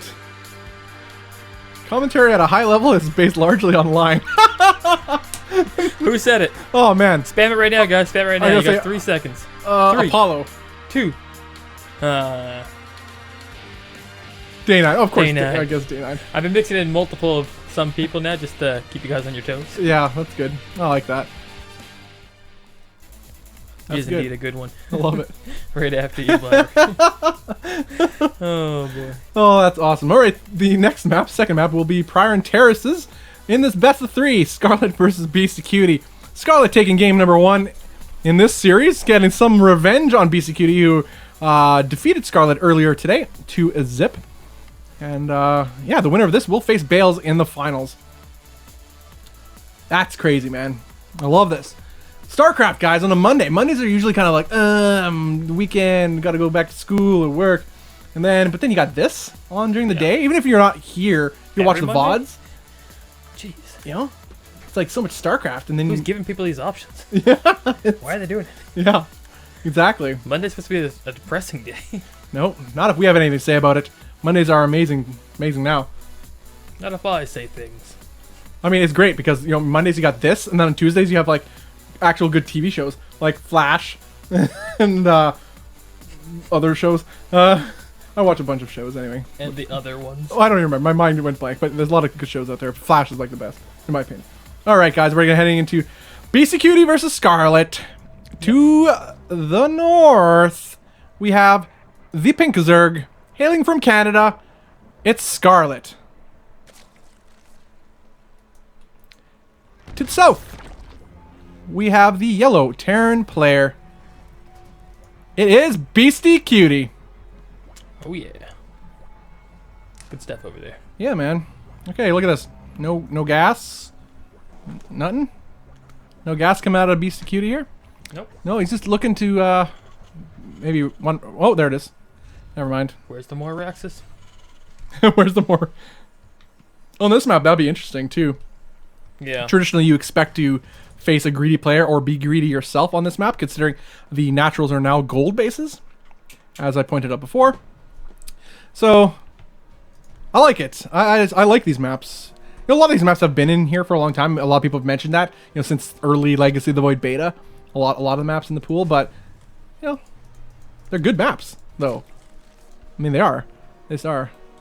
And but although some of these new maps too, like are looking pretty nice. You see them on Reddit. People posting them that they're making. Like, what was that one called again? That really good one. I saw it a couple weeks ago. Drats. I talked to actually a lot of the map makers. Yeah. What was the one? What was the one indeed? It was like the nicest looking map I ever saw in my life. Yeah. It was like 2 weeks ago. It was on Reddit or a week ago. Yeah. Drats, the name slips my mind, but beautiful. Other Beautiful map. side. Where? The other side. The other side. That's what it's the called. one. The other side. Wow. Very nice Google map. that map. Yeah. What a map. Or just look up. I guess it's online too. You can just check it out on BattleNet. But Yeah, other side's looking really nice from a map perspective. yeah, man, it's an art to create maps, man. It's not these. We take it for granted. We just see the map, we play the games, but to create them, it's a different level of skill. Yeah. Shout out to the map makers out there. Oh, that Seriously, one guy, Avex has like a new map every day. insane. Like, how can this guy make this many maps and they be? He has like a also really sweatshop just creating. I think he does actually. Boys, little children's overseas. I mean, he must. It's black magic. If there's anything else, Yeah. it's either black magic or he has. Or sweatshop. Yeah. Or he's gone full Nike. Oh god. Oh I wow. didn't. You went there. Yep. I'm just observing these slings because they seem to know they're being observed. Yeah, no, they seem really uncomfortable on Yeah, camera. quit looking at me. Yeah. That's awesome. Again, guys, thanks for joining us today. We have still quite a bit of StarCraft ahead. This is a best of 3, so if Beastie Cutie takes it, so we'll go to a third game. And then the finals is a best of 7. Bales does wait the winner of this series there. Oh, nice. Going to take out these this Overlord rather with these Marines. A nice little deny as a Zerg player. This is the just because then you can't scout properly, and then you got to build another Overlord, and that's minerals wasted on our drones in the early game. That is pretty painful as a Zerg player. But look at this. What do we got? What is this? So bold is Scarlet going to run across the map now with behind a third base going up as well. She's going to take the third base goal, but this is going to be met with some Marines and a Hellion. So she will be forced to go back home. In fact, will he catch this morphing Ravager before it gets... Nope. He's chased away. You better turn around. Because another Ravager joins up. So it looks like he's just going to go back home and maybe just take the high ground advantage here as he looks to be dropping a bunker too. He is indeed. It's about a quarter of the way done. But will it be done in time? Now he morphs them into Hellbats. It looked like he was actually planning on to do a Hellbat push himself. But instead, Scarlet opts to do some sort of a heavy aggression of her own. But let's keep in mind, she is taking a third behind this, so this is not all in. She has a plan behind this. Like I was saying last time, I think she's of the mind that if she stays alive, if she puts on a little bit of aggression, and puts herself behind even a worker count, you never want to be equal with a Terran, that's for sure. No. If she lives to this mid-game section, she's going to win. That's what she believes. And I almost believe it too. She's that strong of a player. Yeah. Like, this push will not end the game. It's just being more annoying than anything else. And forcing, forcing BC Cutie to build units he doesn't want to build, structures he doesn't want to repair here, as we can see at this bunker. At the same time, he's not dying, but it's all to secure her third gold base, or the third base, which is the gold base as well. So she's going to be mining off 2 gold bases, and BC Cutie's only on 1. Again, the mule advantage does not pay off on gold bases, so it's rather irrelevant. In fact, some worker kills she could get if she aimed her Corrosive Biles appropriately here. Yeah, but, base is a big enough boss that he wouldn't let that happen. I think she's just content in forcing him to keep workers off mining. And CC from Beastie. Oh my god, we have Banshees, but how many ports? Just one. Day9 would not be that very upset with you. Okay Beastie actually tried moving down that ramp, and he does not want to do that, especially with that many Corrosive Biles available to Scarlet. Surprisingly, since it's cross map, when he could easily clean that up with the Banshee. Well, I don't think he's worried about cleaning this up. I think he wants to get some counter damage of his own. There isn't a whole lot here to defend. Cloak is going to finish in about 8 seconds. He has to wait, I think. That Queen alone was going to give it away if he starts pummeling away at these workers, and they could run away, and she could buy time and get some spores up. I think he wants to get some guaranteed damage with Cloak. And the layer still has a little bit of time to go. So definitely some room to do damage. Yeah, absolutely. He has a window here. And although look at this, Scarlet did move back these Ravagers back home, so they at least help a little bit in some sort of defense, at least shooing away the Banshee. Now the Banshee is waiting actually for its buddy here. And they're going to move across. They do cloak now. And what kind of damage can they get done here? There's absolutely no detection here for Scarlet on this side of the map. She's starting to pump out a bunch of lings here. And a lot of workers will go down if he focus fires. And he is focus firing them down now. We'll see that worker count, I guess the lost worker count rise as we speak. He can focus down some queens too while he's at it. This is actually going to be pretty devastating economically for Scarlet, as 11 workers have died to this attack, making it completely worthwhile so far. And look at that. And it has not ended yet. And he could... he can focus fire down these queens if he wanted to, but I think he's just focusing on economic damage as much as possible. 16 drones have gone down, but she is taking a 4th base that is now under assault by these Cloak Banshees. The Banshees are almost out of energy, so their Cloak is going to be largely negligible very shortly. But yeah, you can see in the picture-in-picture we have a whole lot of lings busting through with the Ravagers and the front door. Switch that to the full screen. Switching to full screen. I guess I'll move it there. Here we go. Busting down the front door of BC Cutie is Scarlet, making things happen here, deciding if you invest that much in your Banshees, you're probably expanding off this, and that's exactly what he was doing. And that is money he wasn't investing in army. He does have 3 Banshees, though, and this will clean this up eventually. But he did lose quite a bit of army overall. And structures, but let's all put this into perspective as well. He's only lost 8 SCVs so far, about to the 16 she lost. So, but that being said, she also could afford that. She's at 63. 63, and I think the note here is 3 gold base as well. So you could replenish that so quick. Perfectly fine. In fact, we almost need to check. We need to stop talking and check the income tab. Yeah. Look at it again. Always the number of 2,000. It's always 2,000 when you do that. So, see what these Banshees can get done at the same time. Yeah. if they can get stuff done. Which I think, let's see, no spores, Oh. no overseer. They could almost kill this hatch, actually. How many transfuses available? Quite a few. Overseer is available, actually. So maybe with good target firing, you can kill the queen. Do these queens have enough energy for transfuse? I believe I think so. one does for sure. It's hard to say. Either way, the Banshees don't get a whole lot done right now. In fact, one of them already goes down. Focus fire. Nice. Another one goes down. Only one left. These Banshees are forfeit. I don't like this. A lot of Terrans do this. They're like, oh, I got these Banshees. Got to make them, worth something. Get whatever damage I can, and they suicide them. It's like what they often do with Reapers, right? It makes sense. Reapers are largely useless. I mean, Banshees can put a lot of damage in late game. They have so much DPS in your composition. Just have them Yeah. in there too. The thing is, because you don't use them a lot in your late game army, and because they're short range and they're flying, they move right past the bio army. They usually just kind of walk right into the army and die. Yeah. And because, like I said, you don't use them that much. Ooh, lots of kills here. Oh wow. Whoa! 16 Oh my gosh. drones. She's actually attacking with the drones too. Why? 21 workers. 21 workers go down Wow. to just a handful of Hellions in a matter of seconds. And a gold. Oh wait, that's the roach. Oh, he's got this base up here again. I showed that earlier. Wow, Beast is gonna send these all over the place. Anyways, yeah. So the Banshees, because you don't usually control them in a large army, they don't get controlled in a large army, and they just die. So might as well get what you can. Well, that's something that BCQD absolutely needed. But look at this worker count is still largely ahead for Scarlet at 76. We have 75 workers to the 54 of BCQD. Plus, the BCQD has a lot of mining going on as well, and or I guess a lot of mining with his mules. But let's look at the mining out here. Look at the naturals almost mined out completely for Scarlet. The main is getting really low too. Her fourth base is healthy, and her creep spread is starting to get pretty good as well. Now more Hellion run-bys here into the third base of Scarlet. Getting a couple extra worker kills here. 3 going down for about 3 Hellions. Yeah, it's okay, I suppose. Worth it, I guess, considering workers do mine. But look at this. We have Vipers on the field for Scarlet. Hive is ready. Yeah, man. It's gonna be interesting to see. This changes everything. Yeah, everything. It's gonna be interesting to see if she It's goes not just up Vipers. to That's a lot of Vipers. lots of Jeez. Vipers. Melee, but usually when you get that many Vipers, you want to play with ranged units and just blind the tanks and whatnot. Yeah. And it's full mech, so Wow. it's gonna be an interesting engagement when it does happen. These guys have been spotted. Scarlet. So Yeah, they're just gonna pick apart some of that creep and make their way back home.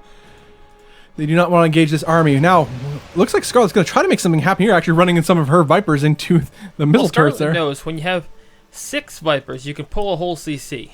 That's how that works. Pretty much. Yeah. That would be pretty cool. But with the Roach Hydra army composition that Scarlet has, she's able to pull in these tanks and evaporate them immediately. Even able to target down these Liberators she's got a lot fast of too. blinding clouds there. That's huge. Yeah, the blind cloud is exactly what she needs. Her creep spread, though, is suffering a little bit down the middle of the map, so reinforcements are a little bit slow to come in, and that might be one saving grace for BCQD, but his supply is plummeting as he's hitting about 100 supply to the 160 Not many Hydras left, so the air Scarlet. here, maybe if you had a couple Banshees left over. Oh, from, wow, earlier. this fourth base is going to be completely... this fourth base is done. By the looks of it, unless these Liberators can get some pretty critical hits, but these Roaches and Hydralisks give no cares. No more Hydralisks left, though, to speak of. And almost all those workers go down. 30 SCVs. Poor Roaches left to die. Oh, no. But, no, don't rally that way, guys. Yeah, that was a point in the game where if you had those 4 Banshees left over, they'd have done a lot of work. See if you can get some side damage here. Because the creep's so far out on the side, by the time the Hellions get in far enough, Scarlet usually has an answer prepared. Let's see if these ones. Yeah, he needs to get some more worker kills here, but he's so far behind. He's about 30 workers behind to Scarlet, and then the army supply. If what? Wait, what? No. Oh, no, attack in there. There he goes. There we go. Oh, he's going to get some nice drone That's gonna kills happen. here. Things are going to die. Let's check this main battle. Oh my gosh, nice abducts going down by Scarlet as she's starting to pull in the mech into the death ball that is her Roach Ravager Hydralisks. And getting some blinding clouds on the remaining tanks. Some Liberators are trying to siege up here and chase away the bulk of Scarlet's army, but I don't think that's what scared her. She's just moving back, gonna let her creep spread a little bit further, get some reinforcements. As a run-by is occurring. Run-by is occurring, yeah, roasting up some drones, about 7 going down so far. But 8 SCVs did die, though. And look at this reinforcing force of Scarlet, as she is all very Hydralisk heavy with some queens too. You definitely don't want to be an air unit at this point in the game. I actually can't imagine a more powerful anti-air army, considering you have Vipers too with the caustic. No, what is the thing called again? They're blinding. Their cloud thing. Drats, what in the world is their ability called again? Their anti-air cloud ability. No idea what you're talking about. You're crazy. That's not in this game. Oh, the name's just my mind. But anyway, but yeah, very good anti-air army, just really to take out those liberators effectively. And with the blinding clouds is what the Vipers are used for. In this case, they are able to eliminate the tanks. Yeah, this is a pretty bad spot for Beast Cutie, man, considering how well he played that first series. Right now, it's just Scarlet beast moding this right now. She just doesn't care. She gives no cares. She's again, look at this patient. She has a lot of queens moving forth this creep spread. She's yanking some workers. May as well use the energy somehow. Well, looks she's gonna yank a couple tanks here. Immediately evaporates them. Some Vikings lambs to the slaughter. She's gonna throw blinding clouds. Likely, no, don't even bother with blinding clouds. Guarantee some kills and keep abducting whatever units that BC Cutie offers up in sacrifice to the Lord Scarlet. And we have not a little Hellion run by here, trying to get something done. A couple worker kills, but largely immaterial at that. Worker count is pretty much even with BC Cutie slating ahead, but it's that army supply. Hold on. Oh man, Hero Joe. Whoa. Right here. Okay, we need to get. Where's the second observer? At 8:30 He's on just staying in the sky all game long. What's his whole army coming back for him? I don't know. Okay. It was an overreaction of some kind, so. We need to get the second observer. Just focus right on that, please. Picture in picture for Hero picture, Bob. please. Or Joe. It has to be Joe. Bob's like a Marine or something. Can we get that done? Yeah. Make it happen. There we go. Oh no, Roach! Oh, Joe! No, Worker Joe. All right, we got some ducks going down on a couple more siege tanks as family. the creep spread is getting ever so close to the siege line of Beastie Cutie as the bell tolls on the end of the reign of Beastie Cutie here, it seems. And as more Ravagers are now... Is that Ravagers? Or we got Ravagers. No, it's Lurkers. Oh, wow. Lurkers morphing A in. little bit early, actually, considering that all the lurkers are being made. Yeah. Either way, she's starting to engage here, getting whatever kills she can at this moment, and she has complete control of this game over double the supply, or about double the supply of BC Cutie, and the army supply is double as well. These lurkers are now in tow, and that's absolutely there's nothing here to deal with this. He has very low energy on most of his CCs due to muling up. Well, actually, except for that, well, these two CCs have lots of energy, but he has nothing to kill the lurkers, even if he scans them. So it's looking pretty bad for our Serbian Terran. And she's camping right on the ramp here. Very nice spread to eliminate any potential tank shots, splash damage from whatever tanks that BC Cutie has left. 21 SCVs have gone down behind all of this, and 10 drones as well. This is, I mean, she has control of this part of the map right here, and these CCs are trying to make some sort of valiant escape, but where to? Where are they going to go? As these Vipers are actually getting kind of low on energy, but they can abduct these tanks a little bit further right into the deathly spines of these lurkers. Man, I love lurkers so much in Legacy of the Void. Best unit ever. Legacy of the Void. It's how I beat. It's how I beat Protoss. It's just lurkers all day, man. Yeah, lurker good unit. I mean, at this point, he's just gonna starve to death. Yeah. She's not gonna run up that ramp. She has absolutely no reason to do that. No. She has units at all the expansions, or most of the expansions anyway, and knows exactly what and where BC Cutie is all about here in this part of the game. Surprisingly, though, Beastie does have this base. Yeah, well, I think she's about to remedy that. Maybe a little roach run by here. That won't. It's not long for this world. There, Elements. Not long for this world. There it is. Chases whatever he had there is gone, and that's the one lifeline BC Cutie had left in this game. Scarlet's creep spread is all the way to the main base of BC Cutie, and she's just putting on the siege with these lurkers and zoning out whatever tanks and liberators, even Vikings, being abducted into the maelstrom that is Scarlet's army with Hydralisks here, absolutely tearing apart this mech army when it gets fed by the Vipers. I gotta love it. We got the roach run by here gonna try to get cleaned up, actually, in the picture-in-picture with those. Burrowed. Oh, bro, that is so dirty, man. I mean, it's completely legit, but Oh my god. dang, that's annoying. Hellbat mode. Anyway, so in the middle of the map, we still have Scarlet biding her time. A lot is on the line here. If she wins this, she's guaranteed money. And then she's in the finals to face Bales, who, as we mentioned before, in the preseason final, she handled quite easily. Another rogue CC flying halfway across the map. Yeah, but either way, if she does make it through this, though, I mean, Bales is still a formidable opponent. Though you can't count him out. I mean, we saw this already. She had her ups and downs in this event. And look at what kind of game she's playing right now. Complete control. Look at this SCV struggling. It's SCV Bob's friends. Yeah. Trying to, live in honor of him. And they will die, too. We got another picture-in-picture going on here. Just little goings-on to this mining base. The one lifeline that BCQD has left. I'm kind of surprised that she's not really pushing the issue over there. In fact, she might now, as more units are heading towards the southwest side of the map. Yeah, enough's enough. Yeah, enough's enough. She does not need to let that stand. There's no units here even to defend this, except for a handful of Hellbats. GG's called. Scarlet moves on to the finals to face Bales in a best-of-7. Good try, Beastie. It wasn't bad. He had a good run. Yeah, that was he went toe-to-toe. But thing is, guys, we have an epic finals coming up. Oh, keep it here, keep it locked. Don't you dare go away. Not now. No way, man. Huge finals coming up, guys. Scarlet versus Bales. It is a rematch, I suppose, from the Gauntlet preseason finals a few weeks ago, where Scarlet did defeat Bales 4-1 and then defeated him 2-0 in a series previously. But we have seen a different Bales today, and he's put on some spectacular games. And I mean, that is why he's in the winners final. So I guess the final. It's not just the winners final. He's in the finals. There's a reason for this. And that's two events in a row for this guy too. I mean, he got second place the last time, and maybe he could close it out this time against Scarlet. Scarlet's really good traditionally against Protoss, very strong, but this is a different game. And both players, playing very different than they did last time too. We can't really compare them directly to the last time we saw them, which was only just a few weeks ago even. Time flies by so fast. But either way, guys, this is the Monday Night Gauntlet $300 event. This event is brought to you by NexusRecall.com, which is us. The event is sponsored by C-Tone and the Gauntlet crew. Follow them on Twitter at GauntletSC2 for more info on future Gauntlet events, and just to show them some love because they make this whole event possible. That is at GauntletSC2. I'm Bobby Awesome. With me is Element, and we are NexusRecall.com, so check us out there. We are going to be heading to the best of 7, the finals for this Monday Night Gauntlet, the very first one of this series. This is a 12, in total it will be 12 weeks. We have 10 more weeks ahead of us after this week. And Jump to a quick commercial here.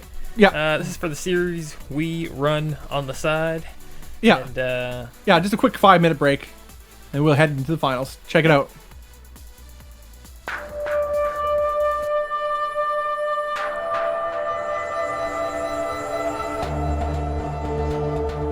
Hey, StarCraft community. We at Nexus Recall need your help. We need replays for episodes of a variety of NXR shows, such as Daily Sodium Intake. If you have replays where a player is raging and really being heavy on the salt, caught on replay. If you strongly suspect the opponent to be using hacks. Offensive Defensive, a game where you won using only defensive structures like cannons, bunkers, or spine crawlers. A yet-to-be-named series. If you have games where a base race is occurring, send your replays, along with the description, to se2replays@outlook.com. Or even better, head to our Facebook page and message us at facebook.com/Nexus Recall. Hey, your replay could very well end up on a future episode. Don't forget to check us out on Facebook, Twitter, and NexusRecall.com.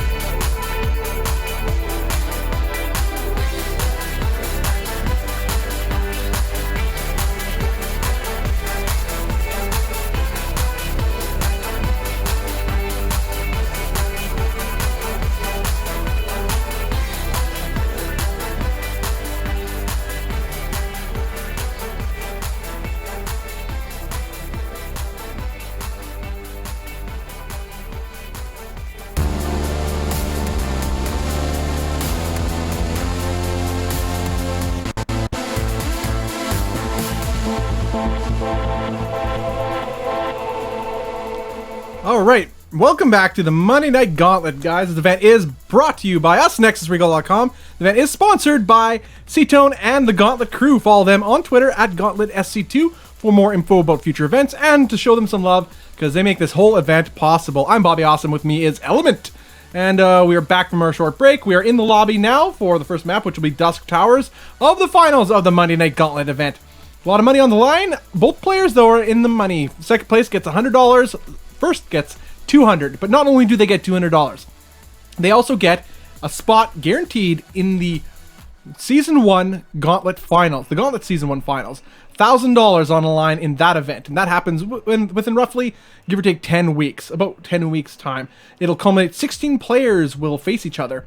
6 champions from these Gauntlet series within the next 10 weeks will gather to face 10 champions from a variety of online community StarCraft events. So it'll be a event of champions, a battle of champions, as it were, in the $1,000 finals. No, I think. Hold on. I think Neeb's already qualified for that too, just because he won the NA Ladder Heroes. NA Ladder Heroes, he does qualify. Yeah. Yeah. He's not obliged to do it, but he does qualify for it. Yes. Because he won NA Ladder Heroes. That is right. Neeb is a qualifier. Yes. Yep. So. True story. All right, guys, we're heading to game number 1 right away of this best of 7. Bales versus Scarlet. Oh my goodness. All right, guys. I'm Bobby Austin. With me is Element. Joy to be here with you, and hope you guys are enjoying the games. I sure am. A lot of good games. These guys are delivering today. Absolutely delivering. And again, another shout out to @GauntletSC2. Follow them there on Twitter. Also hit up that follow button right here on twitch.tv. You get notified of when we go online, and we go online every single Monday. Next week is a Monday night qualifier. Anybody can join, so do sign up. More information, again, you can find it on Twitter @GauntletSC2. Scarlet versus Bales. Game 1, this best of 7. Right here, right now. To the south, we have the Pink Zerg player. Hailing from Canada, it is Scarlet. All right. To the north, we have the red Protoss player. Hailing from America, it is Bales. Rip red and pink. Oh, goodness. Oh, yeah. There's some friendly banter going on here. Oh, of course.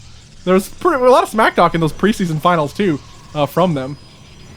So, definitely not surprised at this. Scarlet can be very talkative in in-game chat. You metagaming me. That cool's done in 2 seconds. Oh my god.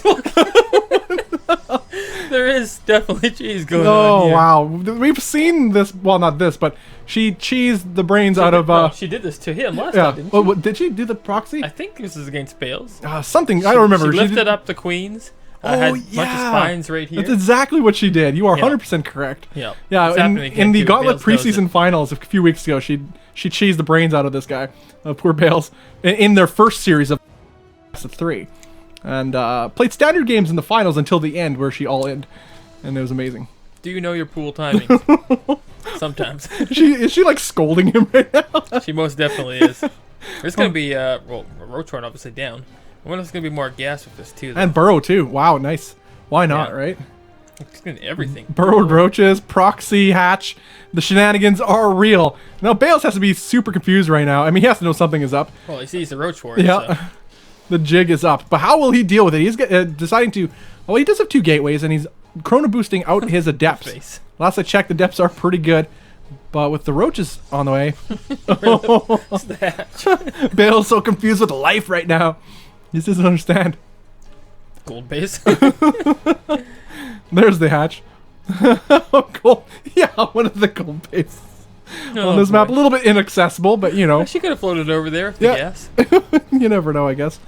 Sentry on the way. Very good call by Bales. I was wondering if that would be the right choice. I was oh my god. Thinking it would be. Now he knows what's up. He's going to see that creep spread as well. But with good micro, and Scarlet does have excellent micro, able to keep that roach alive. But at the same time, Bales was able to keep... I forgot. Never mind. It's all gone. The barrel. Oh, wow. Wow, that's actually really powerful now I think about it. Yeah, that negates that photon overcharge. And that is so expensive. He has no energy for that, for another one. I don't think for quite some time yet. Mummy Master. Oh. Okay, he does have a full wall off here, but that's going to be finished pretty shortly by these roaches. Should she focus fire it down? And she does. Gets the kill, no cancel. Nice burrow micro here. Just a burrow the weakened roaches down, and also when they're burrowed, they heal quite a bit faster. Well, it does lose a roach here. Small misplay there, but yeah. Other than that, really nice so far. Yeah, so far, but she is behind overall, like worker count.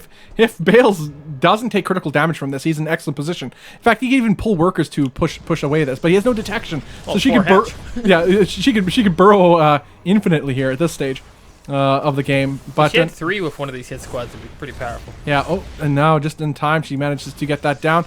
But what do we have any detection on the way for Bales here? Does he have a robo? He's got the observer. There it is. Yeah. Observer is on the way. Okay, there so are this 3 hatches at the same time. Yeah. Coming out for Scarlet. So we look behind this. She's gonna start drawing up. In fact, that's exactly what she's doing. She has a couple drones on the way, and that's what she's gonna look to do. Just throwing a little wrench into Bale's. Whatever Bale had planned is now not gonna work out exactly as he intended. He's forced to build observers, more buildings than he deemed necessary. Also, units he didn't want to build either. At the meantime, as Ellen pointed out, Scarlet herself has 3 hatches back at home. Just call me Ellen. Element. When you're a meme master, you gotta do what you gotta do. That's true. You don't take nothing from no one. No, meme masters take nothing from no one. That's true. And this creep spread is gonna be really annoying too with that hatch at the third base. Oh yeah. There's not gonna be a third base here for quite some time. It's gonna extend it to the other 4 team. Yeah. Why not? Wow, that's great. Just spread it back home.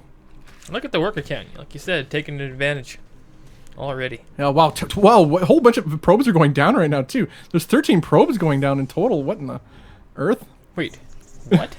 I think that just slowly accrued. Yeah, I think so, too. Because it didn't just happen. But yeah, so let's take that in consideration, too. He was ahead, and that was one advantage he really had, but it cost him, and that's exactly what Scarlet needed to do to make this worthwhile. In the meantime, as we mentioned, she has 3 bases. She's now starting to tech up, getting Evolution Chamber, getting some more roaches out for safety reasons, and a couple more. Actually, is she getting more roaches? No, that's just what she had in stock. But there is an Immortal on the field, too. That cannot be underestimated, so you have to be respectful of that. Yep. But now it's really up to Bales. The ball is in his court. What is he going to do about this? She's going to float some overload. Oh my god, she is. These do 60 damage per pop, so yeah. Dropping one, certainly. What? What's this guy doing? Okay, don't know what that guy's doing. Double Ravager. She just plays what with is Bales, this? No respect for Bales. This is like what you do when you're like playing with the guy, your friend who doesn't know how to play StarCraft. There's stuff coming across the map. And you want to show them how StarCraft can be played? I don't see much to defend this. Yeah, this is a pretty big issue. She does not have a whole lot back at home. This would be really annoying economically, but Bales could just commit to this attack, and it's a very powerful at that. Oh, God. Whoa, that's fantastic. Gone. Another one. Double. She's going to miss that one, though. Oh, so yeah, but the pickup micro is real. Yeah. This is actually devastating his economy. He's forced to pull a lot of his workers. Yeah. Oh no, Immortal does pop out though, and we'll chase this away. But now the attack is commenced, and he does have a War Prism with this army too. This is very scary. So as fun as this has been for Scarlet, she doesn't have a whole lot here to deal with this. I mean, she's buying time. Can the Meme Master make this work? Can the Meme Master? Oh man, Meme Master needs to make everything go in her favor. Wow, what? Meme Master wins the day. Meme Master, too strong. And she said, as that's amazing. No, like at this rate, this cheese. Meme Master level. All right, in chat, one to 10 out of 10. One to Meme Master. How do you rate this cheese, guys? In that chat. Is good. He rates it 10 out of 10, so he gives it a full Meme Master rating.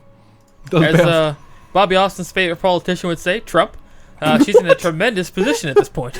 Oh boy, tremendous. Yeah. Tremendous. She's had tremendous success. Tremendous exclamation point, right? Just single sentence, yeah. Yeah.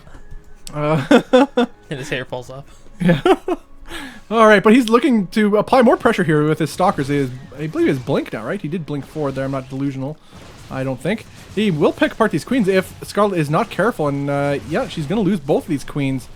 Nope, he's not going to push the issue, but does lose one queen. That is a little bit hurtful. This stage of the game still being annoying with this Ravager, though. Will lose it. Yeah, does lose that Ravager. The second one will go down eventually, too.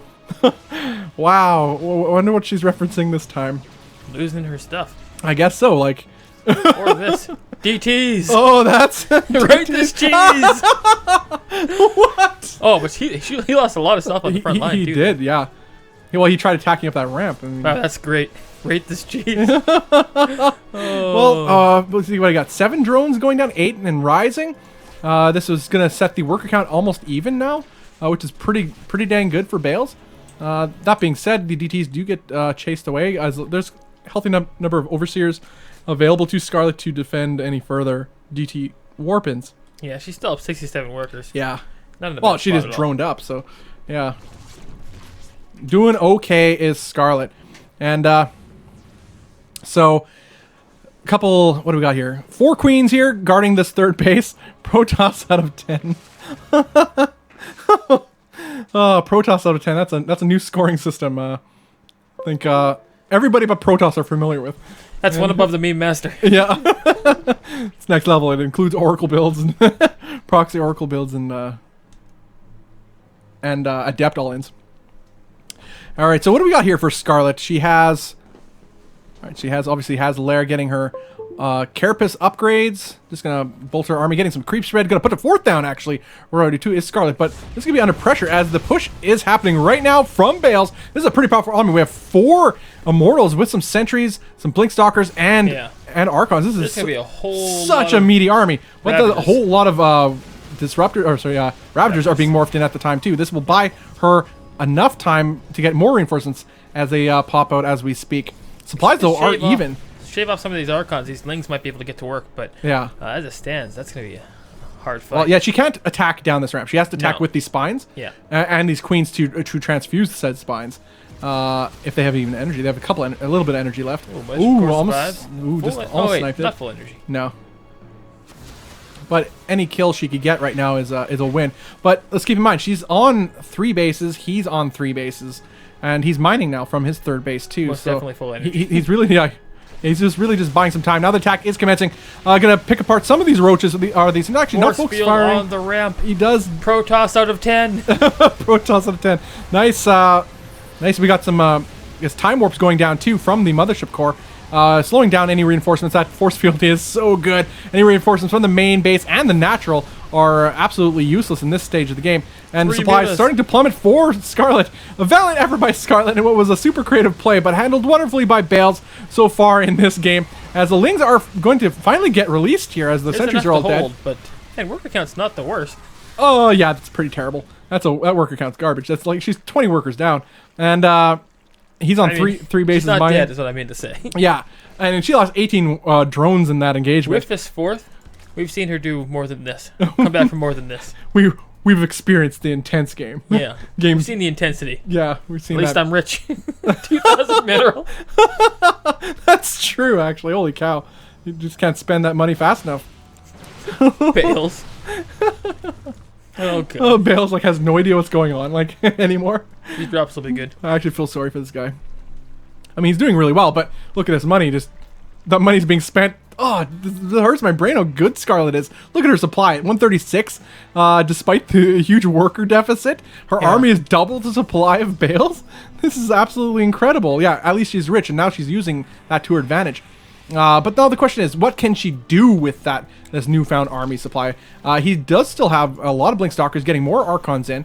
Has a Warp Prism here, going to push the issue, is Bales towards Scarlet's side of the map. Now, Scarlet, I think, just has to, I think that's exactly what her plan is. Camp here, keep her 4th safe from this incoming push from Bales.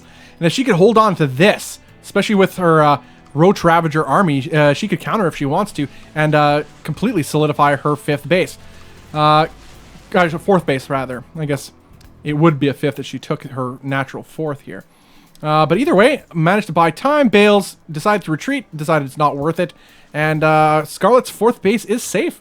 So she's going to be able to transfer some workers over from her main base as it mines out, and which should be happening very soon. And yeah, excellent position for Scarlet right now, man. She just made it happen. Coming back from, traditionally we would say Zergs are in this awful position. Like, what are you doing here, Zerg? No, I mean, we both know there's no mountain too high for a meme master. Yeah, there isn't. The meme master too strong. Strong. Sorry, my bad. Right. Meme master too strong. That's the proper term.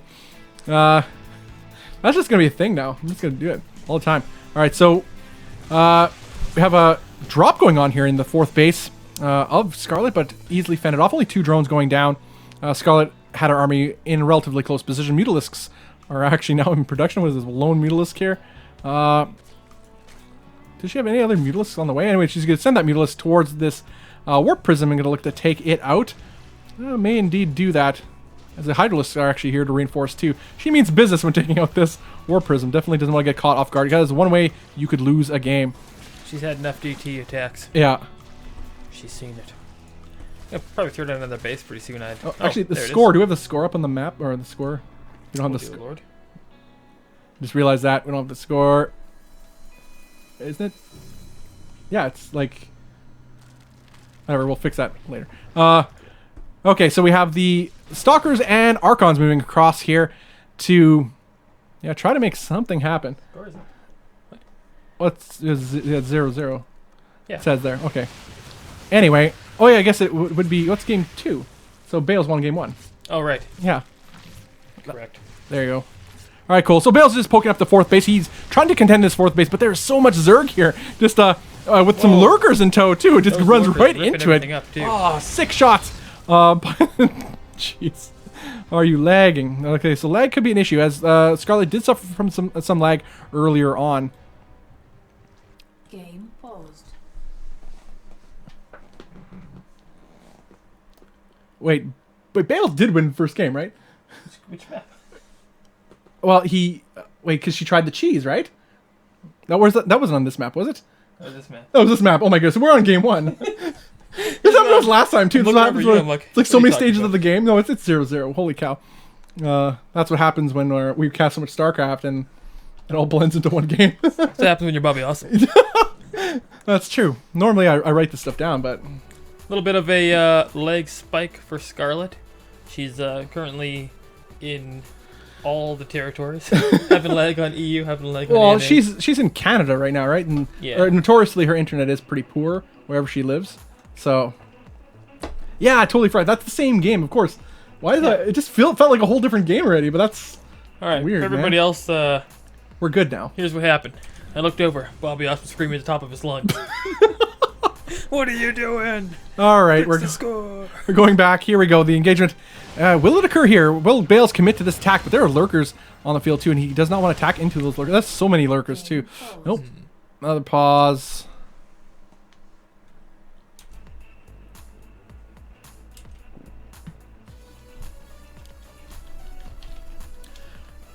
Yeah, man. I mean, big engagement's about to happen here, and especially when you have Ravagers too. You want to hit those corrosive bile shots. You don't want any lag going on. That's worst case scenario. You're gonna end up hitting your own units at that rate. Especially if she wants to target some of these Archons and such, or a specific unit with the corrosive biles. Yeah, that's the most important thing right now. Yeah. Well, me Masters need to not have any lag. So, small little wait here while we let Scarlet equal out. I guess, wonder how long she'll take. I don't want to jump into a who said it in the middle of the match and then. Yeah. No, we'll just hold on. We'll just hold on as she waits out the lag. It happened a couple times this evening for her, so no big deal. Thanks for showing up, guys, for watching this event. It's a best of 7, so still a lot of StarCraft ahead. This is apparently only game 1. No games have happened yet, despite Bobby Awesome. Allegedly only game 1. Yeah. Oh, whatever. It won't be the last time I do that. That's for sure. And yeah, I'm Bobby Awesome. With me is Element. We are nexusrecall.com. Joy to be here with you guys. This event is brought to you by Cetona and the Gauntlet Crew, or sponsored by Cetona and the Gauntlet Crew. You can follow them on Twitter at GauntletSC2. Really do. Just show them some love, guys. You get the latest events. You know, event pops up, it'll pop up in your Twitter feed, and it shows some support for them and encourages them for more events. It's a big deal. And thanks for joining us so far, guys. Feels like we still have a little bit of downtime. Maybe we should just jump into who said I can jump back in if we have to. What do you think? Oh, hold on. A T test. T. Okay. Okay. Never mind. Looks like we're going. Looks like we're in. Oh dear Lord. Oh my goodness. No. No. Okay. Apparently it's Scarlet versus Bales, and we're back. Okay, guys. This is the finals, best of 7, game 1, and the attack is happening. It looks like he's going to try to attack up the map. The ramp is Bales up into this 4th base. What is the current 4th base for Scarlet? But Corrosive Bile is going down, chasing away the large portion of Bale's army. Bales does not want to attack into this. There's a lot of lurkers here too.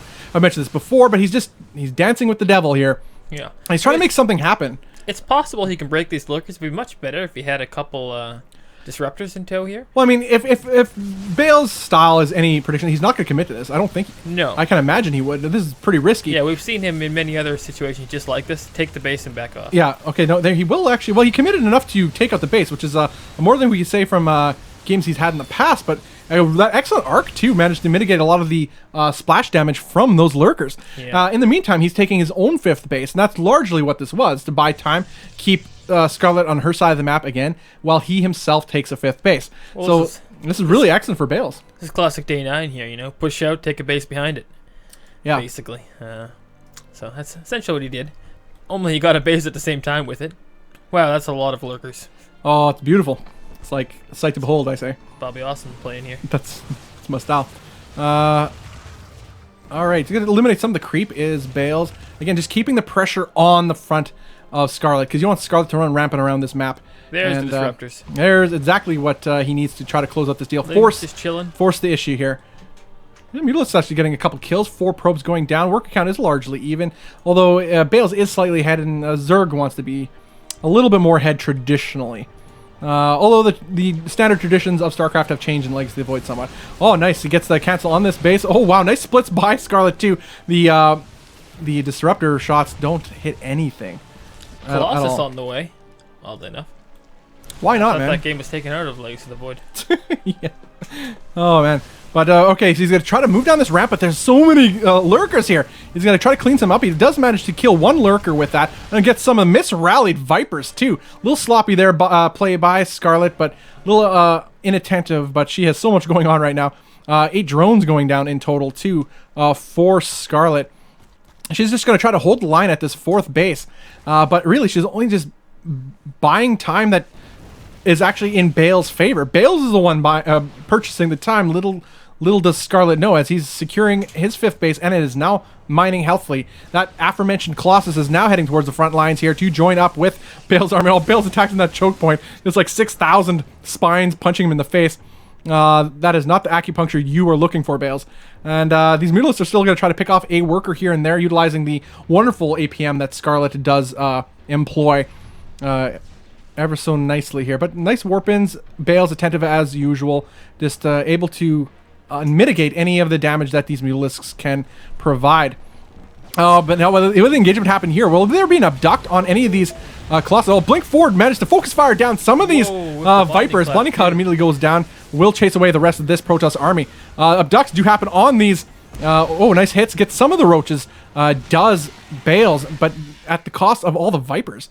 But in the meantime, this was to buy time for these Broodlords. And there's not a whole lot here besides some Blink Stalkers to deal with them. No, you can't blink into lurkers either. No. Whoa. Oh, I do have Tempest on the way. Chad Jones. Chad Jones. Yeah. Colossus donating. Yeah, Chad Jones. You know. Yeah. Oh, yeah, that's it. That right there, guys, was a minigun Colossus. Base has gone down. Well, yeah. Channeling their inner minigun. Yeah. Oddly enough, we've had some units on the map not doing much. Oh, nice to get harassed with that 1 lurker at the mineral line of the 4th base of Bales. Managed to get some kills here, or at least try to at this rate. Although will be cleaned up largely. Scarlet has to be so careful here. She is way off creep with these overlords. Her reinforcements are going to be a little bit more slower. In fact, look at the minimap. She doesn't have a whole lot of reinforcements at all heading across this map. The thing is, there's 3 more Stargates on the way and Tempest being produced, but they're not out yet. If she wants to get something done with these Broodlords, I feel like she wants to get I think one Tempest is out. 1 Tempest is, yeah. Yeah. But when you get 3, that's when it gets troublesome. Yeah, so Bales is a little bit behind on these Tempests, but once they get that critical amount, they can just one-shot these Broodlords, and it's that much more effective. And that is a healthy number of Colossus, too. Now, what does Scarlet do about the rest? Half of the map is taken by Bales in the meantime, so he loses his base, no big deal. Loses a couple of these Tempests, also no big deal. Scarlet cannot afford to lose his army, but the Blink Forward, Bales does not want to do that. Oh, his whole army is starting to evaporate before our eyes as the supply just plummets. Wow, you cannot blink into lurkers. Oh my gosh. It was so bold. I mean, he wanted to take out those Vipers, but... She knows the Tempests are going to be there, but there's just going to be so many Broodlords, it's not going to matter. No. Wow, Storm will almost be done. That'll be decent if they're clumped up. Yeah. Same time, we got some Mutas doing not much. Now, as bad as that was for Bales, he has all the map. He does. I mean, does he have enough? Like, there's not enough to cancel this many Broodlords. Yeah, that is a lot of Broodlords. Now, again, as you said, there's a lot of Storm available, so if they are clumped up, this will be pretty devastating. As we see right here, a lot of Lurkers are clumped up and starting to get fried by the storms, the Psy Storms of the Templars. There's not a lot here else to support these Broodlords, and that could get to a little bit pretty unhealthy for Scarlet. She's trying to reinforce now as we speak, but these Broodlords are, I mean, still a healthy number of Roach Ravager underneath it, but to what end? These Disruptors are going to get cleaned up by the Broodlords too. In fact, Scarlet deciding to let the Broodlords take whatever brunt they can and kill this 4th base, or I guess 5th base of Bales, try to eliminate some of the income advantage that Bales does have, and we're starting to see that pay dividends here. Worker count is largely even with Scarlet a little bit ahead. Oh, there's so much action happening here and so much micro. These players are insanely fast players. This he really needs to kill this base. So he just needs to kill it. Like, he just needs to focus it down. And I think that's exactly what he's gonna try to do here. Kill some of the workers while he's at it.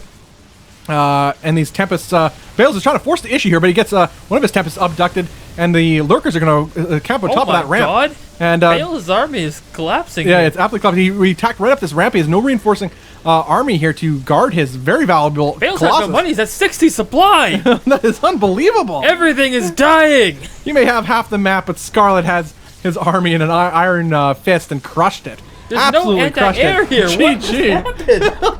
It was a collapse of the Bales Union, man. That was wow. I mean, I said there would just be so many Broodlords that it wouldn't matter because you wouldn't be able to kill them fast enough. But yeah, I mean, it's I didn't true. expect it to work that well. And he didn't have that many Stalkers. Remember, he lost a lot of Stalkers with that Blink Forward. Here's the thing. That was his one anti-Broodlord army. Here's the thing. We had, on the other side, I'll just throw it up here.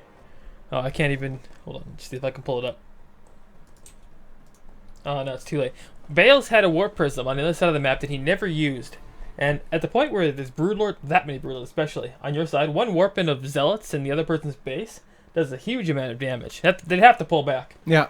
At least their cover underneath the Broodlords would have to pull back, and the Broodlords themselves would have to cover, so they'd have to pull back. But it just never happened. I think that would have been a huge move, to be honest. Yeah, excellent game. That was a pretty lengthy game, all things considered, too. Considering how it started, it literally felt like 2 or 3 games. That was amazing. Well played by Scarlet, taking game number 1 in the series of this best of 7 of the Monday Night Gauntlet $300 event. I'm Bobby Austin. With me is Element. We are next to Rico.com. This event is sponsored by Cetone and the Gauntlet crew. Please do head over to Twitter, follow them at GauntletSC2, show them some love, and you also get updates on future Gauntlet events. Every single Monday we have Gauntlets, including next week. Please do sign up, follow on Gauntlets. You get the latest links and updates on that at GauntletSC2 on Twitter, because next week is the wild card qualifier. So that's Monday Night Qualifier. The winner of that event will qualify for the following week's Monday Night Gauntlet $300 event like this one. BC Cutie fought his way through the Gauntlet last week and placed in this event. He eventually did fall in this event, but had a valiant effort nonetheless. He did defeat Scarlet in the first round, for the very first series of today's games. So it could be you guys. It could be you. At the very least, you face some pros or something, and even if you get smoked, hey, you have cool replays to show your friends, or just look over like, hey, I just got smashed by BC Cutie or something. That'll be awesome. Yeah. Anybody can join. It is an open qualifier. That is next week, Monday. Next week, Monday, that is March 7th, 4 p.m. Central Time. That's 4 p.m. CST is when it starts. The event will be casted same place. Yeah, absolutely. And then the following week will be March 14th. It'll be a $300 Monday Night Gauntlet event, also at 4 p.m. CST, where the 4 players will battle out for $300, including the wild card qualifier champion. Then on the 21st, another qualifier, 10 a.m. CST, and then the 28th, another $300 event, 12 p.m. CST. That's Central Time. Yeah, so 10 more weeks straight of Gauntlet StarCraft, guys. We have Scarlet versus Bales, Game 2, coming at you right now. It's Game 2, I guess. Game 2 coming at you right now. So actually, I guess we have to get the score this time. There we are. Super awesome. To the north, we have the red Protoss player. It is Bales. Bring it out of nowhere. Yep. Never know which way he's coming from. Nope. To the south, we have the pink Zerg player hailing from Canada. Taking game number 1. It is Scarlet. Yeah. I want to see what some of this banter's going on here. Yeah. That's what I want to figure out. Yeah, they've definitely talked smack to each other before. It's we've seen it multiple times now. All right, Runes of Ceres, big 4-player map. But they also, again, like the last time we saw this map, they spawn on the same side of the map. 3CC incoming. Oh, 3CC, 3 hatch. 3 hatch. Wow. Okay, what's going on? You know what? We gotta look at this banter really quick. Just gotta really quickly get this up. What do we got here? Thought I was dead. I threw. Bale says he threw. Okay, you heard it here first. 3 Stargates, but never really used all 3. Like I said, the Stargates came in a little bit late. He had such an advantage that he should have thrown those down earlier. And I believe if he had, he would have been in a much better position. Completely agree. Yeah. And I think he knows that too. All right, both players just getting their way started here. Scarlet, again, as pointed out by Element, opting for a pretty greedy build. A pretty greedy opening, but you know, she could get away with it as long as there's no heavy pressure or cannon rushes going on by Bales, and we can see that is definitely not the case. Yeah. All right. What's your favorite build to use against Protoss right now as a Zerg player in Legacy of the Void? I'd like to do a 2-base Hydra Lurker Rush, but Yeah. you never go up the You ramp. taught me that, yeah. Yeah, but this one's different. You never go up the ramp. You take a 3rd and a 4th at the same time behind it, Okay. and you instantly tech up to Hive as quickly as you can. And for the most part, they spend so much energy just trying to get out of their base or break your contain. And by the time they do, they think, oh, I can push across the map now. That must have been his army. But your 3rd and 4th already paid for themselves. And, you know, once you get that much production from Zerg, you're on a wrecking spree. Yeah. Works pretty well. I've had some success with that one. Yeah, I've definitely found that in Legacy of the Void, just the options as a Zerg player really opened up against Protoss. And as a Protoss, same thing against the Zerg player. I think the build variety is so much greater than Heart of the Swarm ever offered so far. Even now that the Adepts have fallen out, I mean, we're seeing Adept open here, but they're not used as much. No, I'm not sure nearly why. as They much. haven't really changed too much in PV. Whoa, that's a lot of Lings going across the map. Yeah. Should I say that? But I found 1/1 Ling openers have been good as well with Infestors. Fester Ling, all the way back to Wings of Liberty. Yeah, that's Wings of Liberty days, man. Old school. All right, these 2 Adepts are going to likely, cancel their way out. They do not want to commit. Going to pull back, but that is a lot of Lings. Going to kill both of these pylons here with little to no losses. Oh, she decides to focus down these Adepts instead of Potent Overcharge. Actually is available, I believe. So but opts not to do it. In fact, just going to stay home with that Mothership Core. I'm going to take cancel another pylon. Does Bales, because the assault from these Speedlings now are this is pretty hard, man. Pretty harsh indeed. He's going to block the ramp with these There's with only these one probes, pylon but there. That's probably going to die right after. oh no, an Arty pylon. Oh jeez. Oh, there's one Artosis pylon. Oh, all these workers are going to go down. Absolutely devastating attack here. Really well timed by Scarlet too, getting speed just kicking in the nick of time just when it's needed. The Mothership Core came up at too little too late at this stage of the game. Adept opener, nice and all, but he's caught a little bit off guard. And these workers are forced to pull, and this is not what you want against Speedlings, not at all. No. A sentry, no, just a hair from finishing. I mean, not like it would have made the game That would have changed everything. More links to across the map. GG's called. Wow. Scarlet takes game 2. Oh, Scarlet gives no cares. no cares are given this day. Not by Scarlet, that's for sure. Guys, we have a 2-0 lead for Scarlet. We're going to jump into a Who Said It. Oh, before we man, get into who the said next it, people? So, Who guys, said for those of you just tuning in or may not know, Who Said It is where we have a quote from a StarCraft community member or professional player throughout the history of StarCraft. And it is your job to, in chat, guess who said it. Here we go. Yep. There's been a time limit. There's a Here time we limit.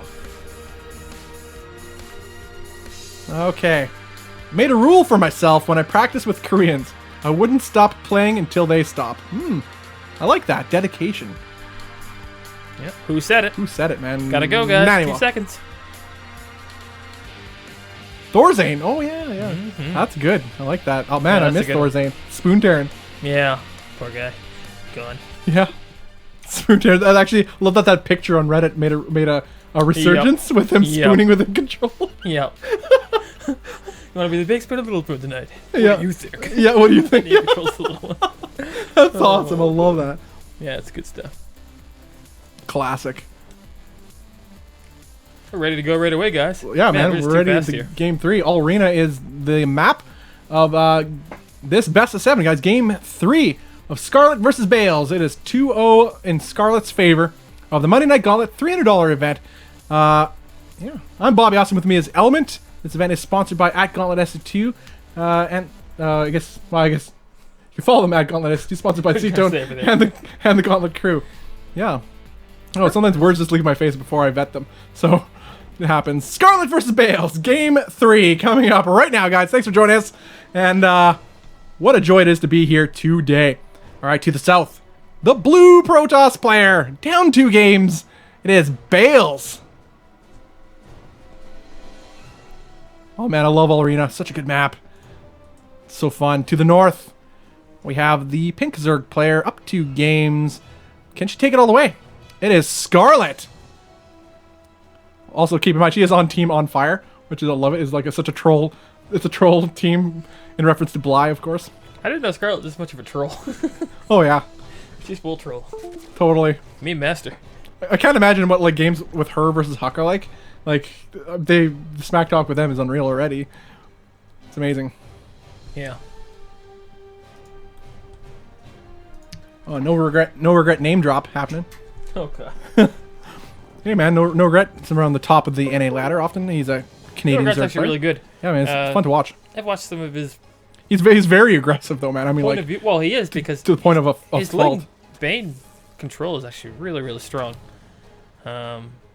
Stronger than his reputation, where he is kind of as a pro right now. Yeah, where he is in the levels of the StarCraft perception, I suppose. Yeah, but yeah, I mean, he definitely has his strengths, and maybe he lacks in other areas. That's why he hasn't reached the highest levels yet. But he's getting there. He's one of those players that, who knows, may have a breakout year later in the year, maybe early in the year. Who knows? Very much like how Intense is starting to break out. Neeb is already there, one of the best players out there right now, and we see Bales, man. Bales is proving himself a worthy opponent. I mean, right now Scarlet is just doing Scarlet things to Bales, but it's not nothing new. It's sometimes styles make fights, as they often say, and maybe it's just Scarlet's style really is good against Bales. Very much like how in 2012, 2013, Scarlet would almost always beat Huck. Even when Huck was doing good in elsewhere in the matchup. I mean, even when he was at like the time he was in GSL, his last season when he was in GSL too, he was doing so good, but when he participated in foreign events, he'd lose to Scarlet. Yeah. But yet overall he's doing really well. So no shame in losing to Scarlet. no. Anyways, guys, we have speed for the Overlords and a Roach Horn on the way. Wonder what we're going to see with this large expanse in the middle here. Mm-hmm. Probably going to see drops. Probably. Letting everybody know. All right. It's going to be used this game. So as Bale, do you think you'd change it up a bit? You think it's time to switcheroo the old builds? I think you got to put like a huge amount of just energy into scouting all the time. So you never know what's going to come out of Scarlet. Yeah. It's always crazy. Well, especially a build like what we just saw. I mean, I think that could have been perhaps prepared for if properly scouted, but I mean, it's tough. It comes so quickly, and the timing is so perfect from Scarlet. Now let's look at this. What is this? This is Another a roach drop going on. And obviously, to put queens in I think Scarlet might be that person. Like, if she's talking a lot, she's cheesing you. Yeah. I mean, that's just gonna happen. I mean, she talks a lot anyway sometimes, depending on who she's against. God, but this is pretty much a guarantee. All right, let's take a look at this. What's happening? I think she wanted to have another queen in there, but she's got one queen in this whole thing to shoot off the mothership. Well, it's gonna be a double drop as she has another one following this up. Yeah. So this one's just 4 roaches. Second one's a couple roaches, queen, and some lings. All right, we actually seen her do this before, but yeah, we did multiple queens. Watch the pickup micro. Yep. Oh, there we go. Oh, just. Oh wow. Oh, and now the queen comes in, available transfuse. Transfuses. Yeah, that's the best part. All right, she's gonna apply pressure to the main base here. There's no pylon either. Bales. This base is like no photon overcharge available in this area. Bale's forced to retreat the rest of his workers to his natural base, and if Scarlet gets a little bit too close, there we go. The photon overcharge is called, but all she has to do is pull back, and now she has free reign on this Nexus, at least for the time being. She'll definitely be able to get down the shields if she focus fires it down, but Bales is not gonna, go softly into this night. He's going to force issue, pulling his workers to help engage in this attack, killing some of these roaches. Actually, not a whole lot of workers going down. A lot of them getting low in health, but only 2 workers being killed right now for Scarlet.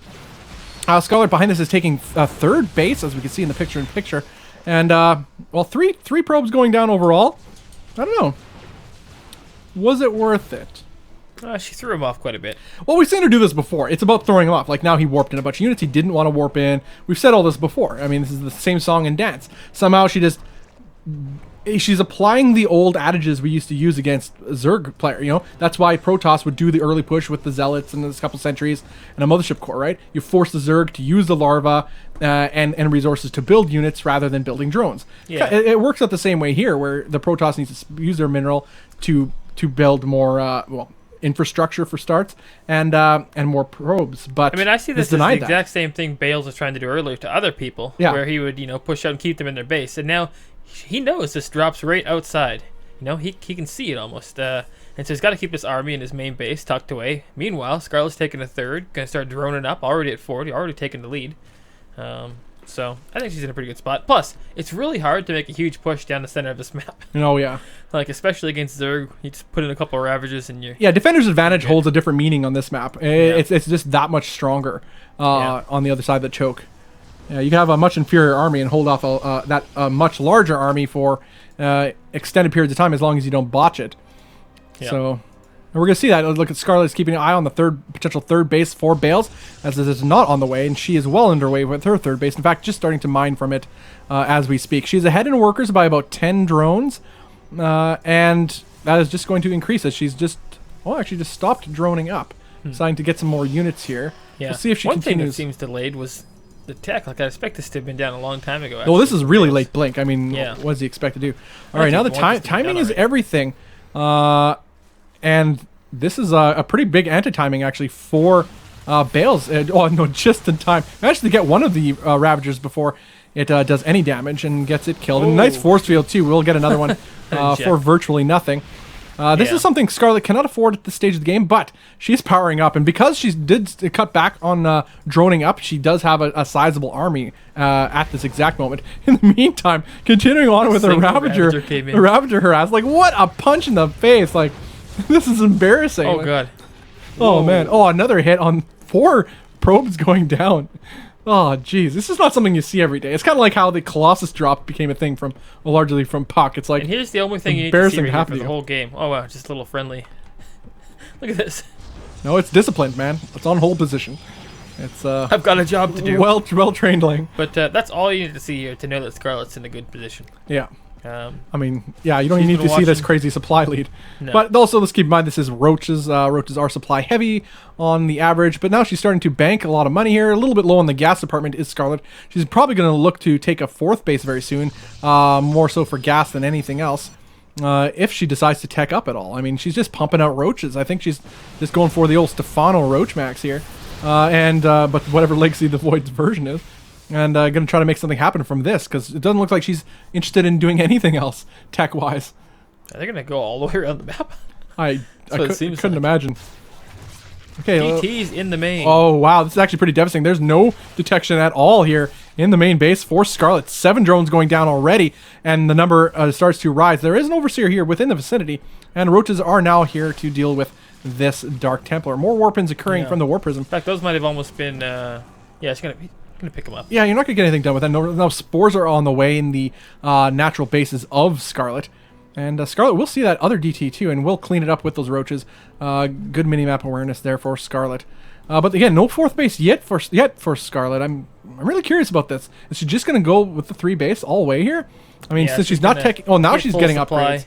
That's a little late though. I mean, for the longest time she wasn't getting any tech, no extra buildings, no upgrades. Now she's just getting +1 well, she has +1, and Bales has no upgrades too, so that's huge. Yeah, either way, maybe she's just looking ahead to the future. Oh, nice. Yeah, and this is a lot of units right on the front door. Wow. She did get he did get a nice hit on the army of Scarlet there, but is it just not enough? 135 supply. Scarlet has a significant lead now, but she's kind of in a really bad position. Does manage to kill the Disruptor, though, but these Immortals are still putting in the work, and the Stalkers from the high ground are also left unimpeded, but he's not actually... Well, there, he finally does blink them back. This Immortal is not long for this world as it immediately gets evaporated by these Disruptors. Nice splits again. Oh, but doesn't matter. No, half the Roaches go away. Yeah. One more split was needed there, but it wasn't quite enough. Looks like but Scarlet might have to pull back. Here for sure. Yeah, don't overextend. In fact, I think she already has These roaches overextended. up here would have made What are they doing? They're having their own party, I guess. I think Bales might smell blood in the water here. Well, to be fair, Scarlet was transitioning at the same time. She got her Hydralisk in, and at the same point, she's now making her Infestation Pit. So she's going to go up to Hive. She should take the 4th, though. I'm not sure why she didn't. Yeah, I mean, considering she's been so starved for gas for the most of this game, I mean, because getting those Ravagers and such, and then also trying to afford some upgrades. Now she has an Infestation Pit going for Hive, as you mentioned, shortly after, likely, and no 4th base gas income. This is a really risky business by Scarlet, but she's trying to make it work. She knows she can't be killed outright straight down that choke point because of her Ravagers and as well, but with the Disruptor count rising very quickly for Bales, this is becoming a more and more of a non-issue, because he could take down those middle rocks. Actually, are they down already? I didn't even look. Yeah, they are. Okay, they are down. So he could just avoid that choke point altogether if so choose, and walk right up the center and contest, deny the 4th base potentially, even further. But right now he's gonna push right at the creep here. Yeah. Really, really bold. You can sit right behind the choke and shoot out your disruption balls. Yeah. And that's fine. All right, nice spread here by Scarlet, ready to collapse onto this choke point as Bales is looking to take the bait. Gonna walk into this trap of sorts. Gonna send off his Purification Nova ability from that Disruptor. Disruption balls. Purification Nova. But yeah, sometimes it's whatever comes out of my face first. And, well, a couple roaches here actually putting in some work, killing some drones. Probes, rather. It's 8 going down. 9 in total. That is really, really nicely done by Scarlet, utilizing her multitasking. These roaches are still sitting there just chilling.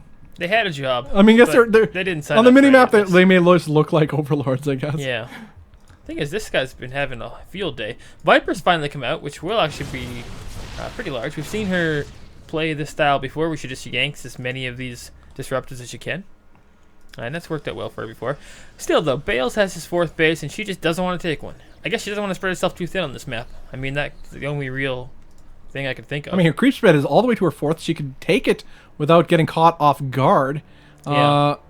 But yeah, this is really interesting. It's curious. I've never seen a Zerg stay on 3 base this long. She's now taking her 4th base, but now she's going to try to collapse onto this choke nice point. splits, Wow, absolutely pro-level splits. Oh, but here that's a pretty big hit. That's exactly what Bales needed at this moment, but the first initial splits were so good. Imagine if those hit, though. That could have been the end of the game. Those are so big. Because Scarlet kind of went out a little bit out of position and allowed the majority of Bale's army to get into out of the choke point. Yeah, but that last hit was a saving grace for Bales and made it that little push worthwhile. But now there are lurkers on the field, and lurkers are burrowed, all nice and ready to rock. Yep. Oh, we got this lone... Bales scouting out all the way around the map, it looks like. Yep. Zelt keeping an eye on things.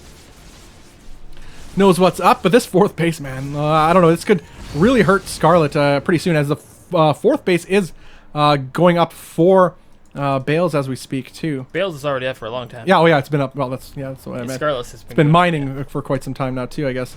And creep spread's starting to go with that queen too. She's getting excellent horizontal creep spread, but nothing much towards Bale's side of the map, as he's been pretty active in denying it. Also, it's pretty hard to do on this map as well, considering the creep does have to go through a choke point, and only so much you can do there. We have a Zelt just putting in some work on this hatchery, but it is not long for this world, and it is gone.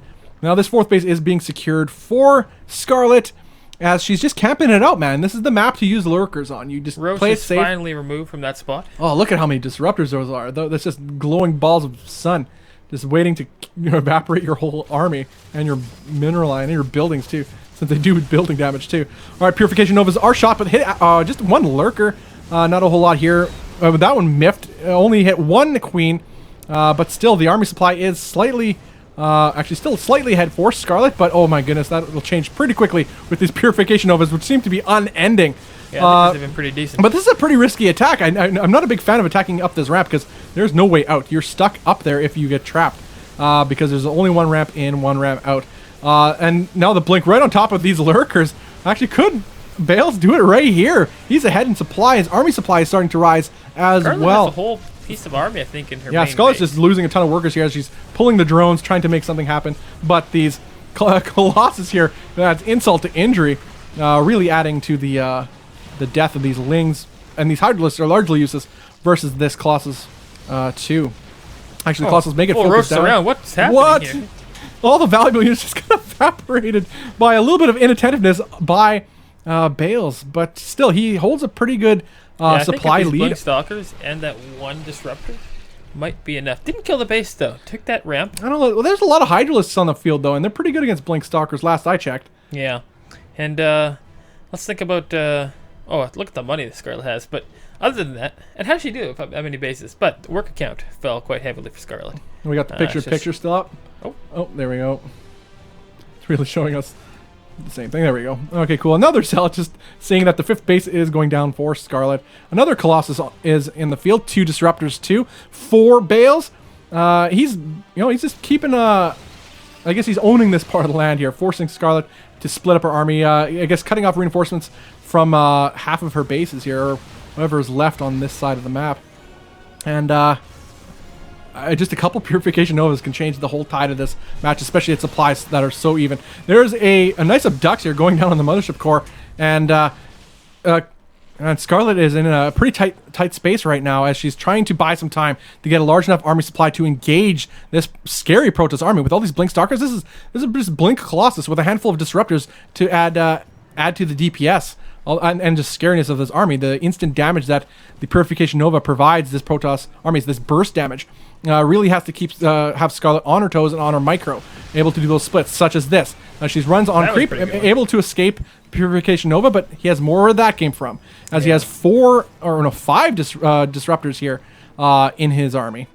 Even his army in general is pretty strong. It's super scary. He's going to kill one Colossus here, maybe in a second. That's pretty decent. Really well done, but a whole chunk of her army just got evaporated by those Purification Novas. Another chunk will disappear instantly, and this could very well be curtains for this game as Bales is pushing through towards the main base, and GG is called. Wow. Oh. Jeez. Boy. Oh, man, I mean, Bales, credit is due. Well, we got a series in our hand now. Well played, sir. Yeah. 2-1 in what was excellent game. Excellent game. Well played, Bales. And takes it to Game 4. Game number 4. Game 4 in this best of 7 for the Monday Night Gauntlet $300 event. This event is brought to you by NexusRecall.com, which is us. The event is sponsored by Ctone and the Gauntlet crew. Follow them on Twitter at GauntletSC2 for news on future events and just to show them some love and support. I'm Bobby Awesome. With me is Element.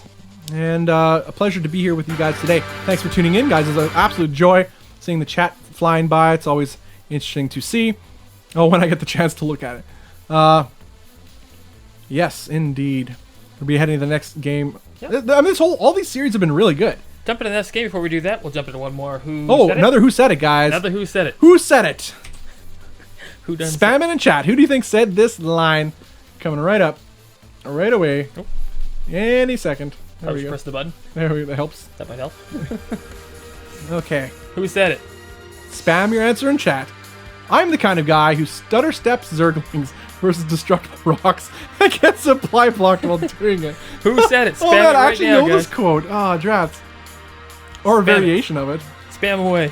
Drats, who is that? TLO, of course. TLO. I think there's a variation of that quote that somebody else said. It's pretty good. Most likely. TLO, the originator of quotes. Yeah. Oh boy. Stutter steps versus destructible rocks. I mean, people do that. Especially in the beginning of the game when you're wasting your APM anyway. Just do that. Maybe. I mean, you might as well just get in there as quick as possible. All right, guys, we had Game 4 of this best of 7. Scarlet versus Bales in the Monday Night Gauntlet $300 event. Scarlet is up 2-1, but Bales did just take that last game in what was an exciting fashion. Oh, look at this. We got our view. There we go. We're back. All right. To the south, we have the pink Zerg. It is Scarlet. To the north, we have the blue Protoss player. On Team Flipside Tactics, it is Bales. Bales. Bales. Everybody wants a full screenshot of Bales.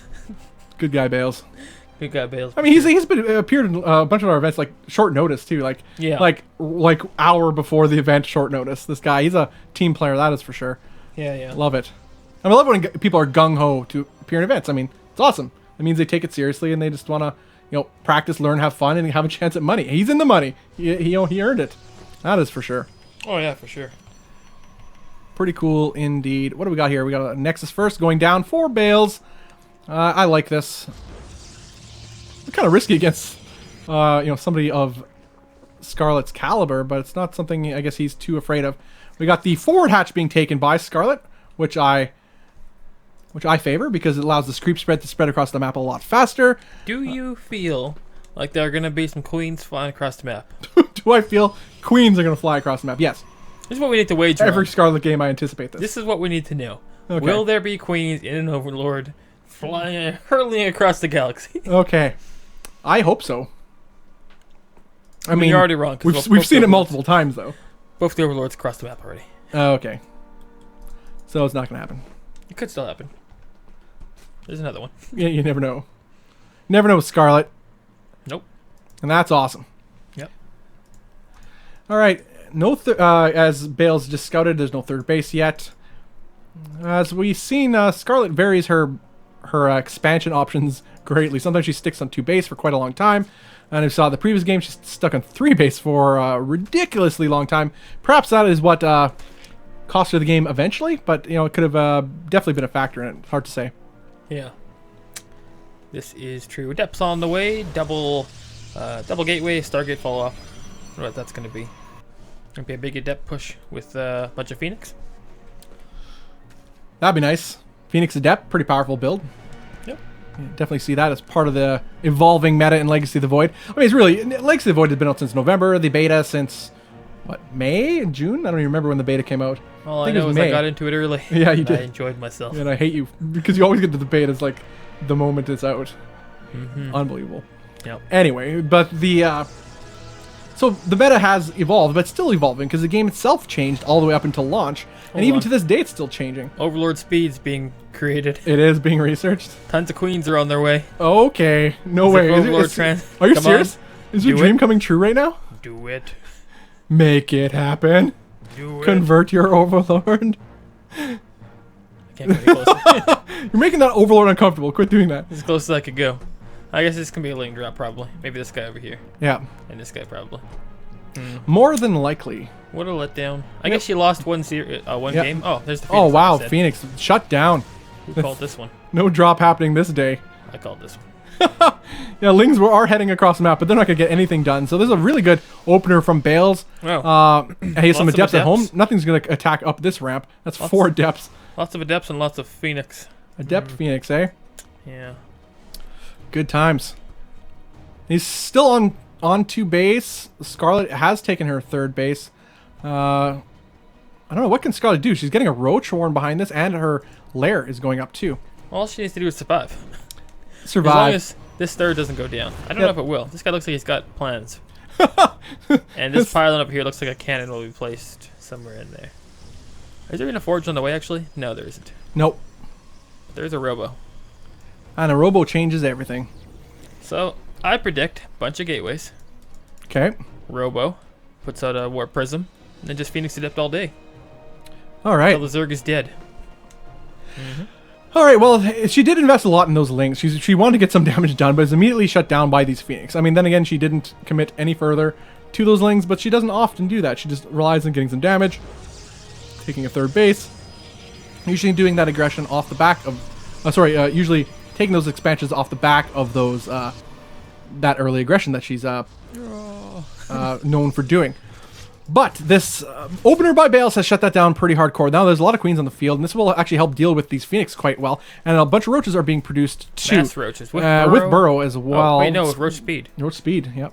Cancelled Burrow. Burrow, Yes. that's okay. So no Burrow, Speed instead. These adepts are moving across the map, and the only thing to really counter these in any fashion is roaches. Well, that's exactly what Scarlet has on the field right now. So he got everything. He could get into Warp Prism to reinforce it, but he could do a Gate Explosion. Instead, he put down a base. Okay. Still good, but these are going to do nothing. So Scarlet's free to drone, I feel.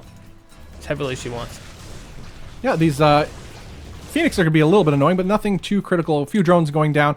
But the worker count is also even. That's something to keep in mind. Third base, as you mentioned before, is going up for Bales, but it's up and running for Scarlet. Now, the question is, will she take her fourth base anytime soon in this game? Or is she going to just try to push off this and maybe get some damage done before disruptors are an issue? As we see, the robotics bay is, robotics facility rather, is on the, no, I guess it would be robotics bay, is done. Or almost done, rather.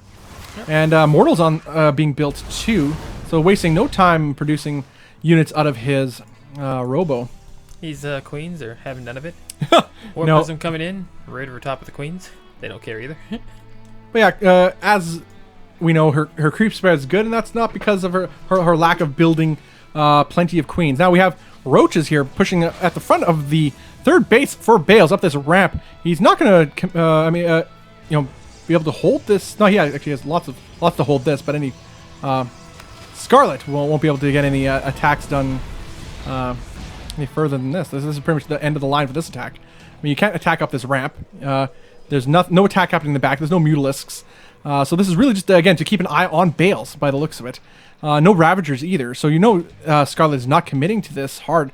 Some more reinforcing Roaches do join up, but you don't want to attack up the ramp with Force Fields, 3 Pylons with Photon Overcharge, and an Immortal. But I don't know, maybe Scarlet will try to make this happen.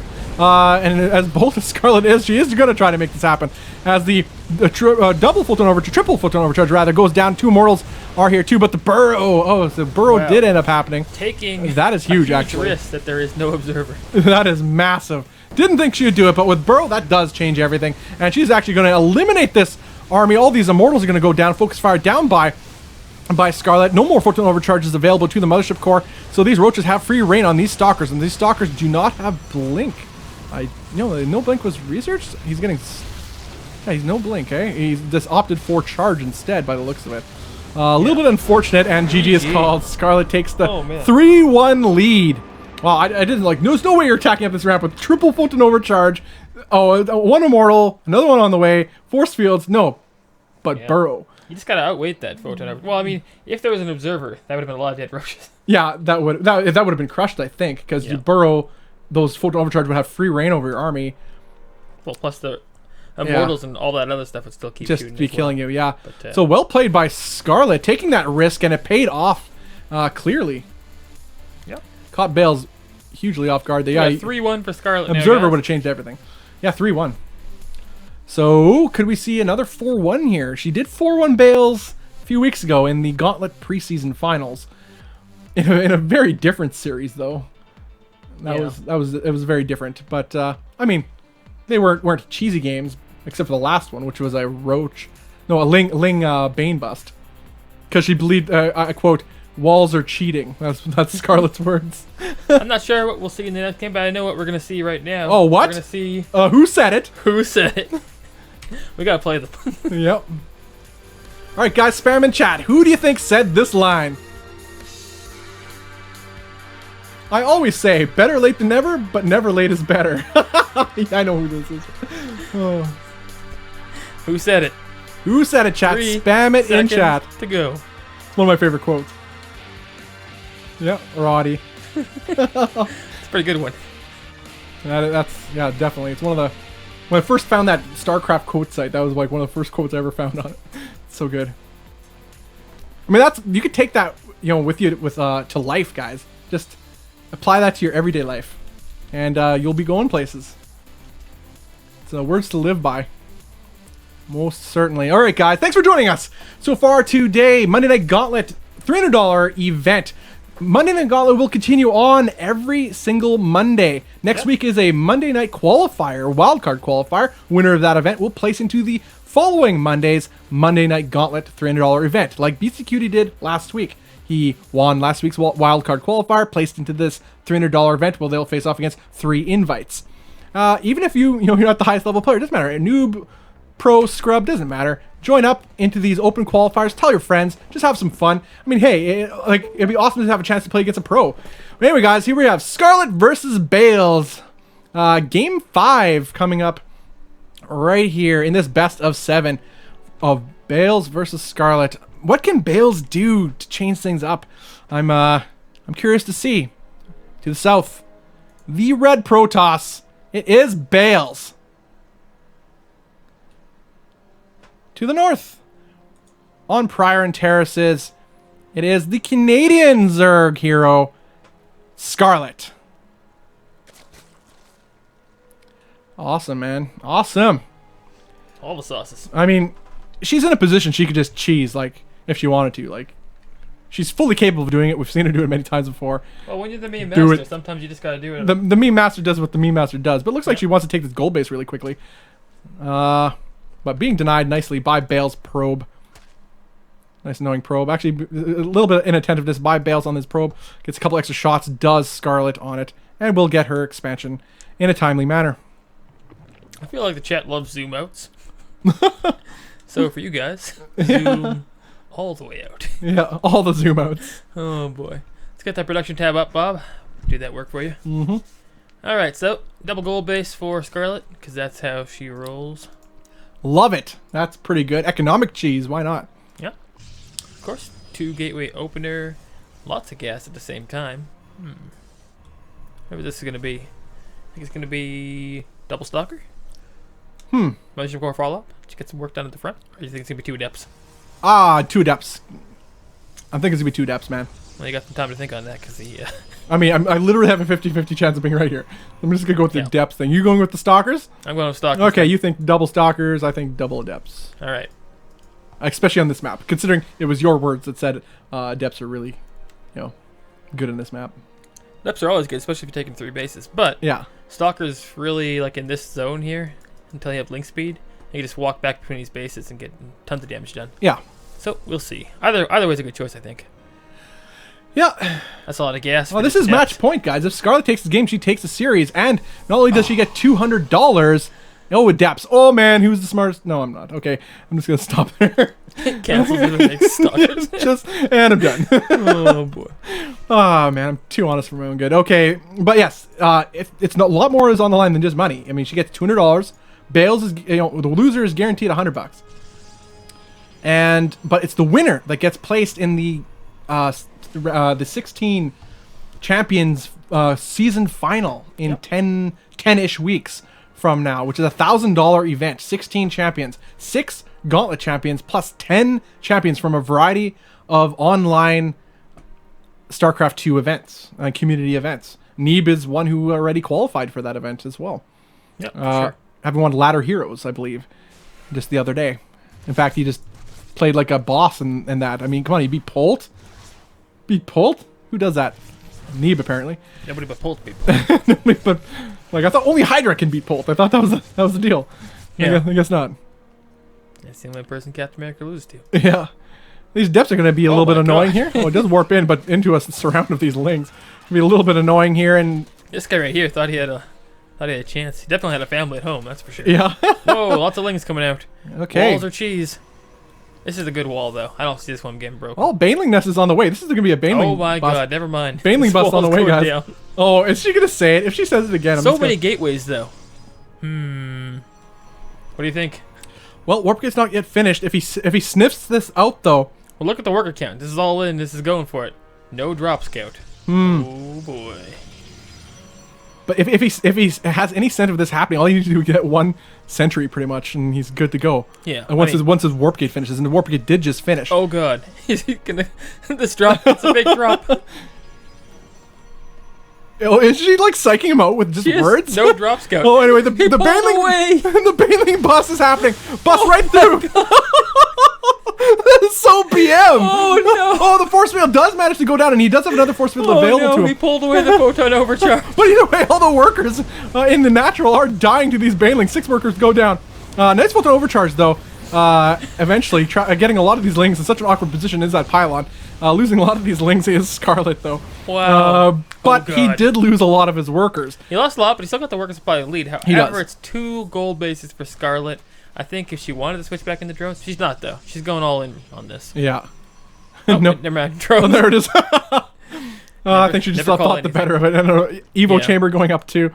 She sent her drones to the gold. Okay, now it's a pretty scary time. She does have map control with all these lings. Whoa. And Bales cannot be too adventurous. Yeah, he does not want to get caught in the middle with these lings. Out there, too. Banelings? Maybe. Maybe. I do a little Baneling hit squad. That's going to be a drop for sure. Yeah, it might be more effective just running them in there. Who knows? But either way, Bales is running towards the center of the map. Going to see what kind of counter pressure he could apply to Scarlet as she has just droned up, getting more Lings out, and Banelings are being morphed in too. Right now, what can Bales has the Mothership Core here too. So if there is a drop in the main base, that could do devastating damage, as there's not a lot there for Bales to deal with except for a warp in perhaps. Yeah, there we go. In the picture we see the Lings being dropped. And but we get a Queen immediately goes down to these Adepts, but Mothership Core was there to rescue these poor Adepts, but kind of needed to do that because he needs to defend back at home. But a couple of these Adepts are caught off in the middle, as action is happening though in the natural gold base of Scarlet, as the work is being put in by these Adepts, and they will shade towards the main base, splitting up the attention of Scarlet. No, they canceled the shade and decide to commit to the natural. Very tricky by Bales. That's one of the tactical advantages that Adepts do have. 10 probes did go down to the 6 drones, and worker count is even. But as you mentioned before, the 2 gold bases are owned by Scarlet. Interesting choice. But she is not mining from one of these, so this could be pretty... He's got to tank the Banelings. He might drop it right into the Banelings, to be honest. That would be a nice move. Whoa, is there going to be a Baneling drop here? I don't know if she has enough. She doesn't have enough, I don't think. No, look at this split too. Look at this pre-split of these Adepts. He knows what's up. The only thing that could really hurt him here is Banelings, and he will get this gold base, so this is a pretty big victory for Bales, as his supply is quite a bit ahead of Scarlet's right now. She does manage to get a nice little surround here with these Lings, but the now extra warp in from Bales is managing to bring him back into this game, doubling the supply. GG's call. Bales takes the game now. 3-2. Scarlet's still leading, but Bale's clawing his way back. Wow. Man, there's a lot of stuff happening. No drop scout, eh? I see you're not scouting the drop there. Yeah. Oh boy. I mean, it was a nice psych out. I mean, that was like, wow. It was pretty good. Sneaky. I mean, just like a ninja, just using all the tools, at your disposal. Why not? StarCraft is a game of minds. Why not play mind games? Yeah. That would not fly in Pro League, but No. no, but hey, good stuff. This is the Monday Night Gauntlet $300 event. This is the finals best of 7. It's 3-2. Scarlet in the lead. Bales is her opponent.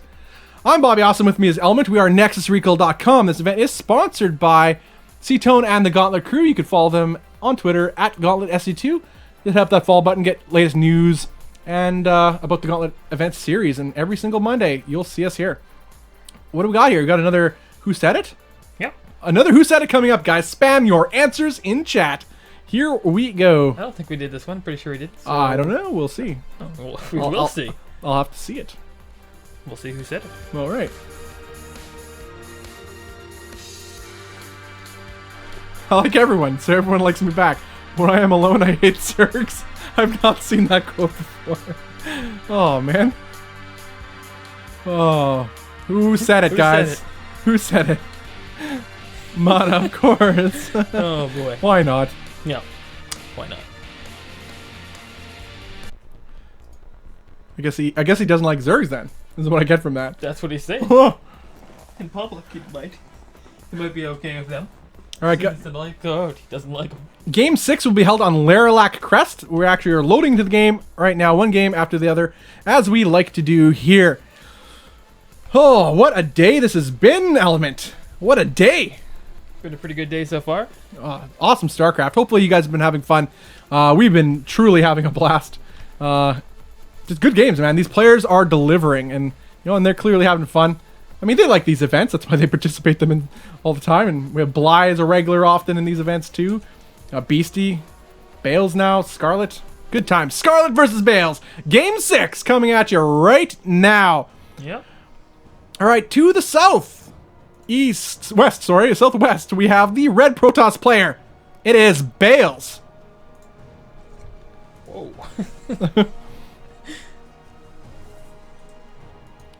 To the southeast side of the map, we have the pink Canadian Zerg. It is Scarlet.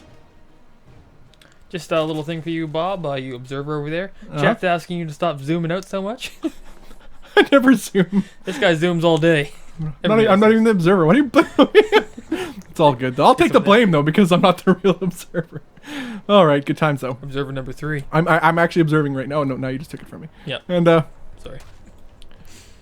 Oh, again, a little song and dance going on at the natural of Scarlet. Oh, this time a pylon going down. Oh, Protoss. jerk. So just take the other base. If he's okay with that.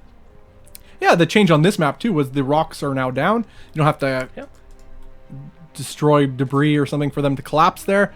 So it makes that base a little bit safer to take because it was a little bit risky. But Bales does cancel that pylon, doesn't let it complete, and the hatch immediately goes down there. Scarlet opting not to take the third, just not in her game plan. I mean, I guess she sees the front early on enough, and maybe she thinks she lost a little bit too much, or is forced into a position she didn't want to be in last time. I'm not sure. Perhaps.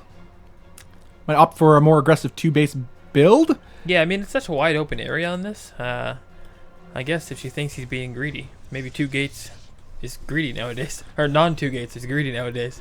Perhaps she might put the pressure on. I wonder how good a Baneling attack, a Baneling Ling-all attack would do here, like she did previously. We'll see.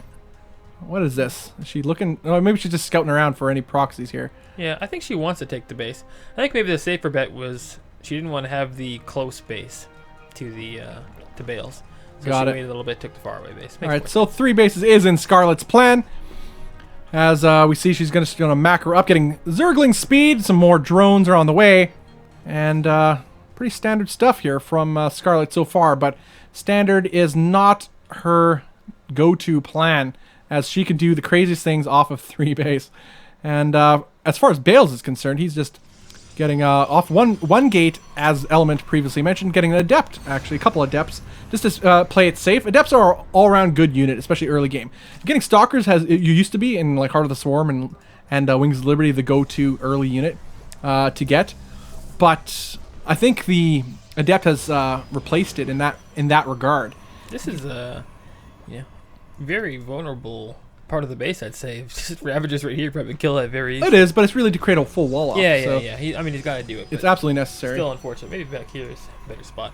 Either way, I believe this was the map where we had that super epic game that went all the way to the end. The last time we saw this. Yeah, you're right. Yeah, I do remember. You're right. Yeah, I think she had a bunch of lurkers here. She finally lost it. Did she win that game or lose that game? I know it came right down to the wire. I don't remember. I just know it was awesome. Or wasn't this the Baneling map? No, I don't even remember. I'm not even going to guess on maps. It's like doing math on air. Well, they played twice. I can't remember these things. They played twice. They did had 2 series then, yeah. That was in the preseason finals, for those of you not following our conversation. Yep. Preseason finals, they faced each other in 2 separate series, Scarlet winning both of them. She won the first series 2-0 and the finals 4-1. Were super fun games. Do check out those VODs. They'll be around, probably on Twitch. Yep. Robo coming in, lots of sentries being made. Wonder what kind of push we're going to see here. Robo and sentries. Huh. A Robo with sentries, eh? I can think of a few things. Actually. So, you're wrong either way. Oh, that's unfortunate. There is no push coming. Unless it's coming from Scarlet. No, Scarlet's getting another gas here. Probably looking to tech more. What kind of tech do you think Scarlet has in order here? Oh, there we go. Double Evo chambers. It's actually... Something was going to be up. More drones on the way, playing it safe, but we have an Immortal on the way. Immortal Sentry. Is Bales really going to do this? This is a bad map for it. I'm just going to go he's doing this really, I think, just for safety. Because he's getting his 3rd base off of this. Might go for a little push. Yeah, no, definitely. I think it's keep safe. You can force field off his ramp and try and come up and overcharge and whatnot. Yeah. But, like, trying to... Unless you can get right in this spot right here, even pushing up this ramp is hard. And this is too wide open for Immortal Sentry, so... And of course, this is not the game for it. No. Yeah. Yeah, all is on the line here, guys. Well, this series is fairly close, all things considered. 3-2 so far. Bales could still take this game and take the whole thing. You never know. This guy is a solid player. I mean, that's the only way to put it. He's not overly tricky. He's not overly My goodness. Aggressive. Okay, turning back. No, wow, he's going for this. Is this a real unit? Or is this a fake unit? No, well, he's right now just going to poke ahead here, it looks like. Yeah, but Scarlet doesn't really see much of this happening yet. And if he gets into this position, If he gets up the ramp, even that would be GG. Oh, that no, I don't know. Well, that'd be pretty harsh though. I think ultimately. There's no vision of it though. There's zero vision. Oh, great! And she's still droning up. Like 8 drones are on the way, 8 lings are on the way, but the lings aren't going to do anything. Whereas this many sentries. No, there are roaches out. They're up here. Yeah. But she's taking a 4th. But she doesn't see this. But then they're way out of position. Yeah, he is going to get up this ramp. Then again, he has no reinforcements. He does have the option of recalling back home should he choose to. Out, but there's going to be a warp prism in there if he wants. Oh, he's just going to walk right up the ramp. The force field that for days. Going to do some sort of damage here in the main base of Scarlet. As a lot of these workers are going to be largely forfeit. What is he going to... Oh, and then my Ravagers. Well, Ravagers change everything. Force fields do not stop Ravagers. The force fields will only delay them ever so... Oh, her Ravagers hitting themselves in the face. Right to the face. She'll kill this hatch, or he'll kill this hatch. He won't get many of the workers, or any of them, really. Well, he will kill... He'll kill this hatch, right? It's going to be pretty close. Whoa. We've seen Scarlet pull off miracles for protecting her hatches. And I think she might just do just that as these Ravagers push up into our main base to defend. And is it going to be a recall? He needs a recall. No, he's got to kill his hatch. Oh my god! Oh no! You hucked it. But the Biles almost got it even. That's Huck did that in a LAN event once before. I've definitely seen Huck do that before. It was like with 1 health or something. Health. One more Molder shot and that's dead. Oh no! The Immortal! He's coming back to finish it off. There's nothing she can do to stop this. No, this is done. This hatch is dead. Bam! Complete the job. Oh my god! I'm here, guys. Sorry, I was a little bit. Just checking back in. Woke up a bit late. Yeah. Oh wow! Now that hurts Scarlet quite a lot, but she does have a 4th base up too. It is not mining, but it is complete. So should she want to mate her workers that way, she indeed could do so. Yeah, and at very little economic cost overall. I don't feel that was too huge because he invested quite a bit into that early on, making just sentries and whatnot. But this next push. Well, both players are on 3 bases. Let's see, the 4th base, which is I guess the main base, being rebuilt for Scarlet. She has fairly good upgrades, so she already has 1/1, +1 attacks, halfway done. So she fought right now. She'd be in a pretty good position, I think. Yeah, and she's starting to produce Hydralisks. Hydralisks are on the way, and Hydralisks, in conjunction with this Ling Roach Ravager composition, will tear apart a gateway heavy composition, especially with no splash damage here. And now we have Bale's starting to do a warp in here in the main base, but actually well prepared is Scarlet.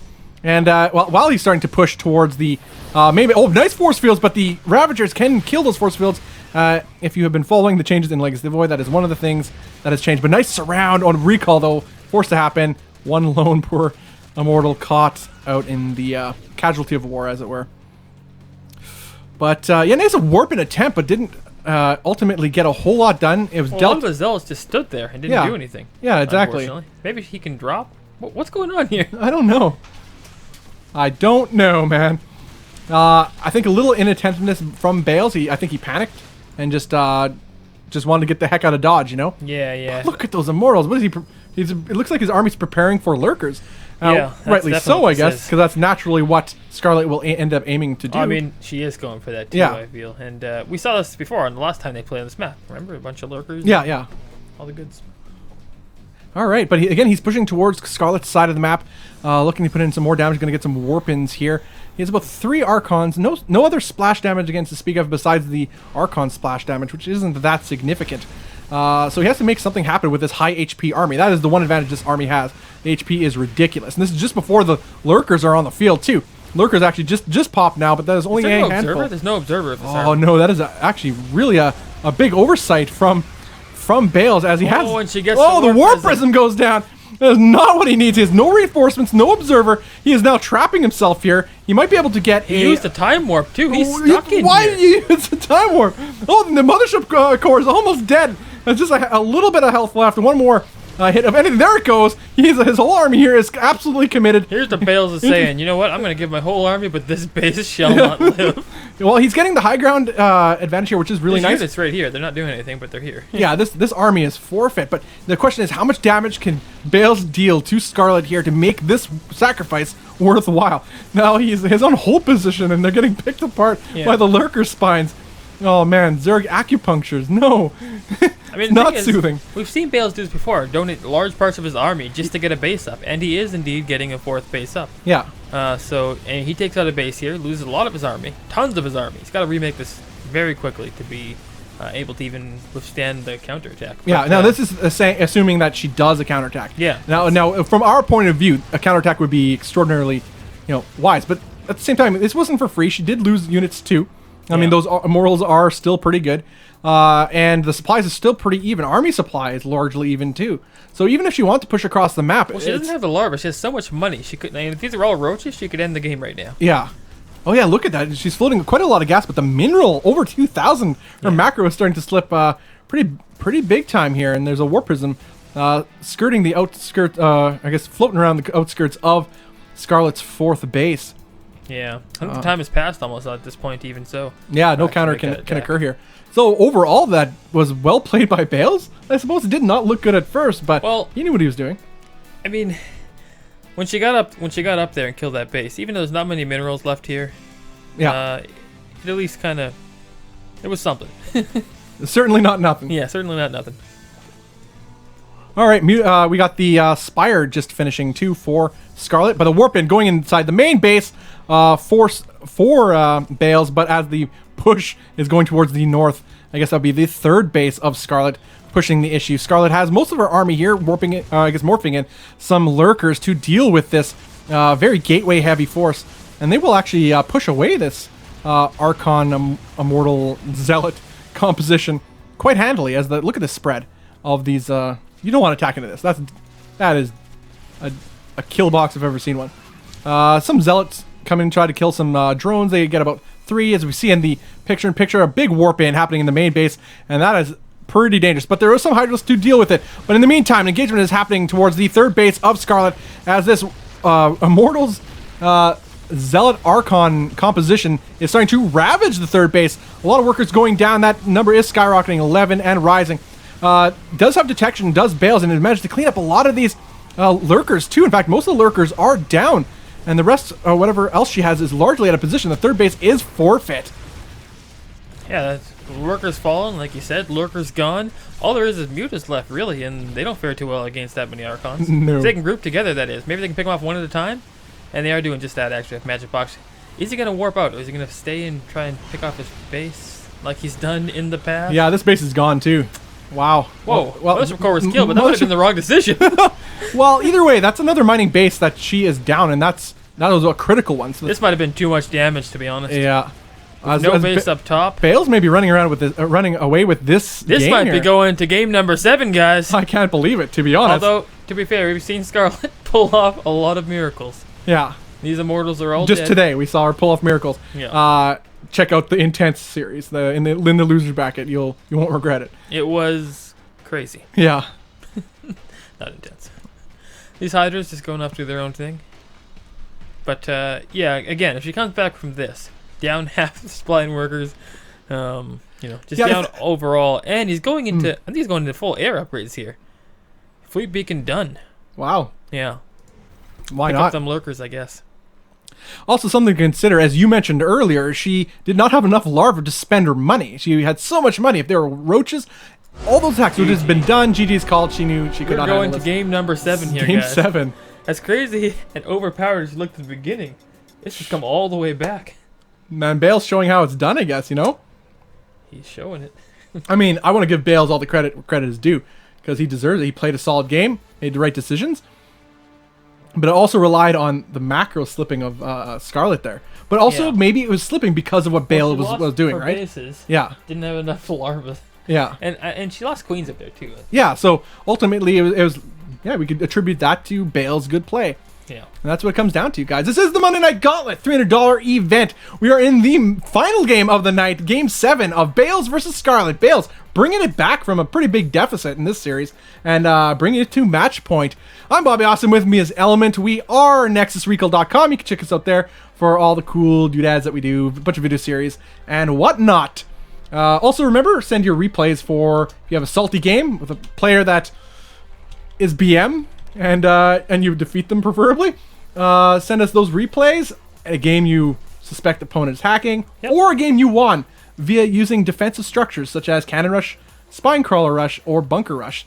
Send us all those replays at sc2replays@outlook.com. That is sc2replays@outlook.com or facebook.com/Nexus Recall. One more thing, too, before we get into this final match here.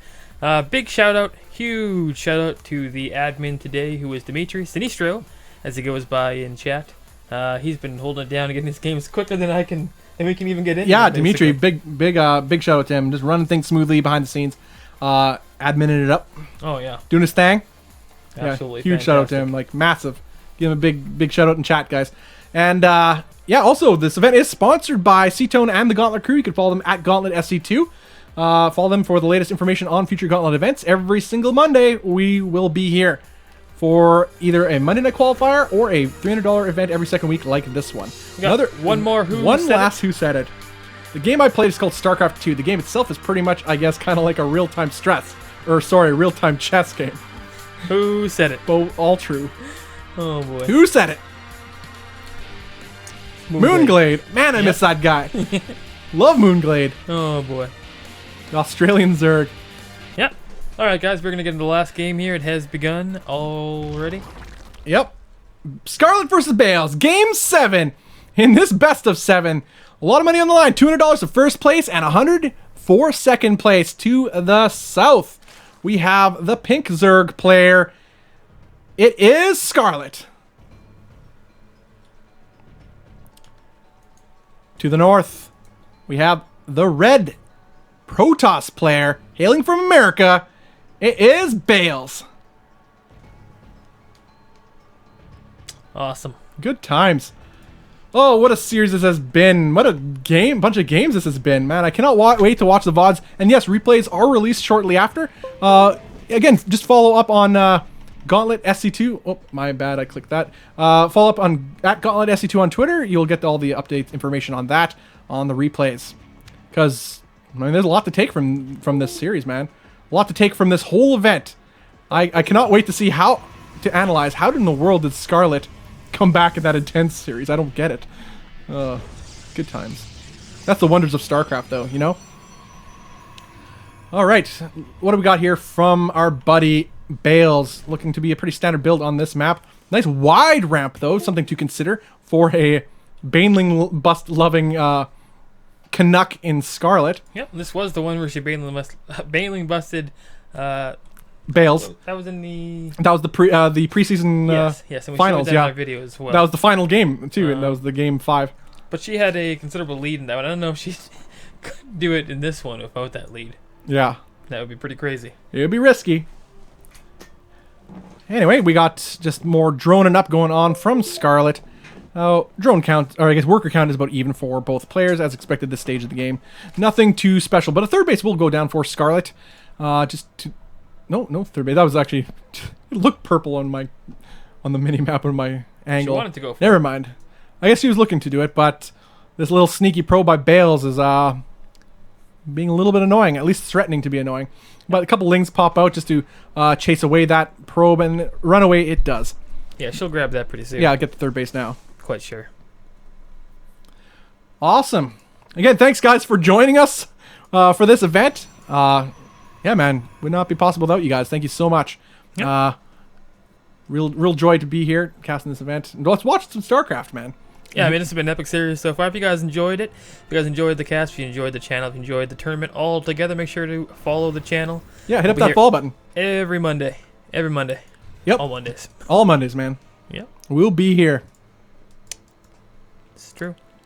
What do we got going on here, Bob? Oh, that is a mothership core.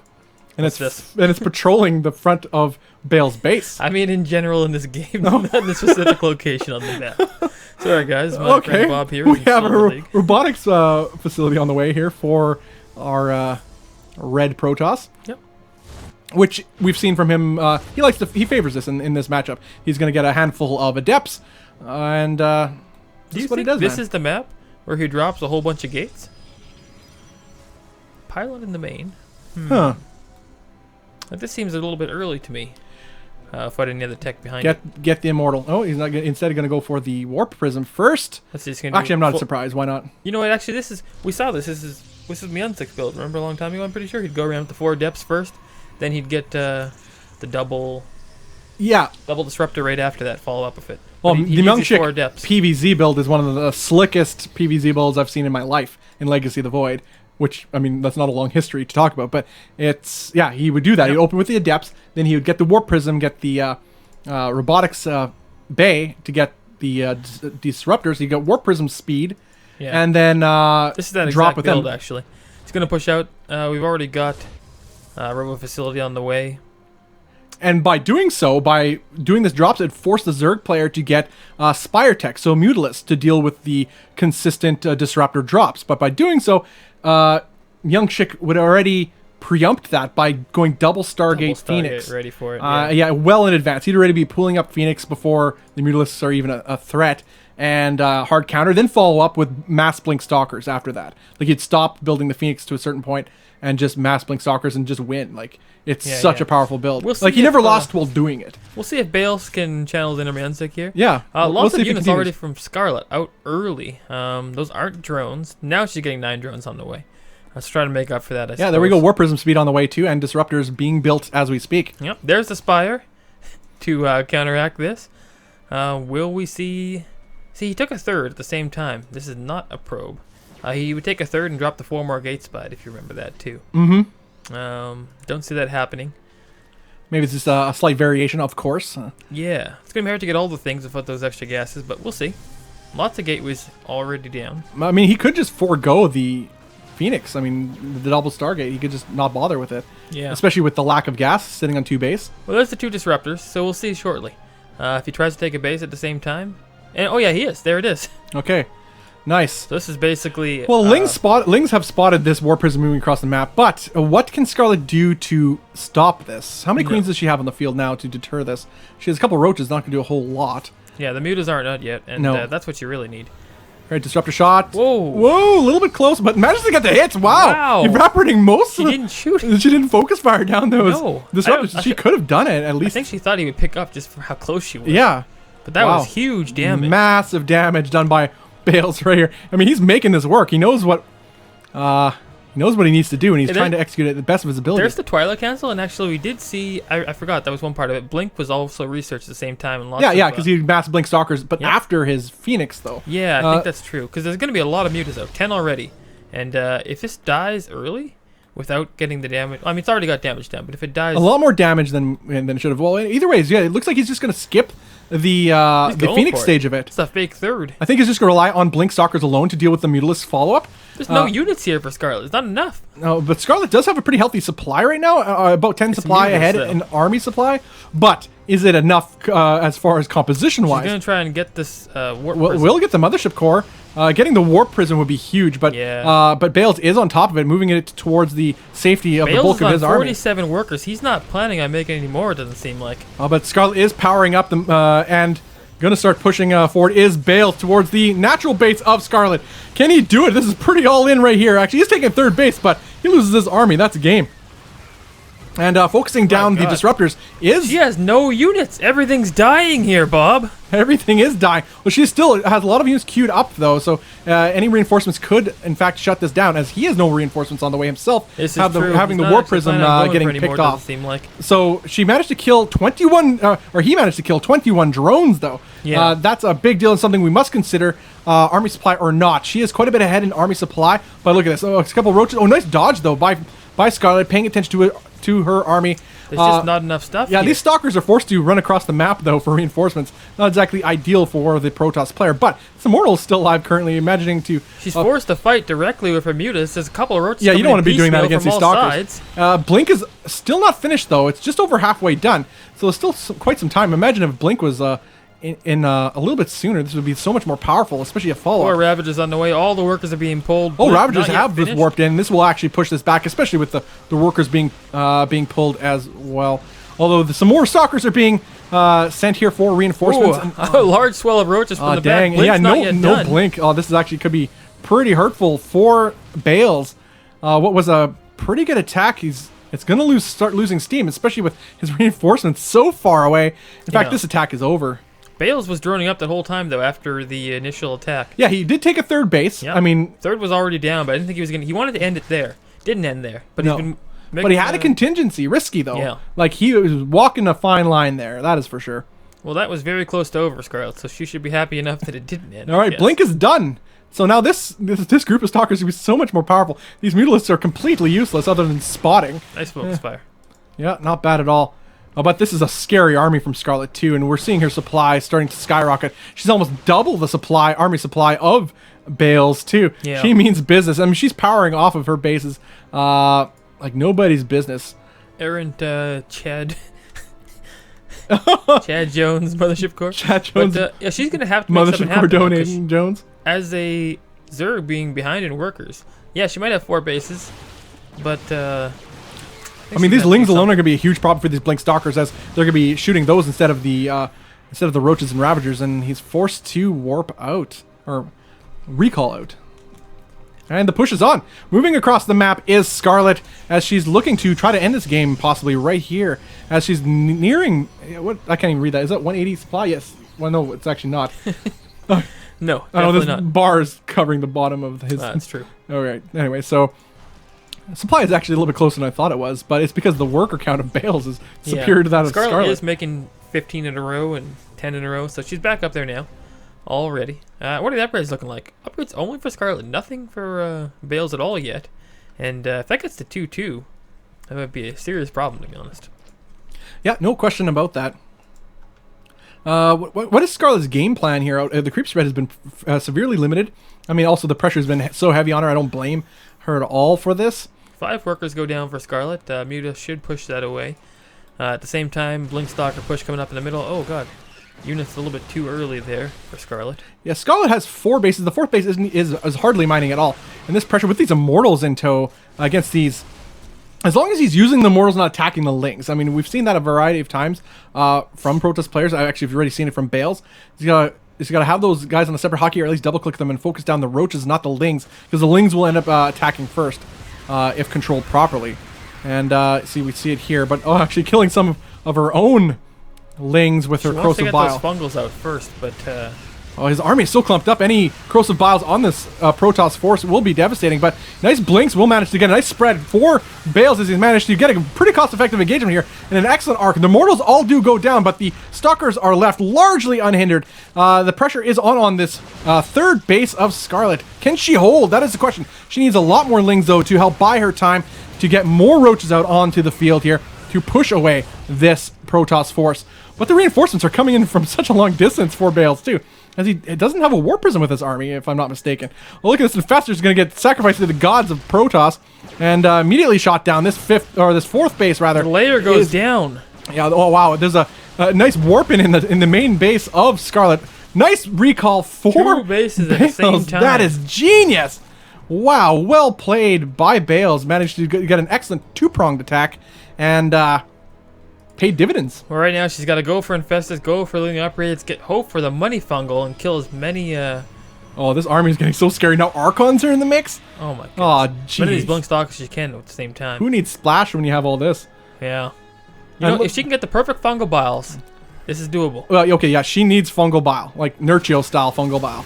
Right now the warning shot across the bow, Corrosive Biles go down. Now the engagement is going to occur right in the middle of the map too. Nice surround here by Bales overall, especially with the Blink Stalkers available. Nice Corrosive Biles on most of these Stalkers, but still the numbers are so large. Some Ling reinforcements are going to push back these Stalkers, but the numbers are just too much in favor of Bales. Again, Scarlet's folding tons of money. She just didn't have the production to handle all of it. Oh my gosh, look at all that money. That's Bales is pressing in. Excellent play by Bales. He does not care about the creep. splits are perfect. Oh wow, excellent. Gets punched in the face The there a blinks little are bit. perfect. The workers are being pulled. Oh, I'm on dire situation for Scarlet right now, as it is do or die, All and the Bales biles knows what's miss. up. Everything The is Mothership Core dying. will fall.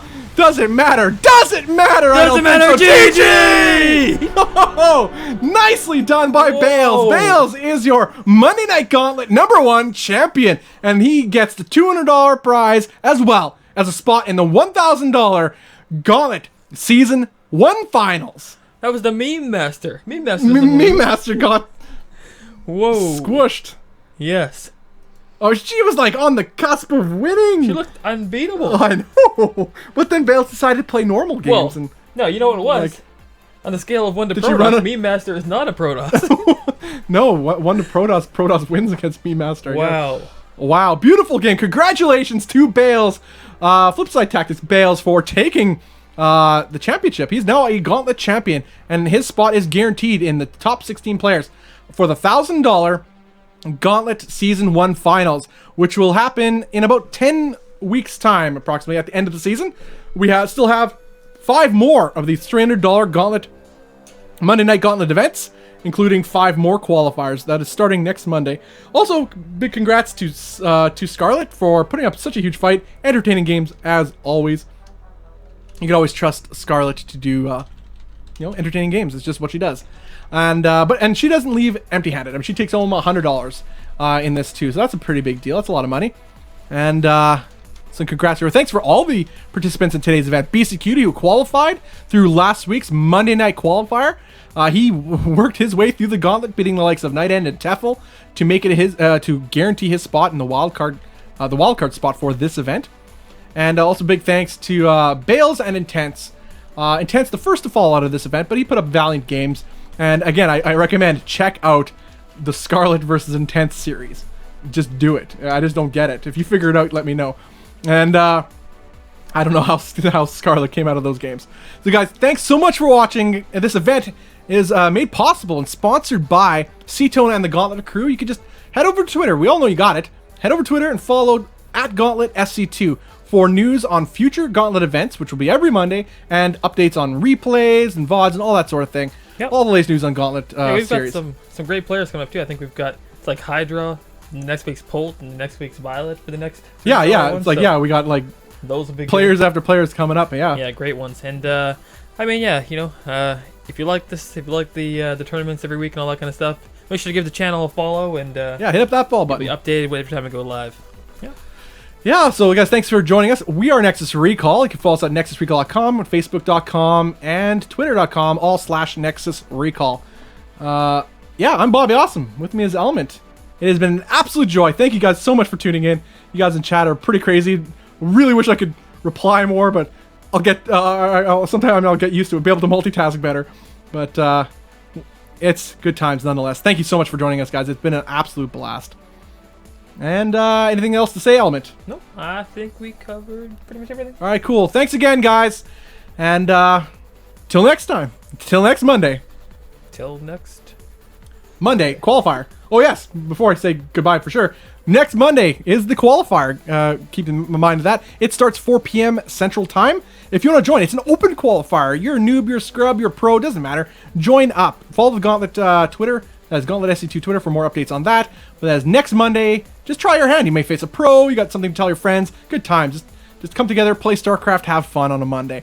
And open qualifier, the winner of that event will win the wildcard spot for the following week. So that is March 7th, the Monday Night Qualifier, open qualifier. Followed up the week after, Monday Night Gauntlet, $300 event on March 14th, where 4 players will battle it out, 1 winner from the wildcard qualifier, and then 3 invites. So here's the bracket, and give you guys a little sense of what happened today. What crazy games today. And but yeah, that is all for us. We're gonna be signing out, guys, and seriously, thank you so much for tuning in. Yep. Till next time. Later.